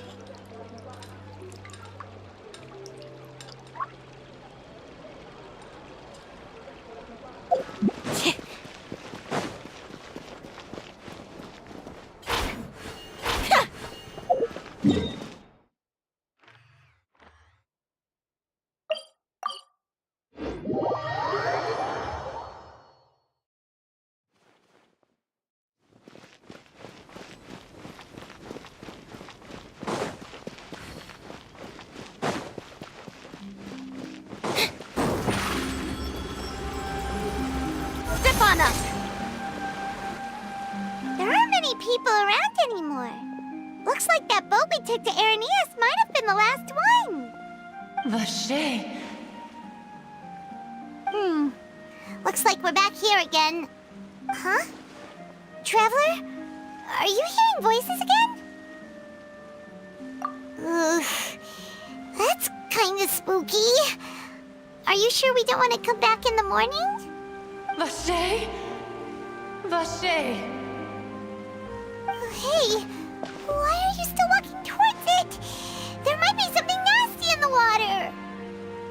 Huh? Hang on. Paimon can kinda hear a voice. It's calling for Vache, right?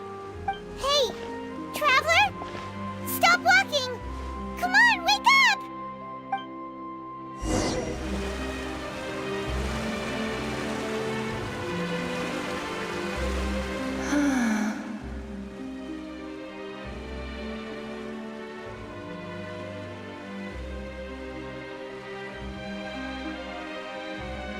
Vache, are you my dear Vache?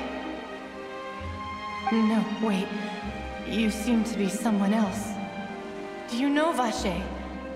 Do you know where my love is? Wait. Who am I? I'm very sorry. I fear I do not know. My memories feel like they have been washed away like a flood. So many fragments dissolved amidst the tide, never to be recovered. How much have I lost? How many things that I once held dear while on land have I since forgotten? Yes, that is what I was once. But now, I am but the consciousness of one who is lost their form. I do not know how I came to be like this either. I only vaguely remember being covered in light blue water, and then all grew dim. I also remember going to many places. I loved adventure, loved exploring places of peril. No matter where I went, Vache would go with me. I knew how dearly he loved me, and I also loved him equally as much.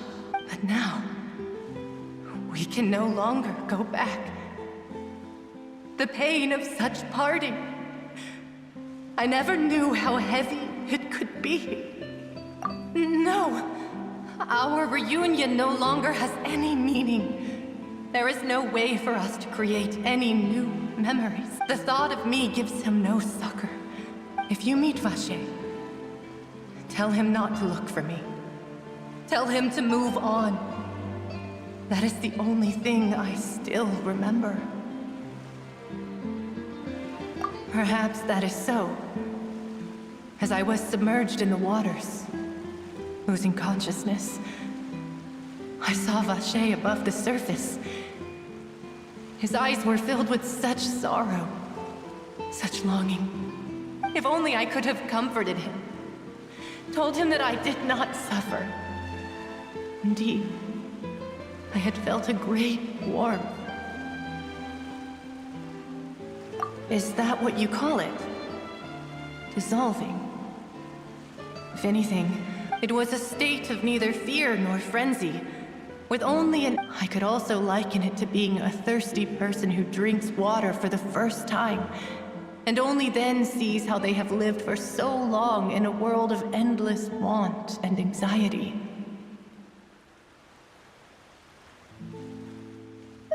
I think I hear your companion. It's time for you to go, I think. Farewell, then. I am glad that you were able to sense my presence. Remember, if you see Vache, tell him not to seek me out any longer.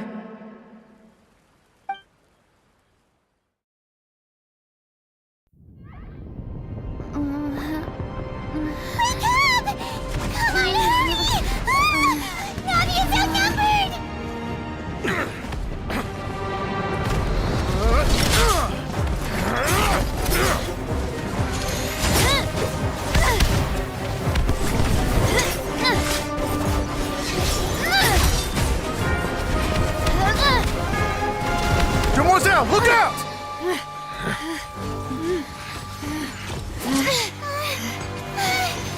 Dear God, it's a whole army of Gardamex.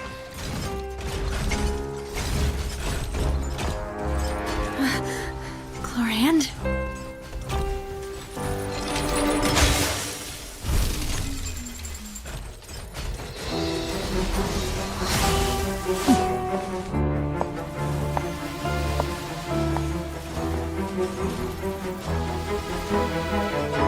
Quick, now's our chance!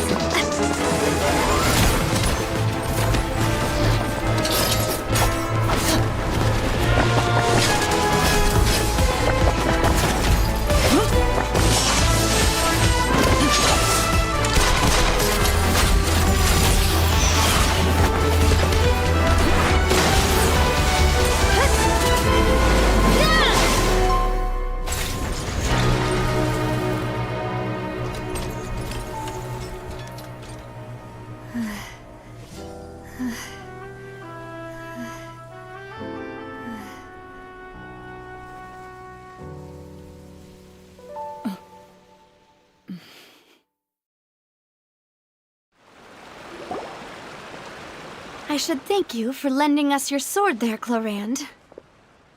But before I do so, could you explain how you managed to show up here? I followed you. It seemed to me that danger has followed you more closely as of late. I believe that following someone without their knowledge is actually called stalking, is it not?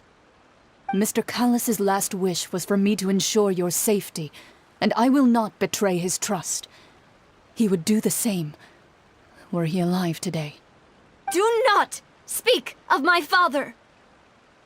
Sorry, demoiselle. I was not strong enough. Thank you for your aid, Miss Clorand, but do keep an eye out for your manner of speech. I believe we all wish to avoid unnecessary emotional harm. Sorry, I did not consider your feelings. Whatever. What else do you know?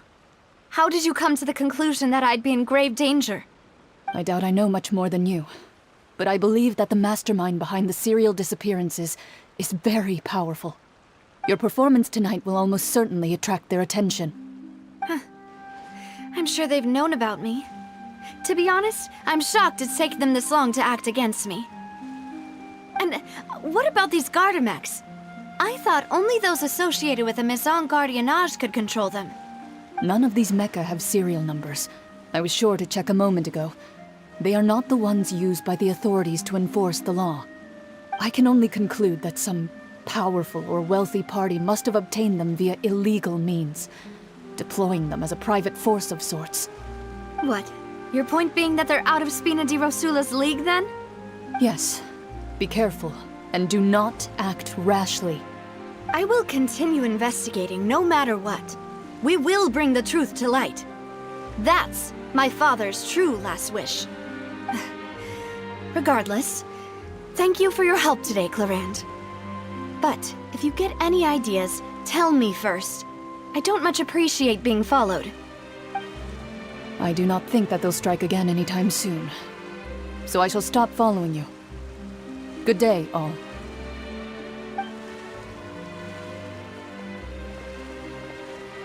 Right. I suppose that's the best news we've gotten today. Demoiselle, I believe that Miss Clorand was being sincere with you. If we tried, we could attempt to thaw relations a little. I know, she's... Oh, thank goodness! Paimon thought we were done for! Those Gardamex came out of nowhere while you were unconscious, and Nadia and her gang saved us! Oh, and there was that champion duelist named Clorand who came out to save us too! We got lucky there. Paimon probably couldn't have fought them off otherwise. Oh, come now. Forget all that polite talk. That wasn't really a farewell meal we had back there. Not for me, anyway. In truth, I hope that every meal we have together shall be a victory feast. As such, we're still partners. There's no need to thank me. It will take 50 years for me to match Demoiselle's magnanimity. If it were me, I would have joined the Spina di Rosula on account of her goodwill long ago. All right, you two. That's enough. Actually, Navia, how did you know that we were in danger? You sure did show up in the nick of time. Well, to be honest, you're the one who tipped us off, Paimon. Huh? Really? Paimon contributed somehow? Yes, all thanks to you grabbing my drink by mistake. How did that help?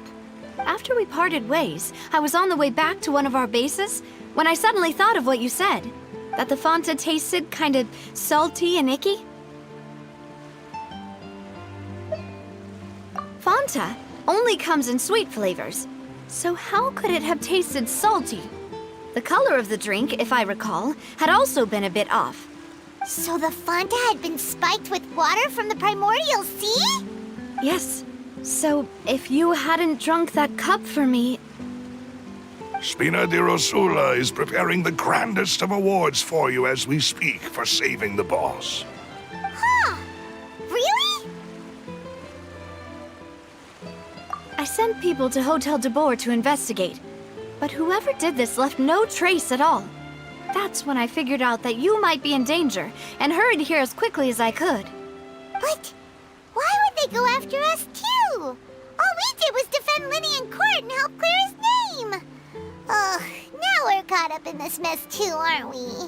Well, you did foil a plan that they were probably pretty proud of, and almost got their name in the process. Speaking of which, did anything strange happen when you drank the primordial seawater? Well, it can't be a coincidence that the traveler fainted just now. She said that she heard that voice calling for Vache again. Oh, and this time Paimon heard it too, but it was real faint. Does this situation have to do with the primordial seawater then?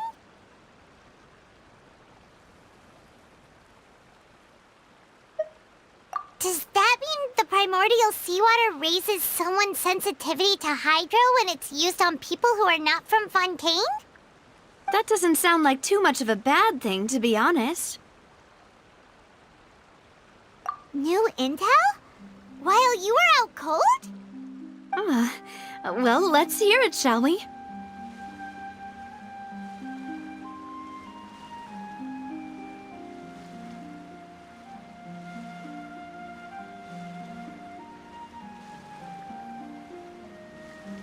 Oh, that is important. Vache. That name doesn't ring a bell. I suppose he hasn't stepped forward as a witness in court lately.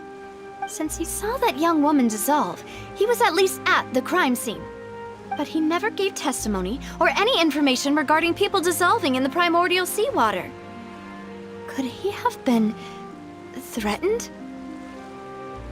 Yes, thank you. This is very important information indeed. We will continue to investigate. Oh, you mean you'll help us investigate? Well, you did say that our farewell meal didn't really count. That means we're still partners, right? And besides, we're in this now whether we like it or not. You're not gonna let those people who targeted us get off the hook so easily, are you, Traveler? Demoiselle, do try not to look quite so pleased. You are the face of Spina di Rosula, after all. You talk too much. Well, in that case, let's head back to one of our bases, shall we? I'll arrange accommodations for you. We also have some plans to go over, and hopefully we can deepen our bonds as partners. But we'll take that one step at a time, I guess. Don't worry, you two. With us around, our base is definitely secure.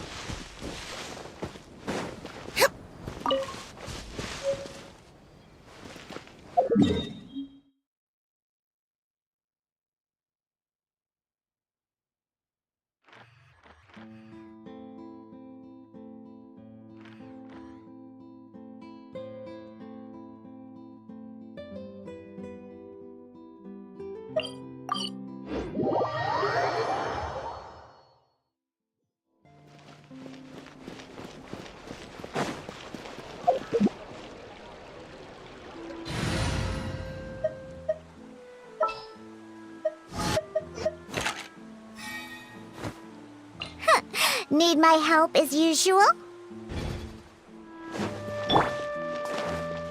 Shake and stir!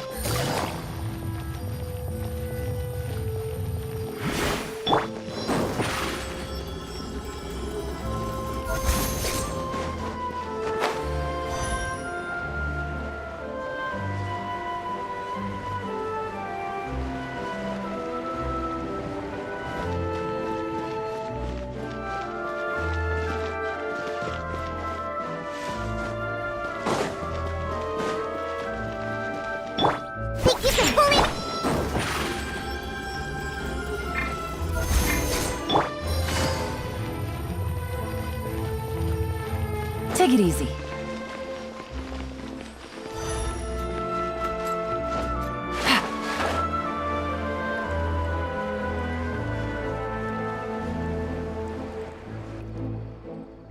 It's right up ahead, but let's make sure we weren't followed first. I've been keeping watch, demoiselle. I haven't spotted anyone Very good. But let's not let our guard down for now. I shall find rooms for our respected guests. Thank you, Malus. Now, let's continue, traveler.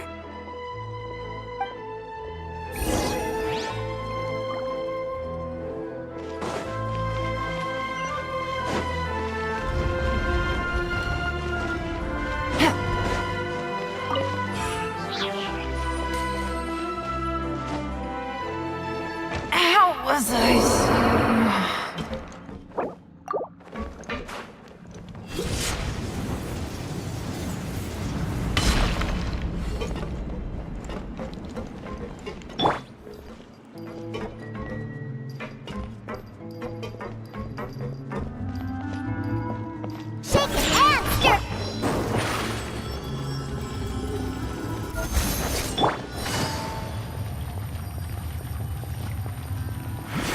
Take it easy.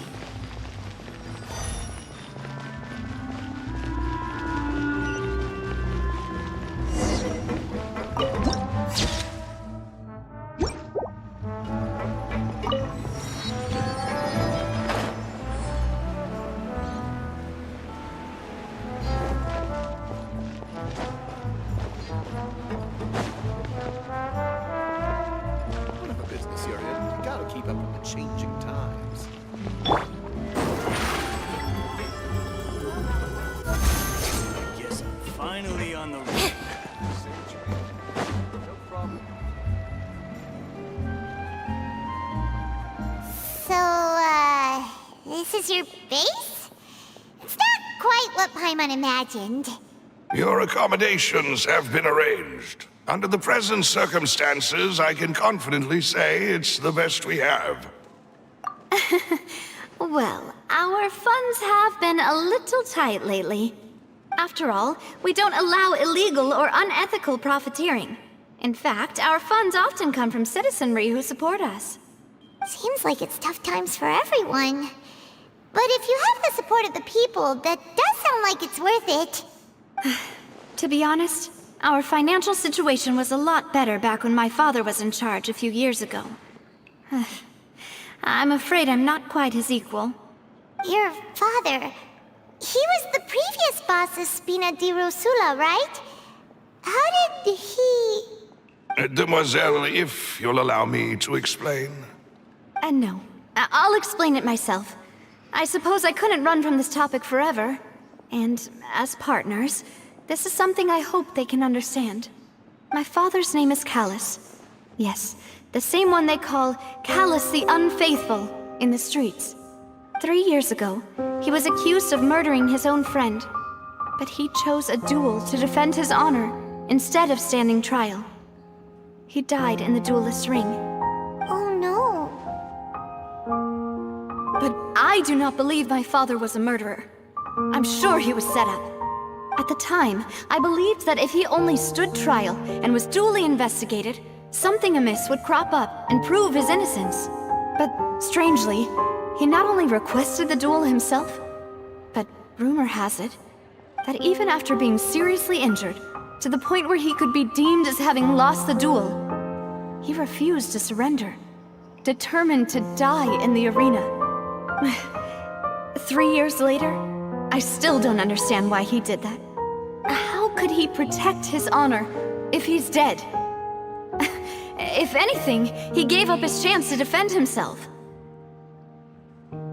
The closest piece of info I have is that my father had been investigating the serial disappearances case at the time of his death. Ah, so that's why you're so determined to get to the bottom of that case. That's right. I've also tried to investigate the murder my father was implicated in, but I haven't found a single new clue in my countless reviews of the investigation records. However, I believe that if the murder case is related to those behind the disappearances, they must know something. I must know what really happened. Was my father coerced? Framed? Even if he really did kill his friend, I must get to the truth. If only he'd been more open with me when he was still alive. He even hid the fact that my mother died due to complications when giving birth to me. And now, here I am investigating his death. You really are a handful, aren't you, Papa?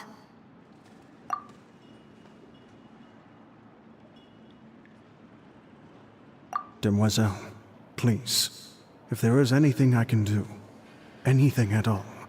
I also will never believe that Master Callus murdered anyone. There are none whom I respect more than the two of you, Demoiselle. Master Callus did so much good in life, yet all it took was one murder case for him to be dubbed Callus the Unfaithful. Even our supporters decreased greatly due to that incident, hence our strained finances at present. Wait, if Callus was such a good man, wouldn't people at least be a little suspicious when he was accused? No. Perhaps people just revel in that kind of drama. It's not something exclusive to people from Fontaine, really. Everyone's like that. People love watching the evil turn over a new leaf, but they also enjoy watching good people fall into an abyss from one slip-up just as much.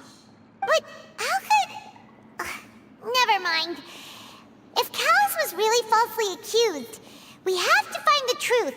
He didn't deserve to have that happen to him. There is one other thing. Master Callus's opponent in the duel was Ms. Clorand. Oh, her? Well, then, isn't that as good as saying that she was the one who killed him?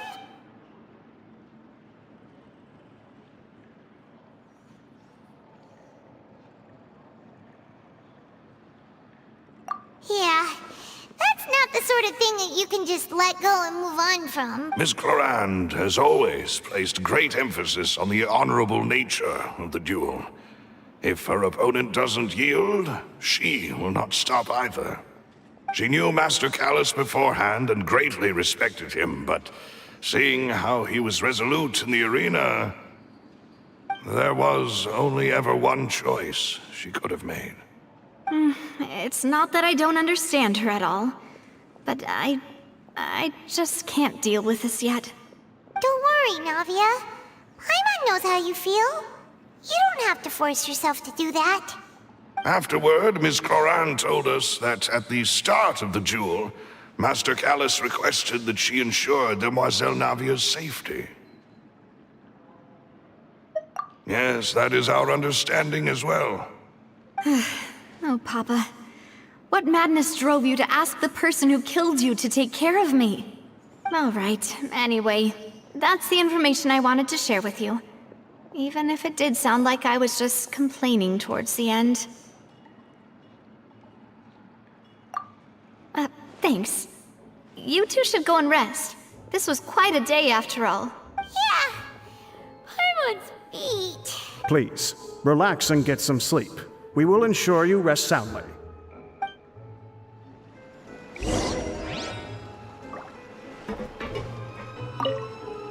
Whether it be responsibility for Spina di Rosula or Master Callus's death, it all landed on Demoiselle's shoulders so suddenly. This won't do.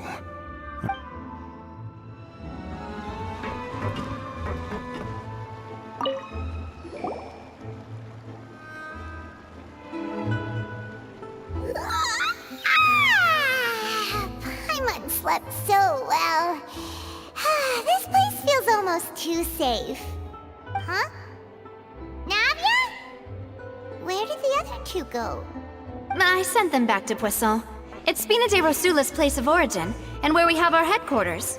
There's not much for them to do here at the moment. Paimon gets the feeling that you're just trying to get them off your back. But never mind that.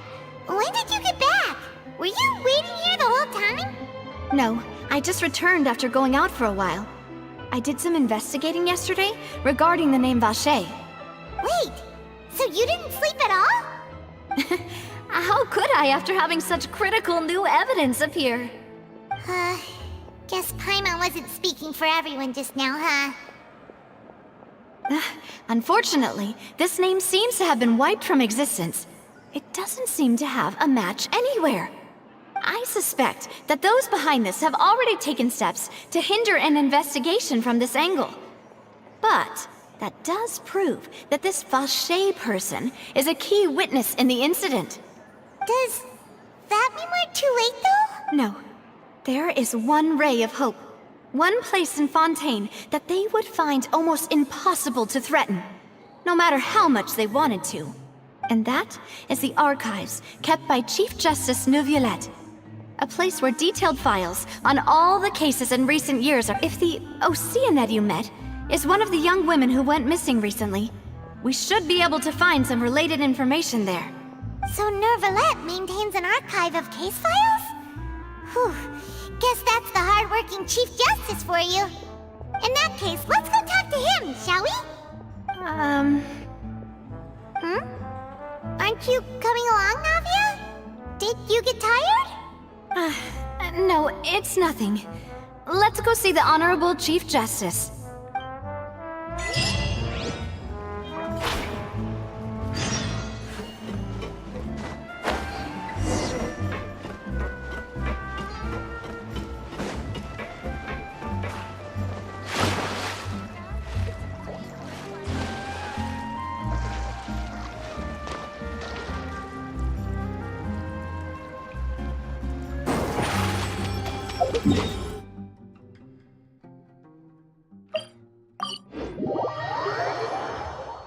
The Palais is right up ahead.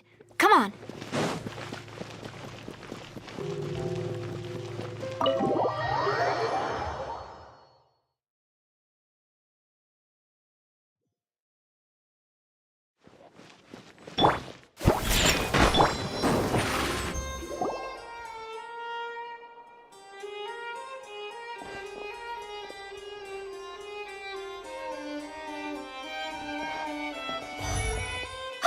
Please state your business here. The Chief Justice is presently occupied with official matters. Huh. This place does look pretty heavily guarded. Guess that proves that— Hey, don't you recognize us? Huh? Who are you? Just to be clear, I don't care who you are or who you might be related to. Our rules make no exceptions. See? They've got great discipline, too. Yep. Anyone can tell. If you're here just to crack jokes, I can point you towards the exit. Unlike some, we're busy, so please leave if you don't have a reason to be here. No. What I meant to say is, shouldn't you remember us from a few days ago? We were at the trial of the great magician Linny. Oh, yes, I remember. I read about it in the Steambird. You must be Linny's attorneys. It's all coming back to me now. We're here today to report and archive some information on a follow-up case. Huh. Is that even a thing? Of course. Don't worry. We're here on official business. You can trust us. All right then, I'll let you through. The Chief Justice is just inside. Thanks so much.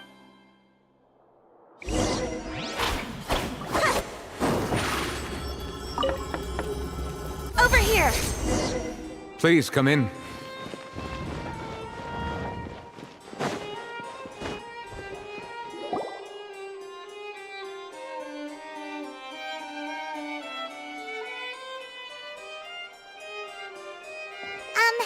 Sorry to barge in, Monsieur Neuvillette.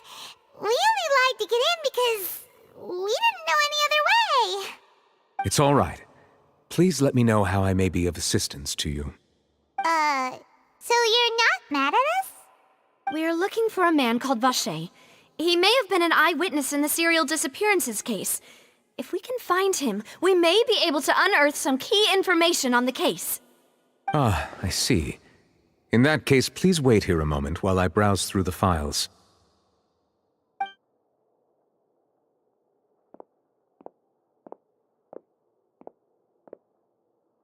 Who knew that Neuvillette would be so easy to talk to?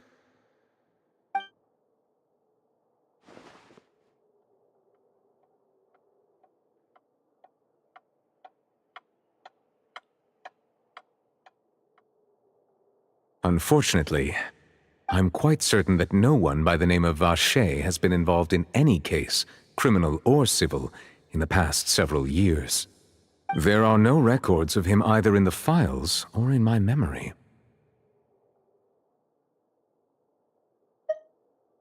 Traveler, what if it was really just a dream? Is that so? All right then. Thank you so much, Monsieur Neuvillette. We'll take our leave now. Ahem.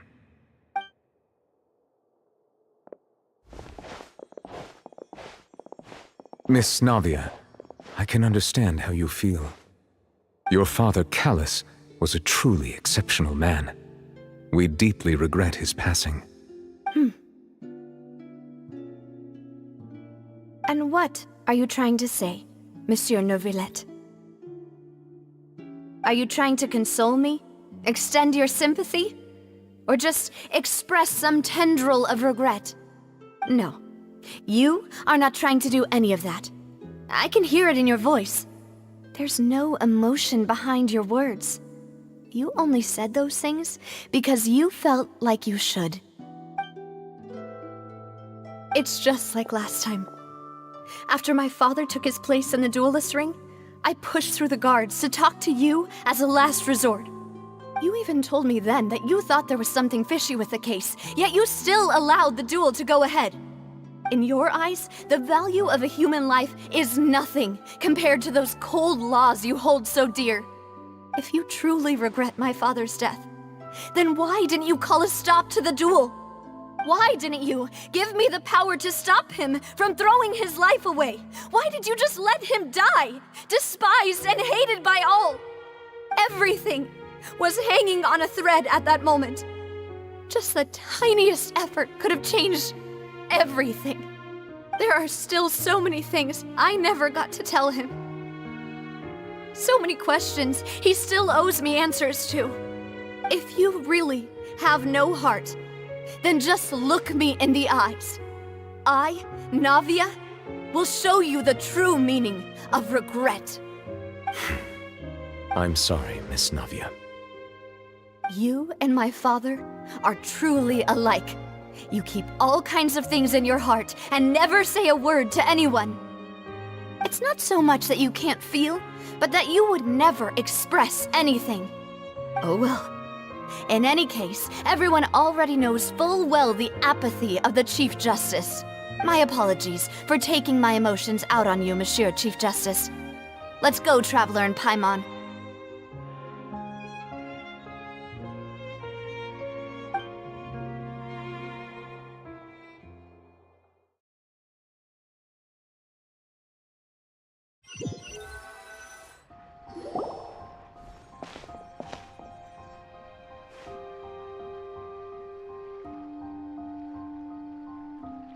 Navia, are you okay? I'm fine.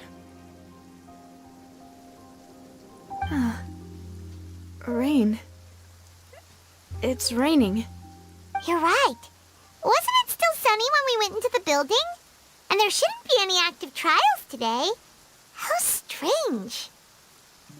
Now that I think of it, on the day my father was convicted of murder, it was also raining. What is it? Did you think of something?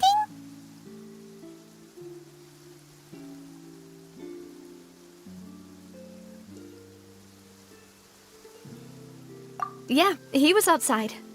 It was uncovered and the rain could fall there. Why? Do you think the rain could have affected the crime scene?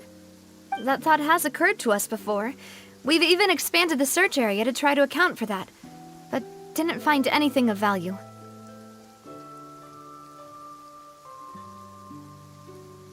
Oh? Wait. You don't mean...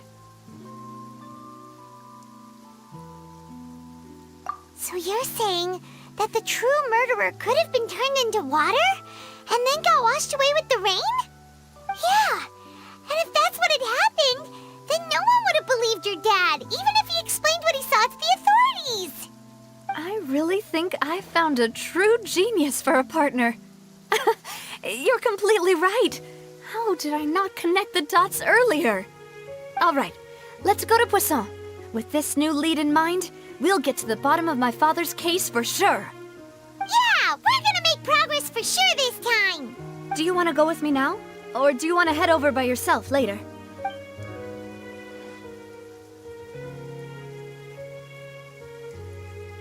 Great.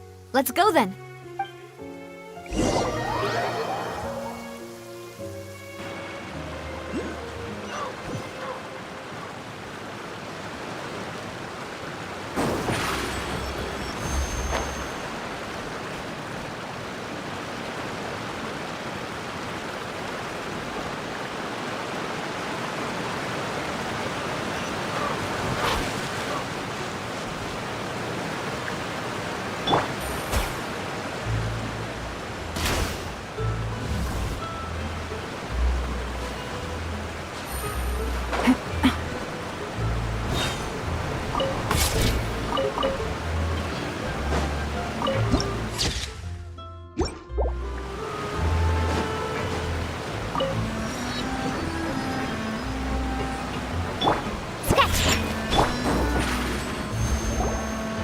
Whoa, what a huge ship! Why would a ship be anchored at a place like this? There's no need to be so surprised. While it may look like a ship, it's actually Spina di Rosula's headquarters. My father was the one who asked for it to be built like this. Perhaps our taste in exterior design is the only thing we occasionally had in common. A gigantic and glamorous ship embodies discovery, opportunity, ambition, and conquest. It symbolizes Spina di Rosula's bright and limitless future. And Paimon thought you were bluffing when you said Spina di Rosula had a glorious past. Paimon was confused why a group with such a history would live in the sewers. But now that Paimon has seen this ship for herself, she's been convinced. Well, Poisson is where Spina di Rosula began, after all. It's our main base, our home. Think you can bully me? Surprise!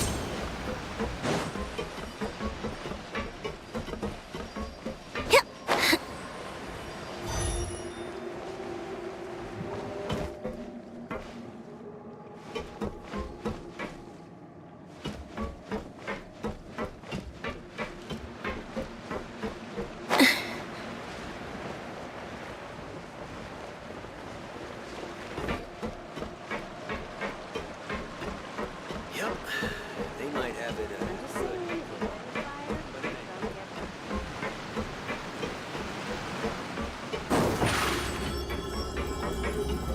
Over here!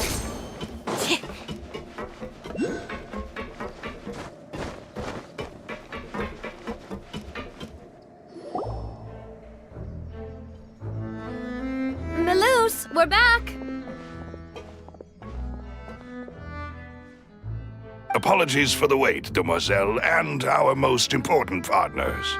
You said before that you still had some business at the court. What brings... About that. It's because my partner here reminded me of something really important. You see, what if my father's case had something to do with water from the primordial sea? You still remember, right, Melus? On that night, it was raining? Yes, the case was quite similar to that of Mr. Linney's. Both were what you'd call impossible murders. Could you tell us a bit more about what happened before? Yeah, of course. Many years ago, something called synth began to gain popularity in Poisson. At a glance, it was a kind of drink that could excite your mood and produce many pleasant hallucinations. Wait! Didn't that guard guy who turned into water also mention that the primordial water could be used to produce some kind of potion? Yes, he did. Considering what we know now, it's almost certain that synth is created using water from the primordial sea. If you drink synth for an extended amount of time, you'll suffer many side effects, such as losing the ability to focus or control your emotions. And if you were to stop drinking it completely, you'll experience flashes of paranoia and anxiety while lacking energy to do anything. It's an extremely dangerous substance. As he oversaw Poisson, my father was compelled to put a stop to synth abuse and called for a complete ban of it. Boss's uncompromising attitude incurred the synth vendor's wrath, but no matter how much they threatened or bribed him, he refused to yield. Not only that, Boss became determined to find the mastermind behind the synth operation and put an end to the problem once and for all. Yes, but the enemy was very cunning. So he could never get anything out of the dealers, all of whom only sold the stuff and weren't privy to the rest of the operation. Recognizing that, my father decided to contact the dealers in secret and cultivate personal relationships with them. Finally, he was able to convince someone to become his informant. The man's name was Jacques. He felt greatly ashamed about his work after seeing many families destroyed by synth abuse. That night, my father hosted a banquet at his countryside estate. He planned to meet up and exchange information with Jacques over some food.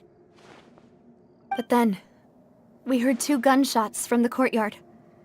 We raced to the scene and found my father, still holding a gun, and Jacques, who was already dead on the ground. Huh? How did that happen? Aren't they on the same side? Sounds just like Lenny's case, doesn't it? In both cases, the culprit seemed obvious, but neither appeared. Looking back on it, though, I now believe the most important clue was something we all overlooked at the time. There were pieces of clothing left at the scene. Precisely. It's all thanks to you that I made the connection now. Back then, we all just thought they were some costumes that Jacques used to disguise himself at the banquet. But, considering it now, it's almost certain that they belong to a third person at the scene. With one extra person, we'll also need to reconsider why the 2 shots were fired. You're right. We still don't know what happened. But my intuition tells me that we're on the right track to figuring it all out. Jacques was an empathetic man who was infinitely remorseful for his past actions. It's unlikely that he turned on Boss with 0 warning. I think this third person is probably the key to the full truth.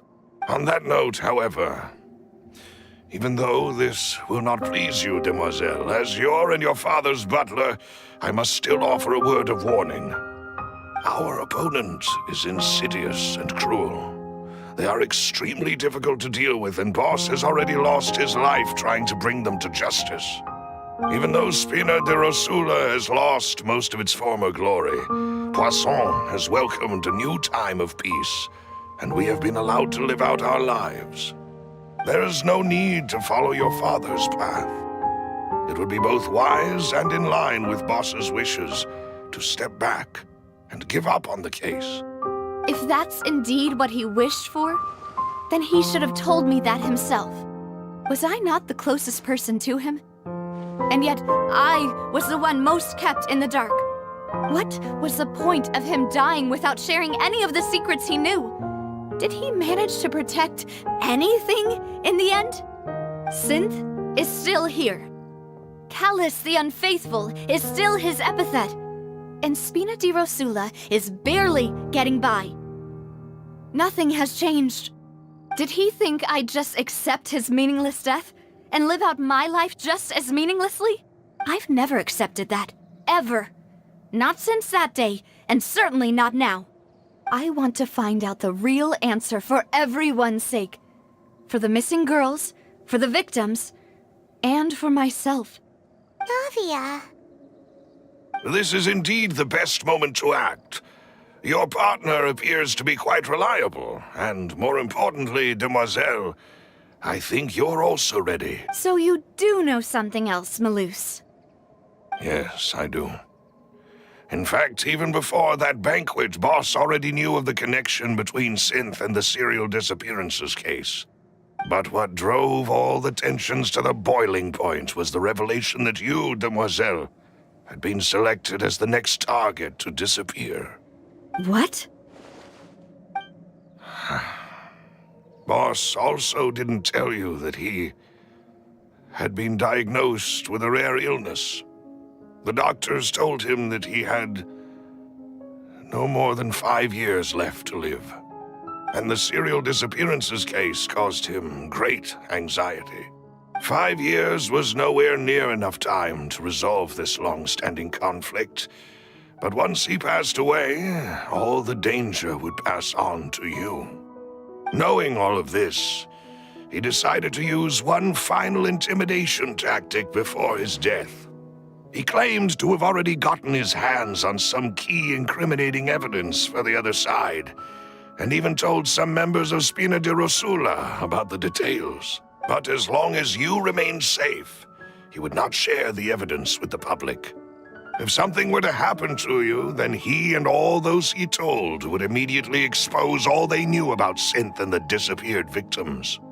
Right, so nobody would be able to get off scot-free. As we've seen, Boss's tactic has worked. Even though Boss has been gone for a long time, the other side has not tried to take Demoiselle's life. No, I don't believe it.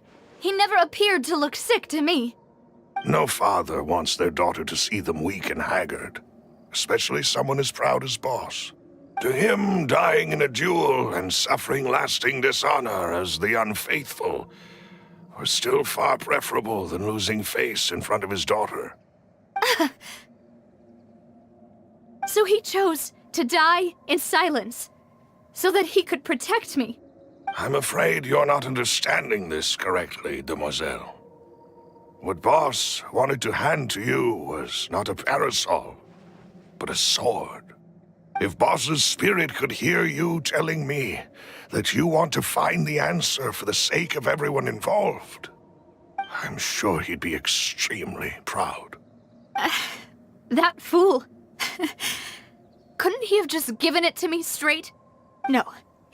He might have set up everything precisely because he never thought I'd be able to understand him. Is that the amount of confidence he had in me? And what if I was never able to make it to where I am now? Yeah. I suppose that's true. With the way he'd set things up, if I had wanted, I could have just lived out my life without a care in the world. But thankfully, he rarely talked to me about complex matters, and thus understood little of me as a person. In this case, he really didn't need to give me an easy way out. Malus, what was the key evidence that he shared with you? It's the location where Synth is produced. Essentially, it's the enemy's headquarters. When he was threatening the enemy, Boss didn't share the specifics of the incriminating evidence he found. But if you want to use it against the enemy, you'll still have to take several things into consideration. Why? If we know where the place is, can't we just go storming in? You mustn't forget that we're fighting against a mysterious and dangerous organization that's been in operation for decades. There's no telling what might be lying in wait at their headquarters. We also have no idea what kind of evidence we may be able to find inside, nor what people we may be able to capture. But a single visit to their headquarters would be tantamount to a formal declaration of war. The worst case would be that we leave empty-handed, but also open ourselves up to full retaliation. Then, in that case, why not work with the Fontaine authorities? Well, you saw one of them dissolve during Mr. Linney's case. We have no idea just how thoroughly they may have been infiltrated. Huh. That's true. Seems my father really had no choice. But things are different now. It should be a lot easier to prove the other side's guilt, now that we've connected Synth with the disappearances case. You sound like you've put a lot of thought into this, Malus. I am the butler, after all. I live but to serve the boss and Demoiselle's will. I've always been willing to take on any kind of risk for your sake. But considering my relative lack of ability, I've spent my time keeping secrets, performing basic investigations, and waiting for the right time to come. Thank you for all of that, Malus. Have you discovered anything new in the past few years? Let me think. One conclusion I came to was that the enemy must be quite familiar with Spina di Rosula, or at least have an informant planted here.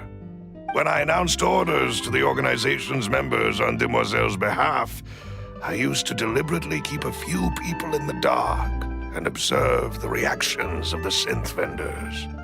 If the vendors didn't change their plans, then the individuals informed of our orders must be innocent. If the vendors packed up and fled, however, then someone must have given them the news. After several rounds of testing and investigative tracing, I've narrowed the suspect list down to 3 people.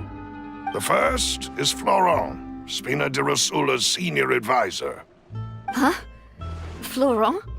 Yes, surprising, isn't it? He was one of the people Boss trusted the most, which also means that he was someone who understood Boss really well. Thanks to his position within Boss's innermost circle, he always knew our upcoming plans and could thus avoid capture this whole time. There's someone else like him too. Marcel, the head of Confrérie of Cabrières. Uncle Marcel. It's a guild in Poisson. Boss helped it to grow to its current size and prominence. In the beginning, they were only reselling some daily goods, but now they're one of the richest guilds around with a lot of business connections in the city. So, they're like a sister organization of Spina di Rosula? Yes, you can say that. When we were fighting against the synth dealers, they provided us with plenty of support. It's a bit difficult to imagine someone using their own money to hunt down themselves. The final suspect is Thierry, the man responsible for coordinating information between Spina di Rosula and the guards. Although the guards mostly leave us to our own devices, there are still many activities we have to report to the local authorities. Since Thierry is always in the know about our current activities, he could theoretically always plan one step ahead. I see. These are all people who I communicate with quite regularly. To think that the enemy we've been fighting against has been right next to me all along, among those I trust the most. It's almost too hard to believe. If you want to investigate them, please take every precaution to not alert the quarry. Judging from our experience, the enemy is extremely cautious. Of course. And thank you, Malus. You've provided us with a lot of great information. You're too kind, my lady. I'm just doing my duty. And before I forget, proving Boss's innocence would also mean clearing him of blame in Jacques' death. After that incident, Jacques' wife and daughter were taken into the Spina's care. They still live in Poisson today. If it might help, you could also pay them a visit. I can make the necessary arrangements. Aw, thank you so much, Malus. You really are the best. A new case awaits, my dear partner.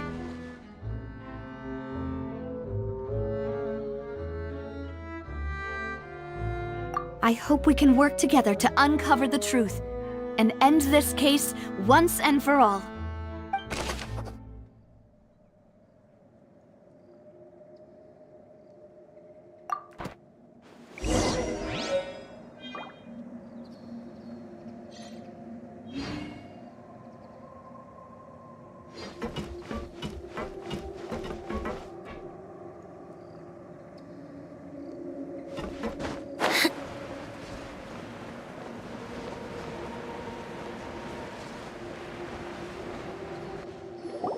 It is settled, then.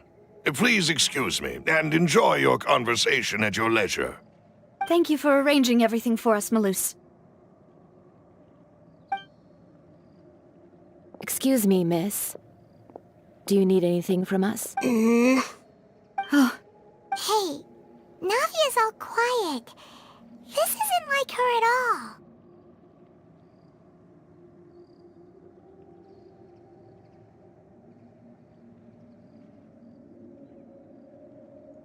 I'm sorry that I only came to visit after all this time. After what happened, I didn't know how I was supposed to face the two of you. Ah, if it's about that, there's no need to apologize. After my husband died, Spina di Rosula sent us a lot of mora and support. I understood your guilt and apology to be genuine. Aren't all of those things nothing compared to the loss of Jacques? I can understand the kind of pain that comes with losing a father so needlessly. You don't understand at all. I didn't know how to face you, because I didn't know what I could possibly bring as a consolation gift. I know only the full truth could bring closure to you. And to all of us. I'm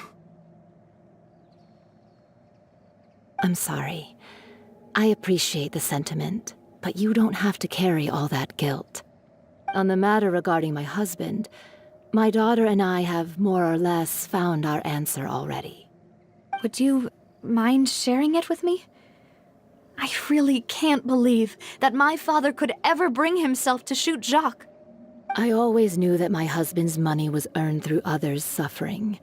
He told me countless times that if he could turn back the clock, he would never go into the synth business again. He had many regrets, and felt that he took the idea of providing for his family too literally. For the longest time, he thought Mora was everything. So when Mr. Callis came to him with a proposal, he accepted it almost immediately. He tried to be as careful as he could, but even so, he was still found out by the higher-ups. They found out about his betrayal? Papa didn't say that exactly, but Papa did tell me that I should never be ungrateful. Before he left that day, he told me that he had no choice. It was only later that I realized it was his final farewell to the two of us. I don't know that for sure, but you could say that's the conclusion I eventually came to. Which is why I'm the one who should feel guilty. Callis had always taken great care of us, even if he fired the shot that killed my husband, it was likely in self-defense. It is impossible for me to hate him for what he... But Mama, why is Papa still the bad guy if he did the right thing? Papa always wanted to be a good man, so why did he have to do a bad thing in the end? Well, things aren't always as they seem. You still feel like your... Papa was a good man, right? Yeah. Papa was a really good man. The best in the whole world. Then you should hold on to that. If a good man had to do a bad thing, then he must have, regardless of whether he left you a parasol or a sword. He must have done so to give you a better life. Oh. Thank you for everything you've told me. I will definitely find the truth. The current state of things is not something I'm willing to just sit back and accept. Thank you. I'm very grateful to hear this from you. Even though your personality is quite different from your father's, your determination when you speak is really similar. You really think so? That's the first time anyone said that to me.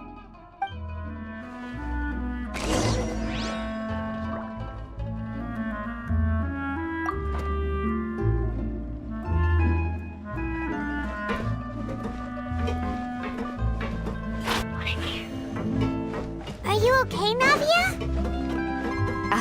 I'm fine. Don't worry. Let's investigate the 3 suspects next.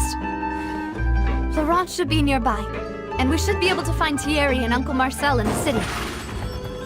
I'll get myself together on the way, so please don't worry.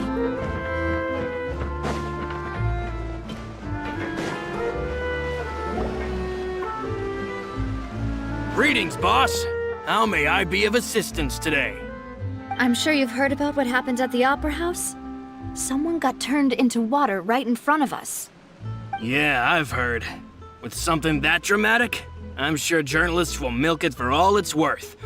And it'll be all the talk for the next several weeks. It also reminded me, on the day that the incident happened with my father, it was raining outside, and we found some clothes left at the scene. After my partner here put the dots together for me, I feel like we should try to reopen his case. Can you do me a favor and try to recall what happened that night? Let me think. Mr. Callis was feeling pretty upbeat that day. So he was drinking and bantering away with us at the table. After that, he told us that he wanted to go get some fresh air. So we let him go without thinking much of it. Who knew that we would hear 2 gunshots ring out right after? My first reaction was that Mr. Callus's life was in danger. So I grabbed my holster and made a mad dash toward the scene. But when I got there, it was already too late. Mr. Callus was standing over a dead body with a gun in his hands. All we could do was look back and forth at each other, not knowing what to say. So you also remember 2 gunshots then? Indeed. The guard said that the first shot didn't hit anyone. Reason being, Mr. Callus had left his gun on the table. I even made sure to confirm that before running, but according to the guards, that doesn't mean he couldn't have had other guns on his person. About the clothes left at the scene that you mentioned, do you think there was a 3rd person there who was turned into water? At least from our perspective, my father had no reason to kill. So he would also have no reason to bring an extra gun with him. The gun he was holding probably belonged to Jacques, or a 3rd person. Yeah, that makes a lot of sense. So you're saying Mr. Callus ended up with the gun because he seized it from one of the other guys? But hold on. If that's what had happened, then why didn't he share the truth with any of us? He didn't even want to face the Oratrice machine, and chose instead to prove his honor in a duel. Did he lose all faith in the courts after seeing someone dissolve right in front of his eyes? About that, Malouse told me a thing or 2. So, I think I can understand why he committed to the duel. I'll tell you everything. I understand. Then I'll leave. And if I may just say one more thing. The whole Callus the Unfaithful epithet. Many people have laughed at me for still calling him Mr. Callus. Even after, but it was Mr. Callus's trust that allowed me to rise through the ranks of Spina di Rosula. No matter what others might say, he'll always be the man I respect the most. Don't worry. I will you and all our...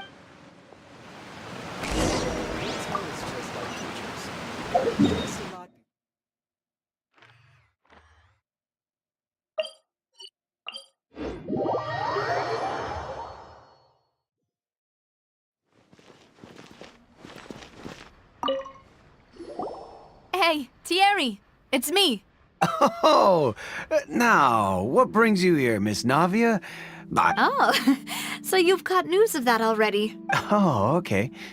Hey, I'm also a member of the guards, you know.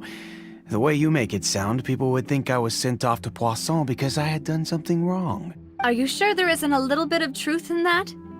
Under normal circumstances, shouldn't you have been called back to the city already? I mean, where I work is really up to me. Callus did a fantastic job running the town. Buildings, it would be next to impossible for me to find a similarly easy... Anyway, enough chit-chat. Are these 2 friends of yours?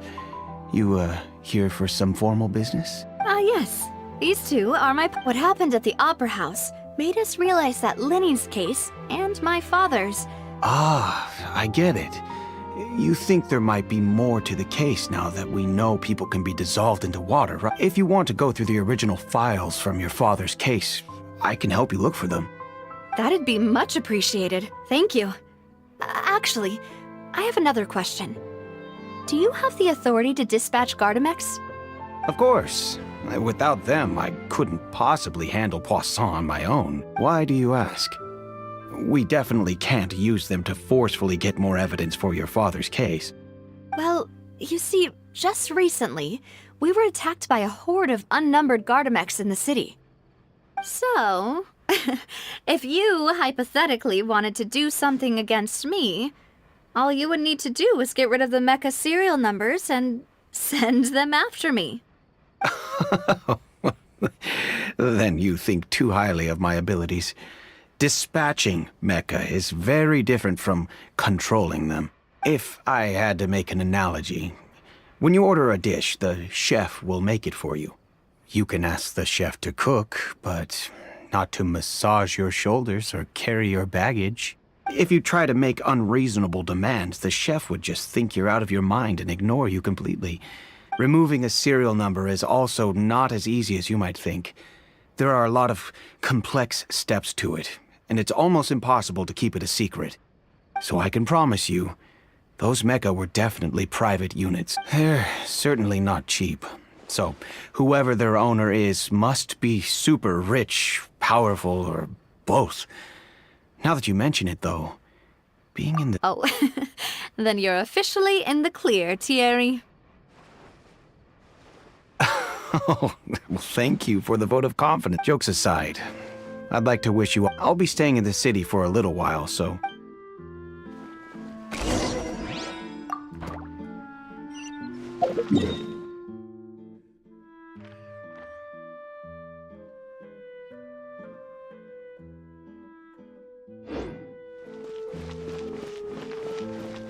Shake your hands, dirt!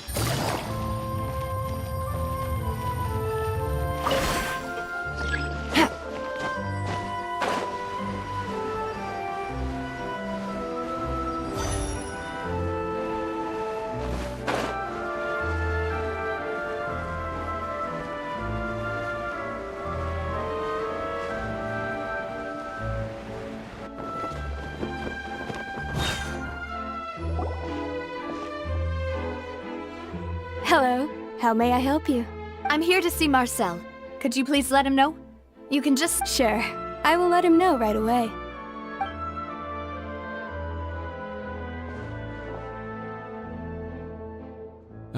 Navia, hello. Sorry to keep you waiting. I'm not as young as I used to be, so my legs are giving out a bit. Oh, it's all right, Uncle Marcel. There's no need to stress. I just wanted to talk to you briefly about what happened in the Opera House. I'm sure you saw everything too, right? Yes, I've never seen anything so strange. Oh, you were at the Opera House too? That's right. I went there with Navia to see the magic show. Who knew it would turn into a whole murder mystery?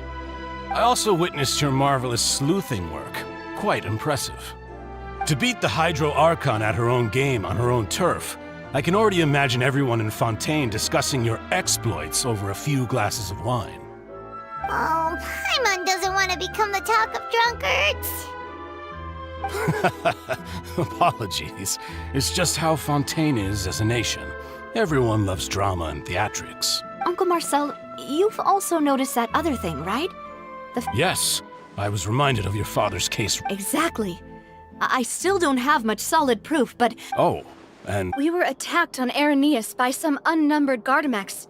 And there was also an attempt to get me to drink water from the primordial sea. If not for the vigilance of my partner, I probably wouldn't even be here talking to you right now. Oh, you're giving us too much credit. Wasn't it you who protected us? Alas, it seems things are heating up again. The peace that Callus sought so dearly will soon become a thing of the past. But rest assured, Navia, Poisson will always remain a safe haven for you. If you're scared, you can always return there. If anyone dares to lay their hands on you there, the Confrérie of Cabrières will use its funds to the last Mora to bring them to justice. Thank you, Uncle Marcel. But I don't intend to go into hiding. I'm going to strike while the iron's hot. Do you have any new thoughts on my father's case? About that. Sorry, the Confrérie was responsible for that banquet. Then I heard the sound of a gunshot, and the rest was history. Oh, it's okay. No need to push yourself. We'll ask around some more. See if there are any valuable... Sounds good. Just let me... All my wealth comes from Callus's patronage and support. I'll spec... And however much it takes...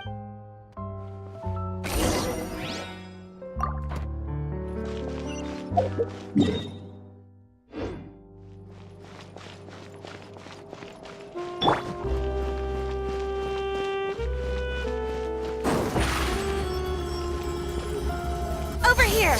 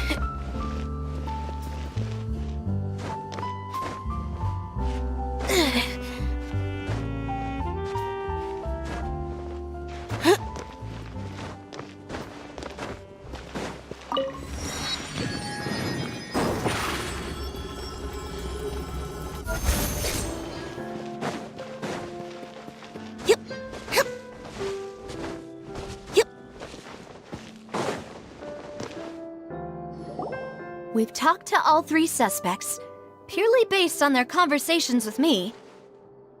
None of them sounded particularly suspicious. I suppose that's to be expected, though. If a single conversation's all that's needed to find them out, then my father wouldn't have needed to investigate the case for so many years. Anyway, even though we didn't make a breakthrough, let's still compile what we were able to find. But where should we start? Ah, you're right! Flora mentioned that, Cal. According to Jacques' family members, he already told them that he had been discovered, and that he had no choice before he left home that day. If I had to guess, he probably received an order from the synth boss to kill my father. So, Jacques fired the first shot? Oh? And why is that?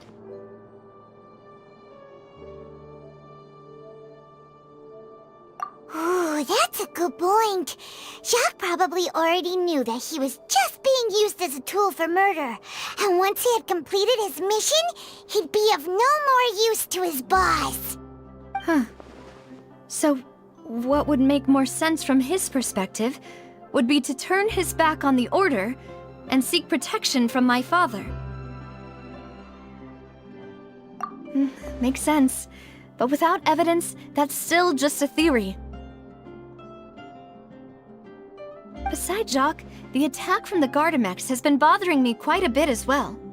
It's obvious that our enemy has become more antsy after the secret of the primordial seawater was revealed. Do you think he knew, even then, that we'd follow this lead to the end? Given everything that's happened since, it's quite possible. But who among the 3 suspects would have the ability to control privately owned Gardamex?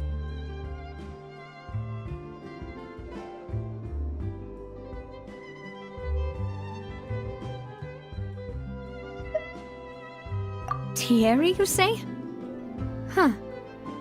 It is possible that he's figured out a way to convert the Gardamex for personal use. But I didn't feel like he was lying when he was talking to us about the mecha. I also don't think he'd be able to keep that kind of tampering under wraps. Yeah, had he actually tampered with the mecha, we'd be able to prove it with a simple check of the guard's inventory.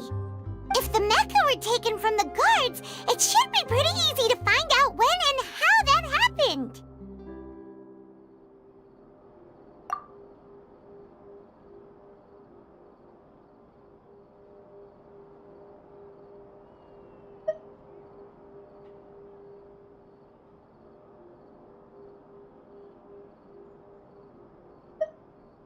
Florent? It is true that he was closest to my father, and thus had the best chance of learning about his dealings with Jacques. But as Spina di Rosula's advisor, his work mostly deals with personnel and security. So you're saying he's too broke to afford a mecha army? Exactly. He can't. And even if he could, I don't think he would be able to dispatch a whole group so quickly. Uncle Marcel? My father did really trust him, and with funds from the Confrérie, he could also afford a large number of Gardamex. It's still really hard for me to imagine, though. After all, Uncle Marcel has been around since I was just a child. Also, wouldn't this mean he has been spending a whole lot of mora and energy to fight his own? Who could it be?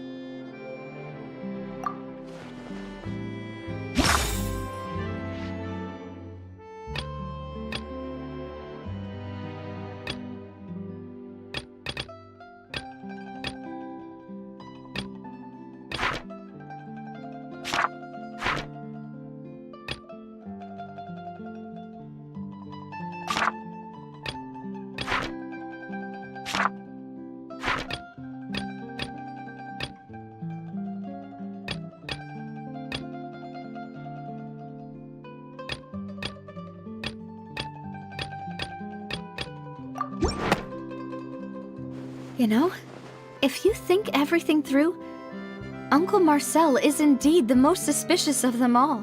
Could we be missing other suspects? Malus didn't know about the people turning into water thing when he narrowed it down to these 3, did he? Malus has always been very reliable, and his judgment of others' trustworthiness has been fair and well considered. When he laid out his case for the three, the rationale he gave me made a lot of sense as well. The suspect is knowledgeable about the Spina's internal affairs, has the means to dispatch Mecha to assassinate us, and possesses significant intellect and foresight.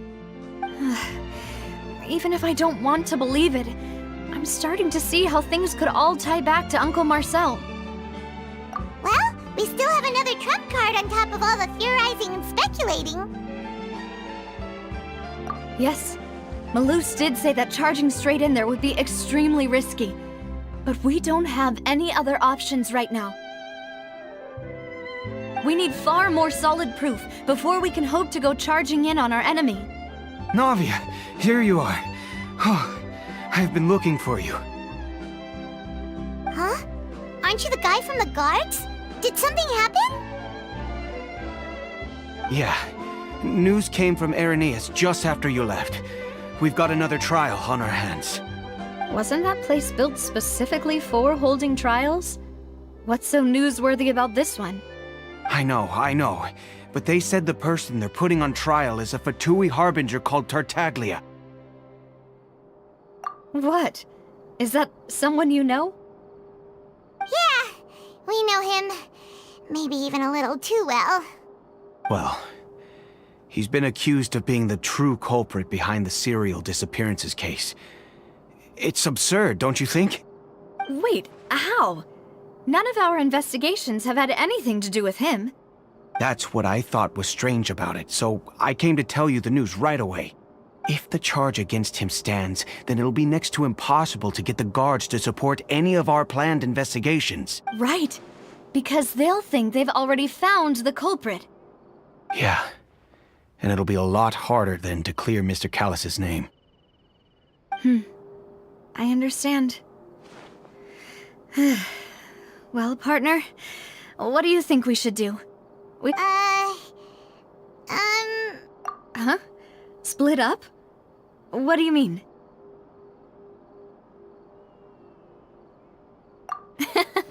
Just as expected of my partner.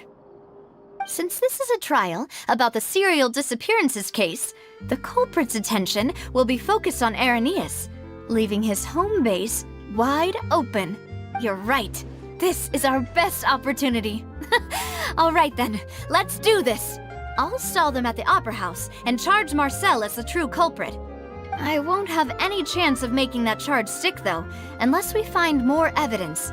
It'll be— We'll help you! Demoiselle, please allow us to accompany you. I'm ready. Ah, Malus, Silver. When did you two get here?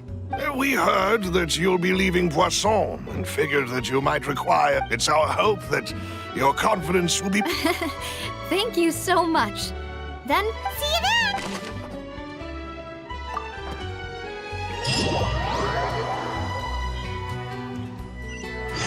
Now that Navia has set out for Irenaeus, we should also get going. The location has already been marked on the map, so let's head over. According to Malus's info, the synth production base is underwater. Let's go and try to find the entrance.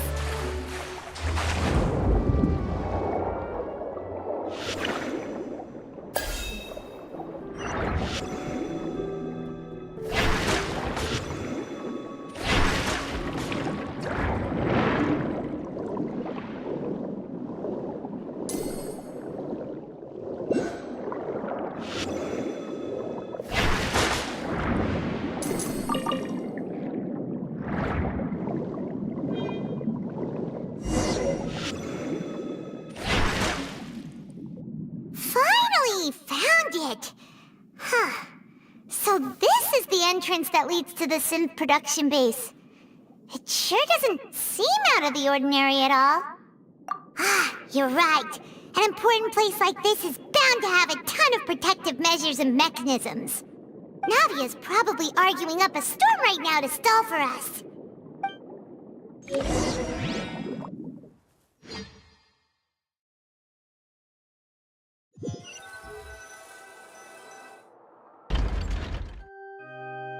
It would appear that I must repeat my question again, Mr. Tartaglia. Do you accept the charge that you are the true culprit behind the serial disappearances case? To be perfectly honest, I don't understand your country's complicated court system, or the reason why I'm being charged with something I've never even heard of. However, I did hear that people who have been charged can choose to participate in a duel to clear their name. Is that right? In which case, as long as I accept the charge, I can have an all-out fight with that champion duelist Clorend, right? I've got to admit, that's one of the most enticing offers I've ever received. When I privately sparred with her last time, she was obviously holding back. Real disappointing. Hey! Don't you understand? You're currently the prime suspect for a major case. This isn't the place for you to be looking for fights. Oh? Sounds like the Hydro Archon wants to lecture me on the ways of the Opera House. Then why don't you duel me too? I'm the kind of student that learns best in the heat of battle. No. That's not what I meant. Alas, it would appear that communication with the defendant is going poorly, and we have made very little progress. In that case, let me explain everything from the very beginning again. The goal of this trial is to determine the culprit behind the serial disappearances case. That case had nothing to do with him! You've got the wrong man! Huh? What's going on? Why is she interjecting again? I told you it couldn't be one of the Fatui harbingers. Miss Navia, this is the second time you've interrupted the court proceedings. I only tolerated your behavior last time because you were able to provide the court with a key eyewitness. But that was an exception rather than standard court protocol. I can very well charge you with contempt of court for your interjections. Oh, please. Did you ever think I had any respect for this place's pointless theatrics? We can put that discussion aside for now. I'm not here to argue with you. I'm here to charge the true culprit behind the serial disappearances case. And if my charges prove true, then Tartaglia here will be proven innocent by default, correct? Oh, a young lady has charged in and offered to clear my name. How fascinating. Well, I'd gotten half bored to death by all these rules and procedures anyway, so I'll take you up on that offer. So, Your Honor, is there nothing else for me to do now? You may take a seat for now in the audience, but that doesn't mean the suspicions against you have been lifted. Now then, Miss Navia, who is the person you would like to charge instead? That person is...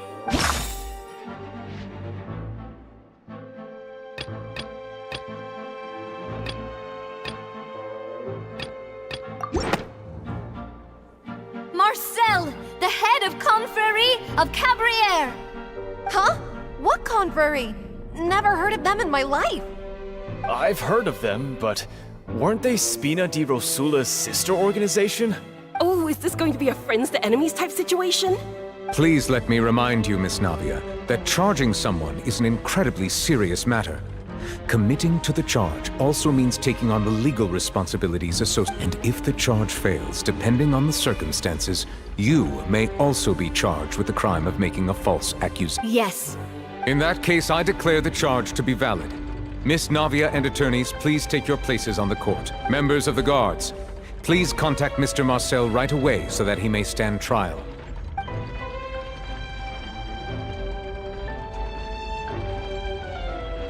Mr. Marcel, you will not require an attorney.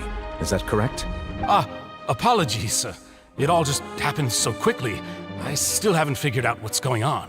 I think an attorney won't be necessary. This is probably just a misunderstanding between me and Navia. Very well.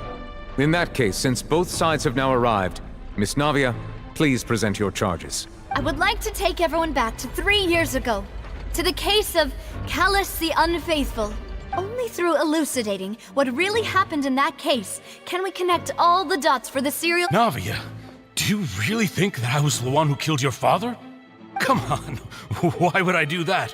Callus was my benefactor, and remember both you and I only ran to the scene when we heard the sound of a gun. If that's enough to make me a suspect, wouldn't that make everyone at that banquet a suspect as well? I think there's no point in getting into the specifics right now. The audience doesn't even have the big picture yet. Even I'm struggling to remember some details of that case. Exactly correct, Your Honor. I must refresh everyone. I see. In which case, I will recount the findings about that case as originally recorded by Maison Gardiennage.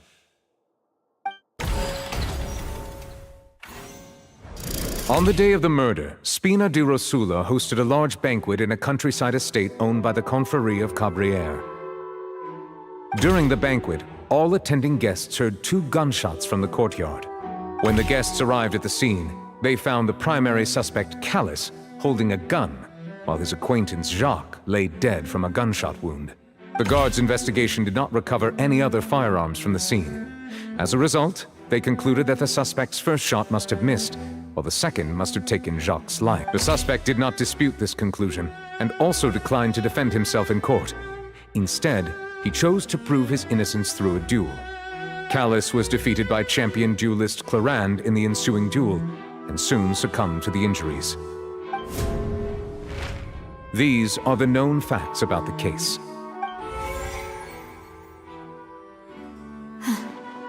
The one with the motive to kill was Jacques, not my father. And even so, Jacques still had no reason to pull the trigger.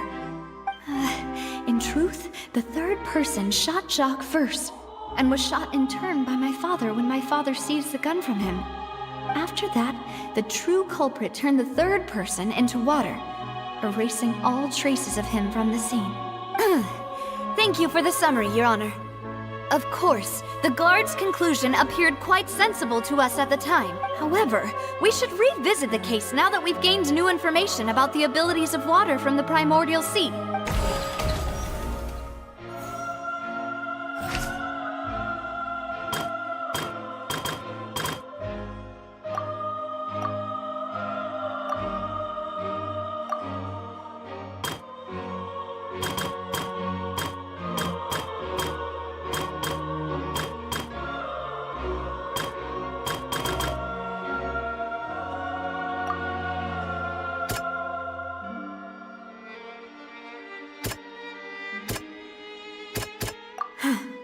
Something's not right.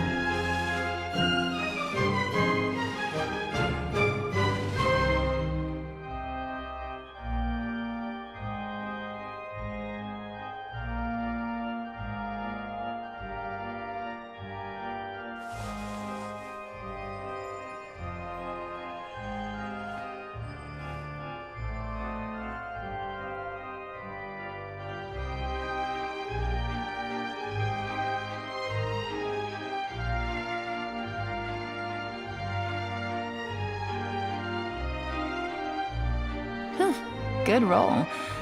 All right, maybe I'll take one more day off and knock out the rest of the work once I'm feeling up to it.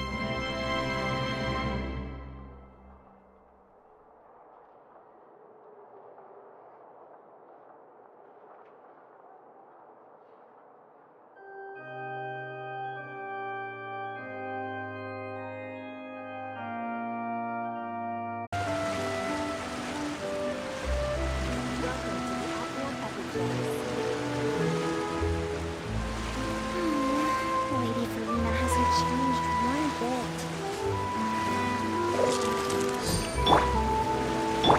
Scratch! Over here!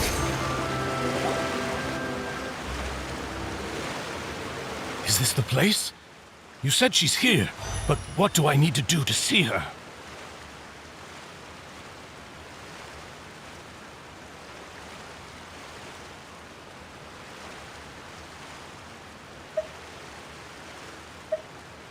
Yeah, and even Paimon could hear her after drinking that thing. Didn't you just drink a lot of it on the stage as well? Oh, in that case... Vache! Ah! Yes, that's it! So you heard it too! Vinier, it's me! It's me, Vache! Vache? Vache! I'm here! I'm here! Where are you, Vinier? I'm coming for you. I'm finally here for you. Hey, wait! Be careful! Hey, wait! Vinier, is that you? It's me, Vache! Vinier! Vache? Why did you come? Didn't I say? You don't need to look for me. You look a lot older than I remember. How long has it been? It's been more than 20 years. I've suffered for over 20 years since the day you left. All this time, only the thought of bringing you back has kept me alive. Nothing else mattered to me. I must be dreaming.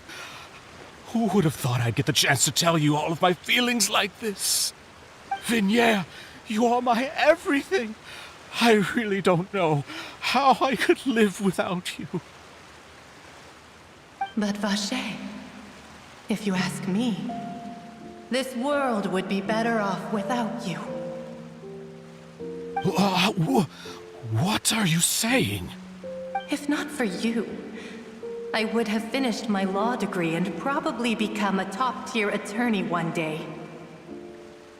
If not for you, I would have continued to pursue my love of the arts, and my works would have been displayed in the Palais Mermonia itself. If not for you, I would at least have been able to take care of my mother. And she would not have grown old and died alone, with nothing but the tears on her cheeks. It's all because of your selfishness, Vache. It's all because of you. You... Wait, you are not Vinier. Who are you? You're right. I am not Vinier. I am the sacrifices. Every woman who died by your hand, as our bodies dissolved, our consciousnesses flowed back to the primordial sea. Our thoughts circulated endlessly within the primordial sea, and we were no longer individuals, but we became one, just as streams of water come together in the sea. I'm Cressy. I'm Lemony. I'm Azine. The only one I am not is Vinier. Why? But then, where is Vinier? She doesn't want to see you anymore. Every tendril of her consciousness is avoiding you. This is what you get for your selfishness. Your selfishness robbed us of our lives and our futures. You said time and time again that you'd do any and everything for her. But did you ever consider whether she'd want to see you do the things that you did? If she would despise you for what you became?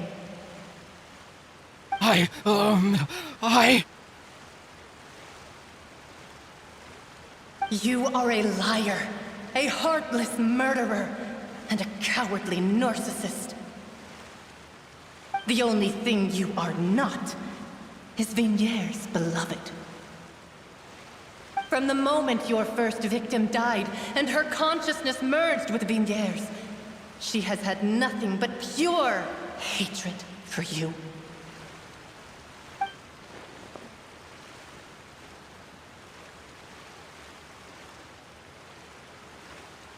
No! Yeah! She can't hate me. Let me see her, please! Have mercy! You still don't understand. When I said don't look for me, that came from the real Vigniere. She really doesn't want to see you anymore. But on top of that, she also said that because it's her final drop of pity for you. She said that because she knew that if you did come here, we will show no mercy to you. Vache. Vache? Vache? Vache. Vache. Vache. Vache. Drown.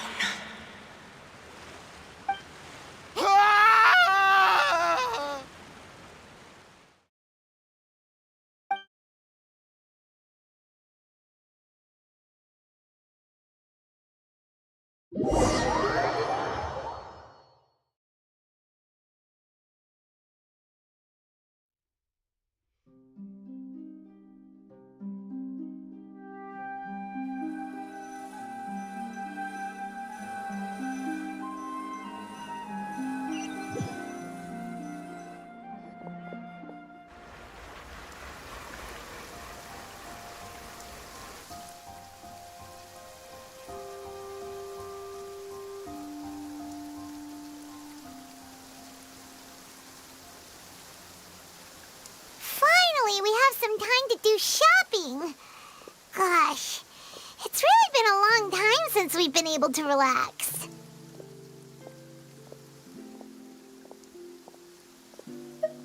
Huh. Well met, partner. I knew something great was going to happen when I woke up in such a good mood today. Even this weather can't put a damper on the demoiselle's mood. It's a pleasure to see you both again. It's been a few days. Paimon's already started to miss you. Oh, now that I believe. I'm easy to work with and always bring home the bacon.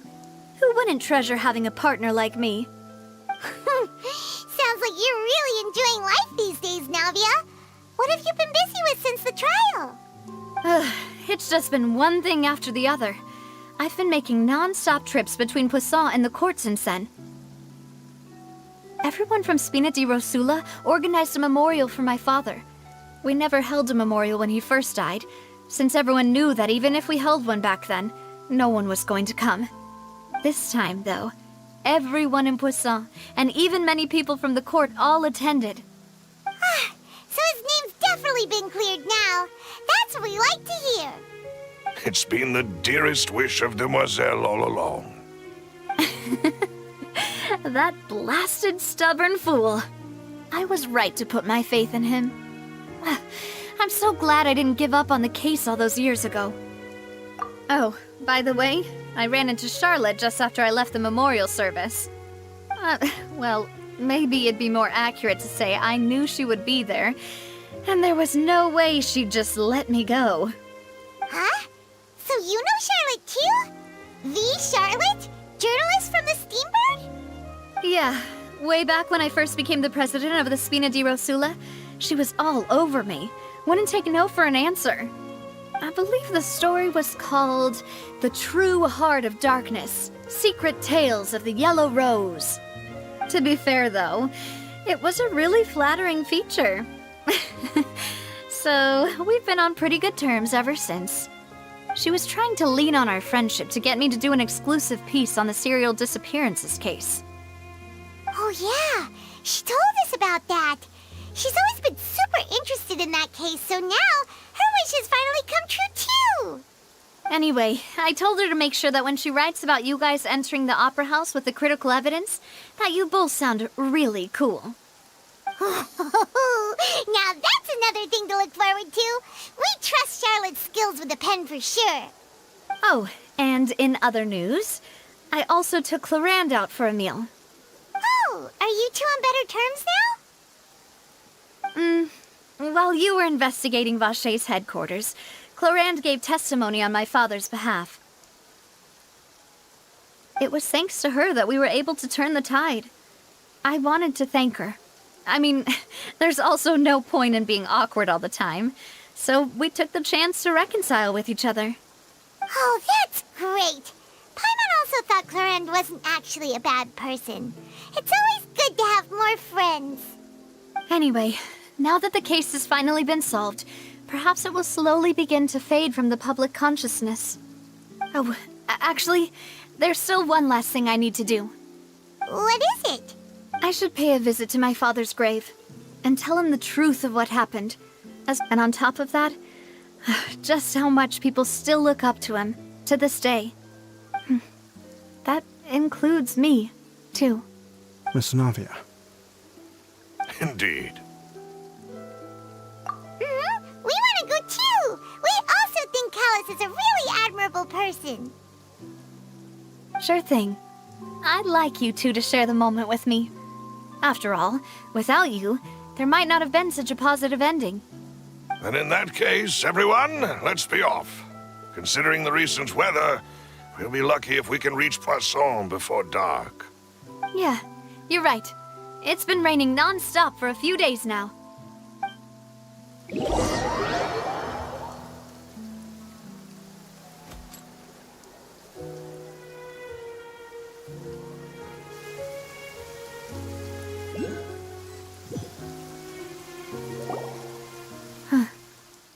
This is where my father's grave is. To be perfectly honest, even I haven't been back here for a long time. Huh? There's someone there already.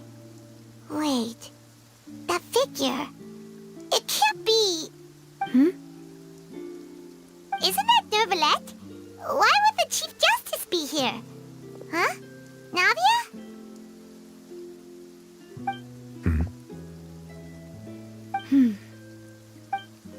My apologies. I should have asked before coming to pay my respects.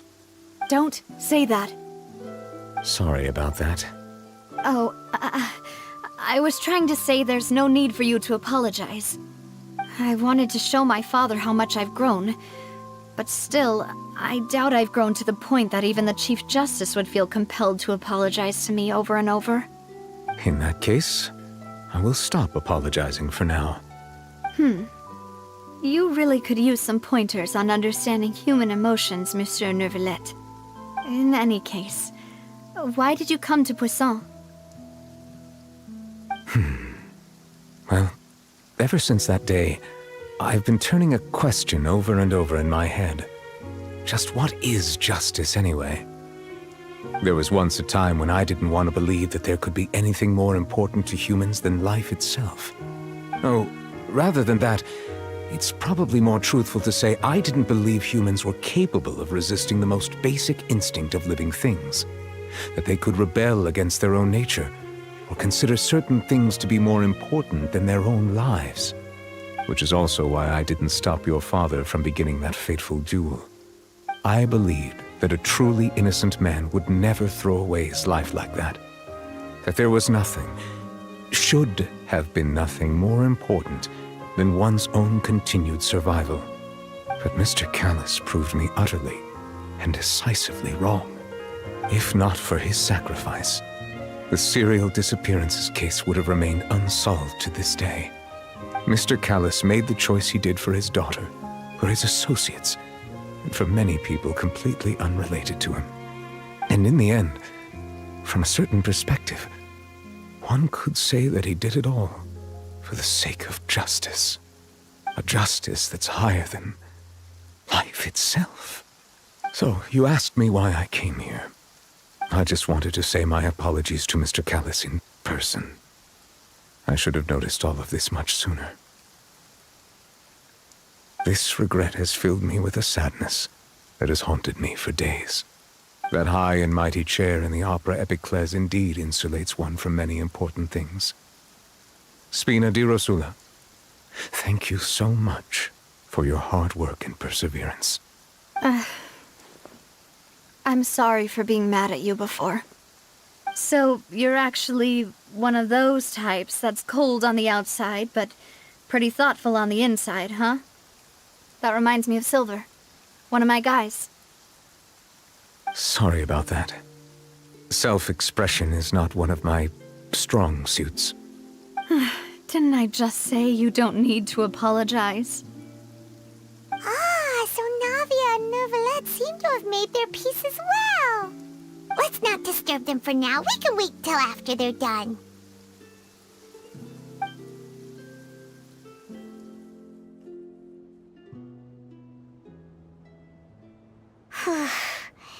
Paimon's never paid respects at someone's grave before. Did Paimon do anything rude there? Huh? Oh, Paimon didn't know that was a thing. But Paimon doesn't know what she would do if she can't fly. Oh no. Paimon hopes Miss Navia won't be too mad. Anyway, Neuvillette is still standing around there.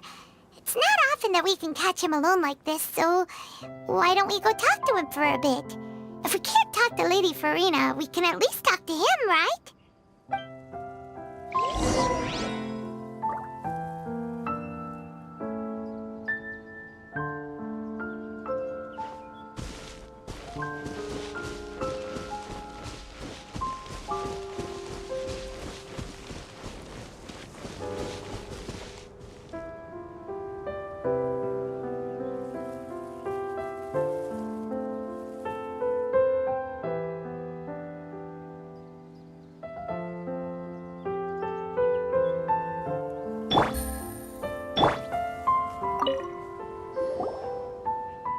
Oh, it's you two. Did Miss Navia invite you to come pay your respects to her father? Mm-hmm. We ran into Navia on the streets today, so we just followed her here. I see. Then is there something that I can help you with? Well, it's pretty hard to run into you like this since you're usually super busy. So we figured we could try to ask you a few questions, if that's okay. Please feel free. Though outsiders, you helped us solve one of the greatest mysteries in Fontaine, and it would be my pleasure to return the favor.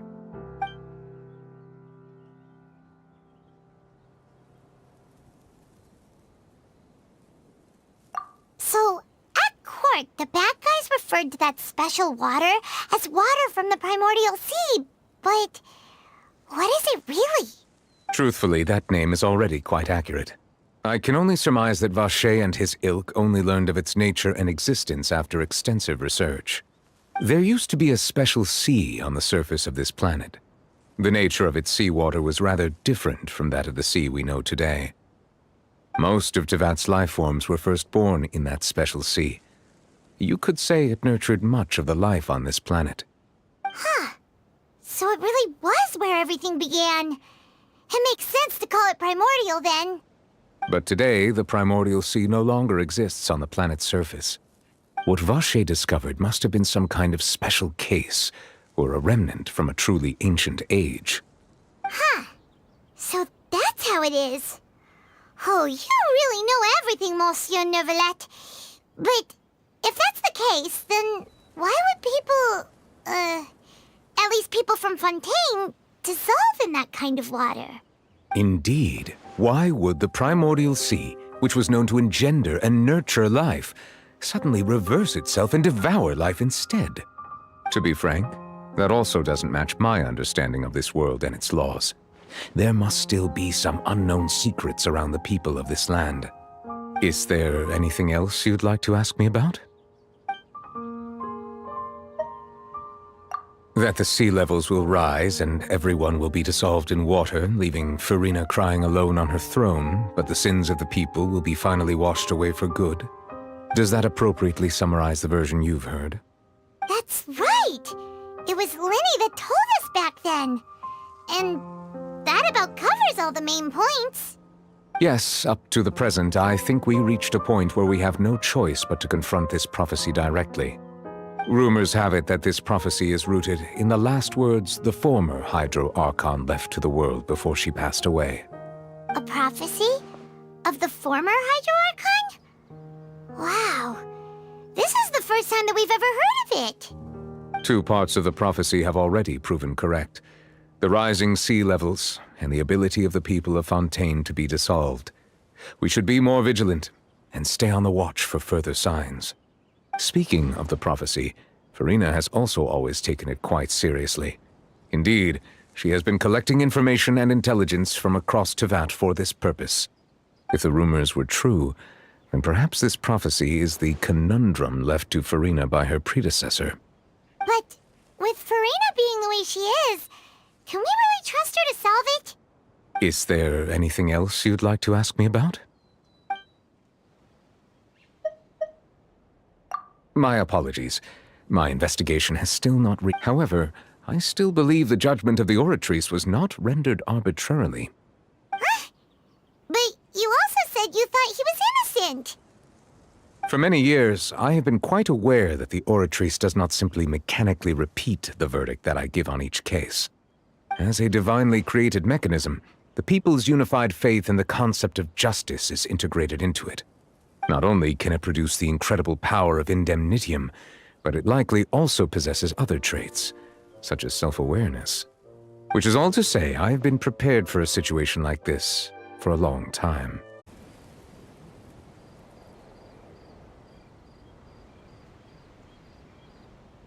When the sun's out, bathe in sunlight. But when the moon's out, bathe in moonlight.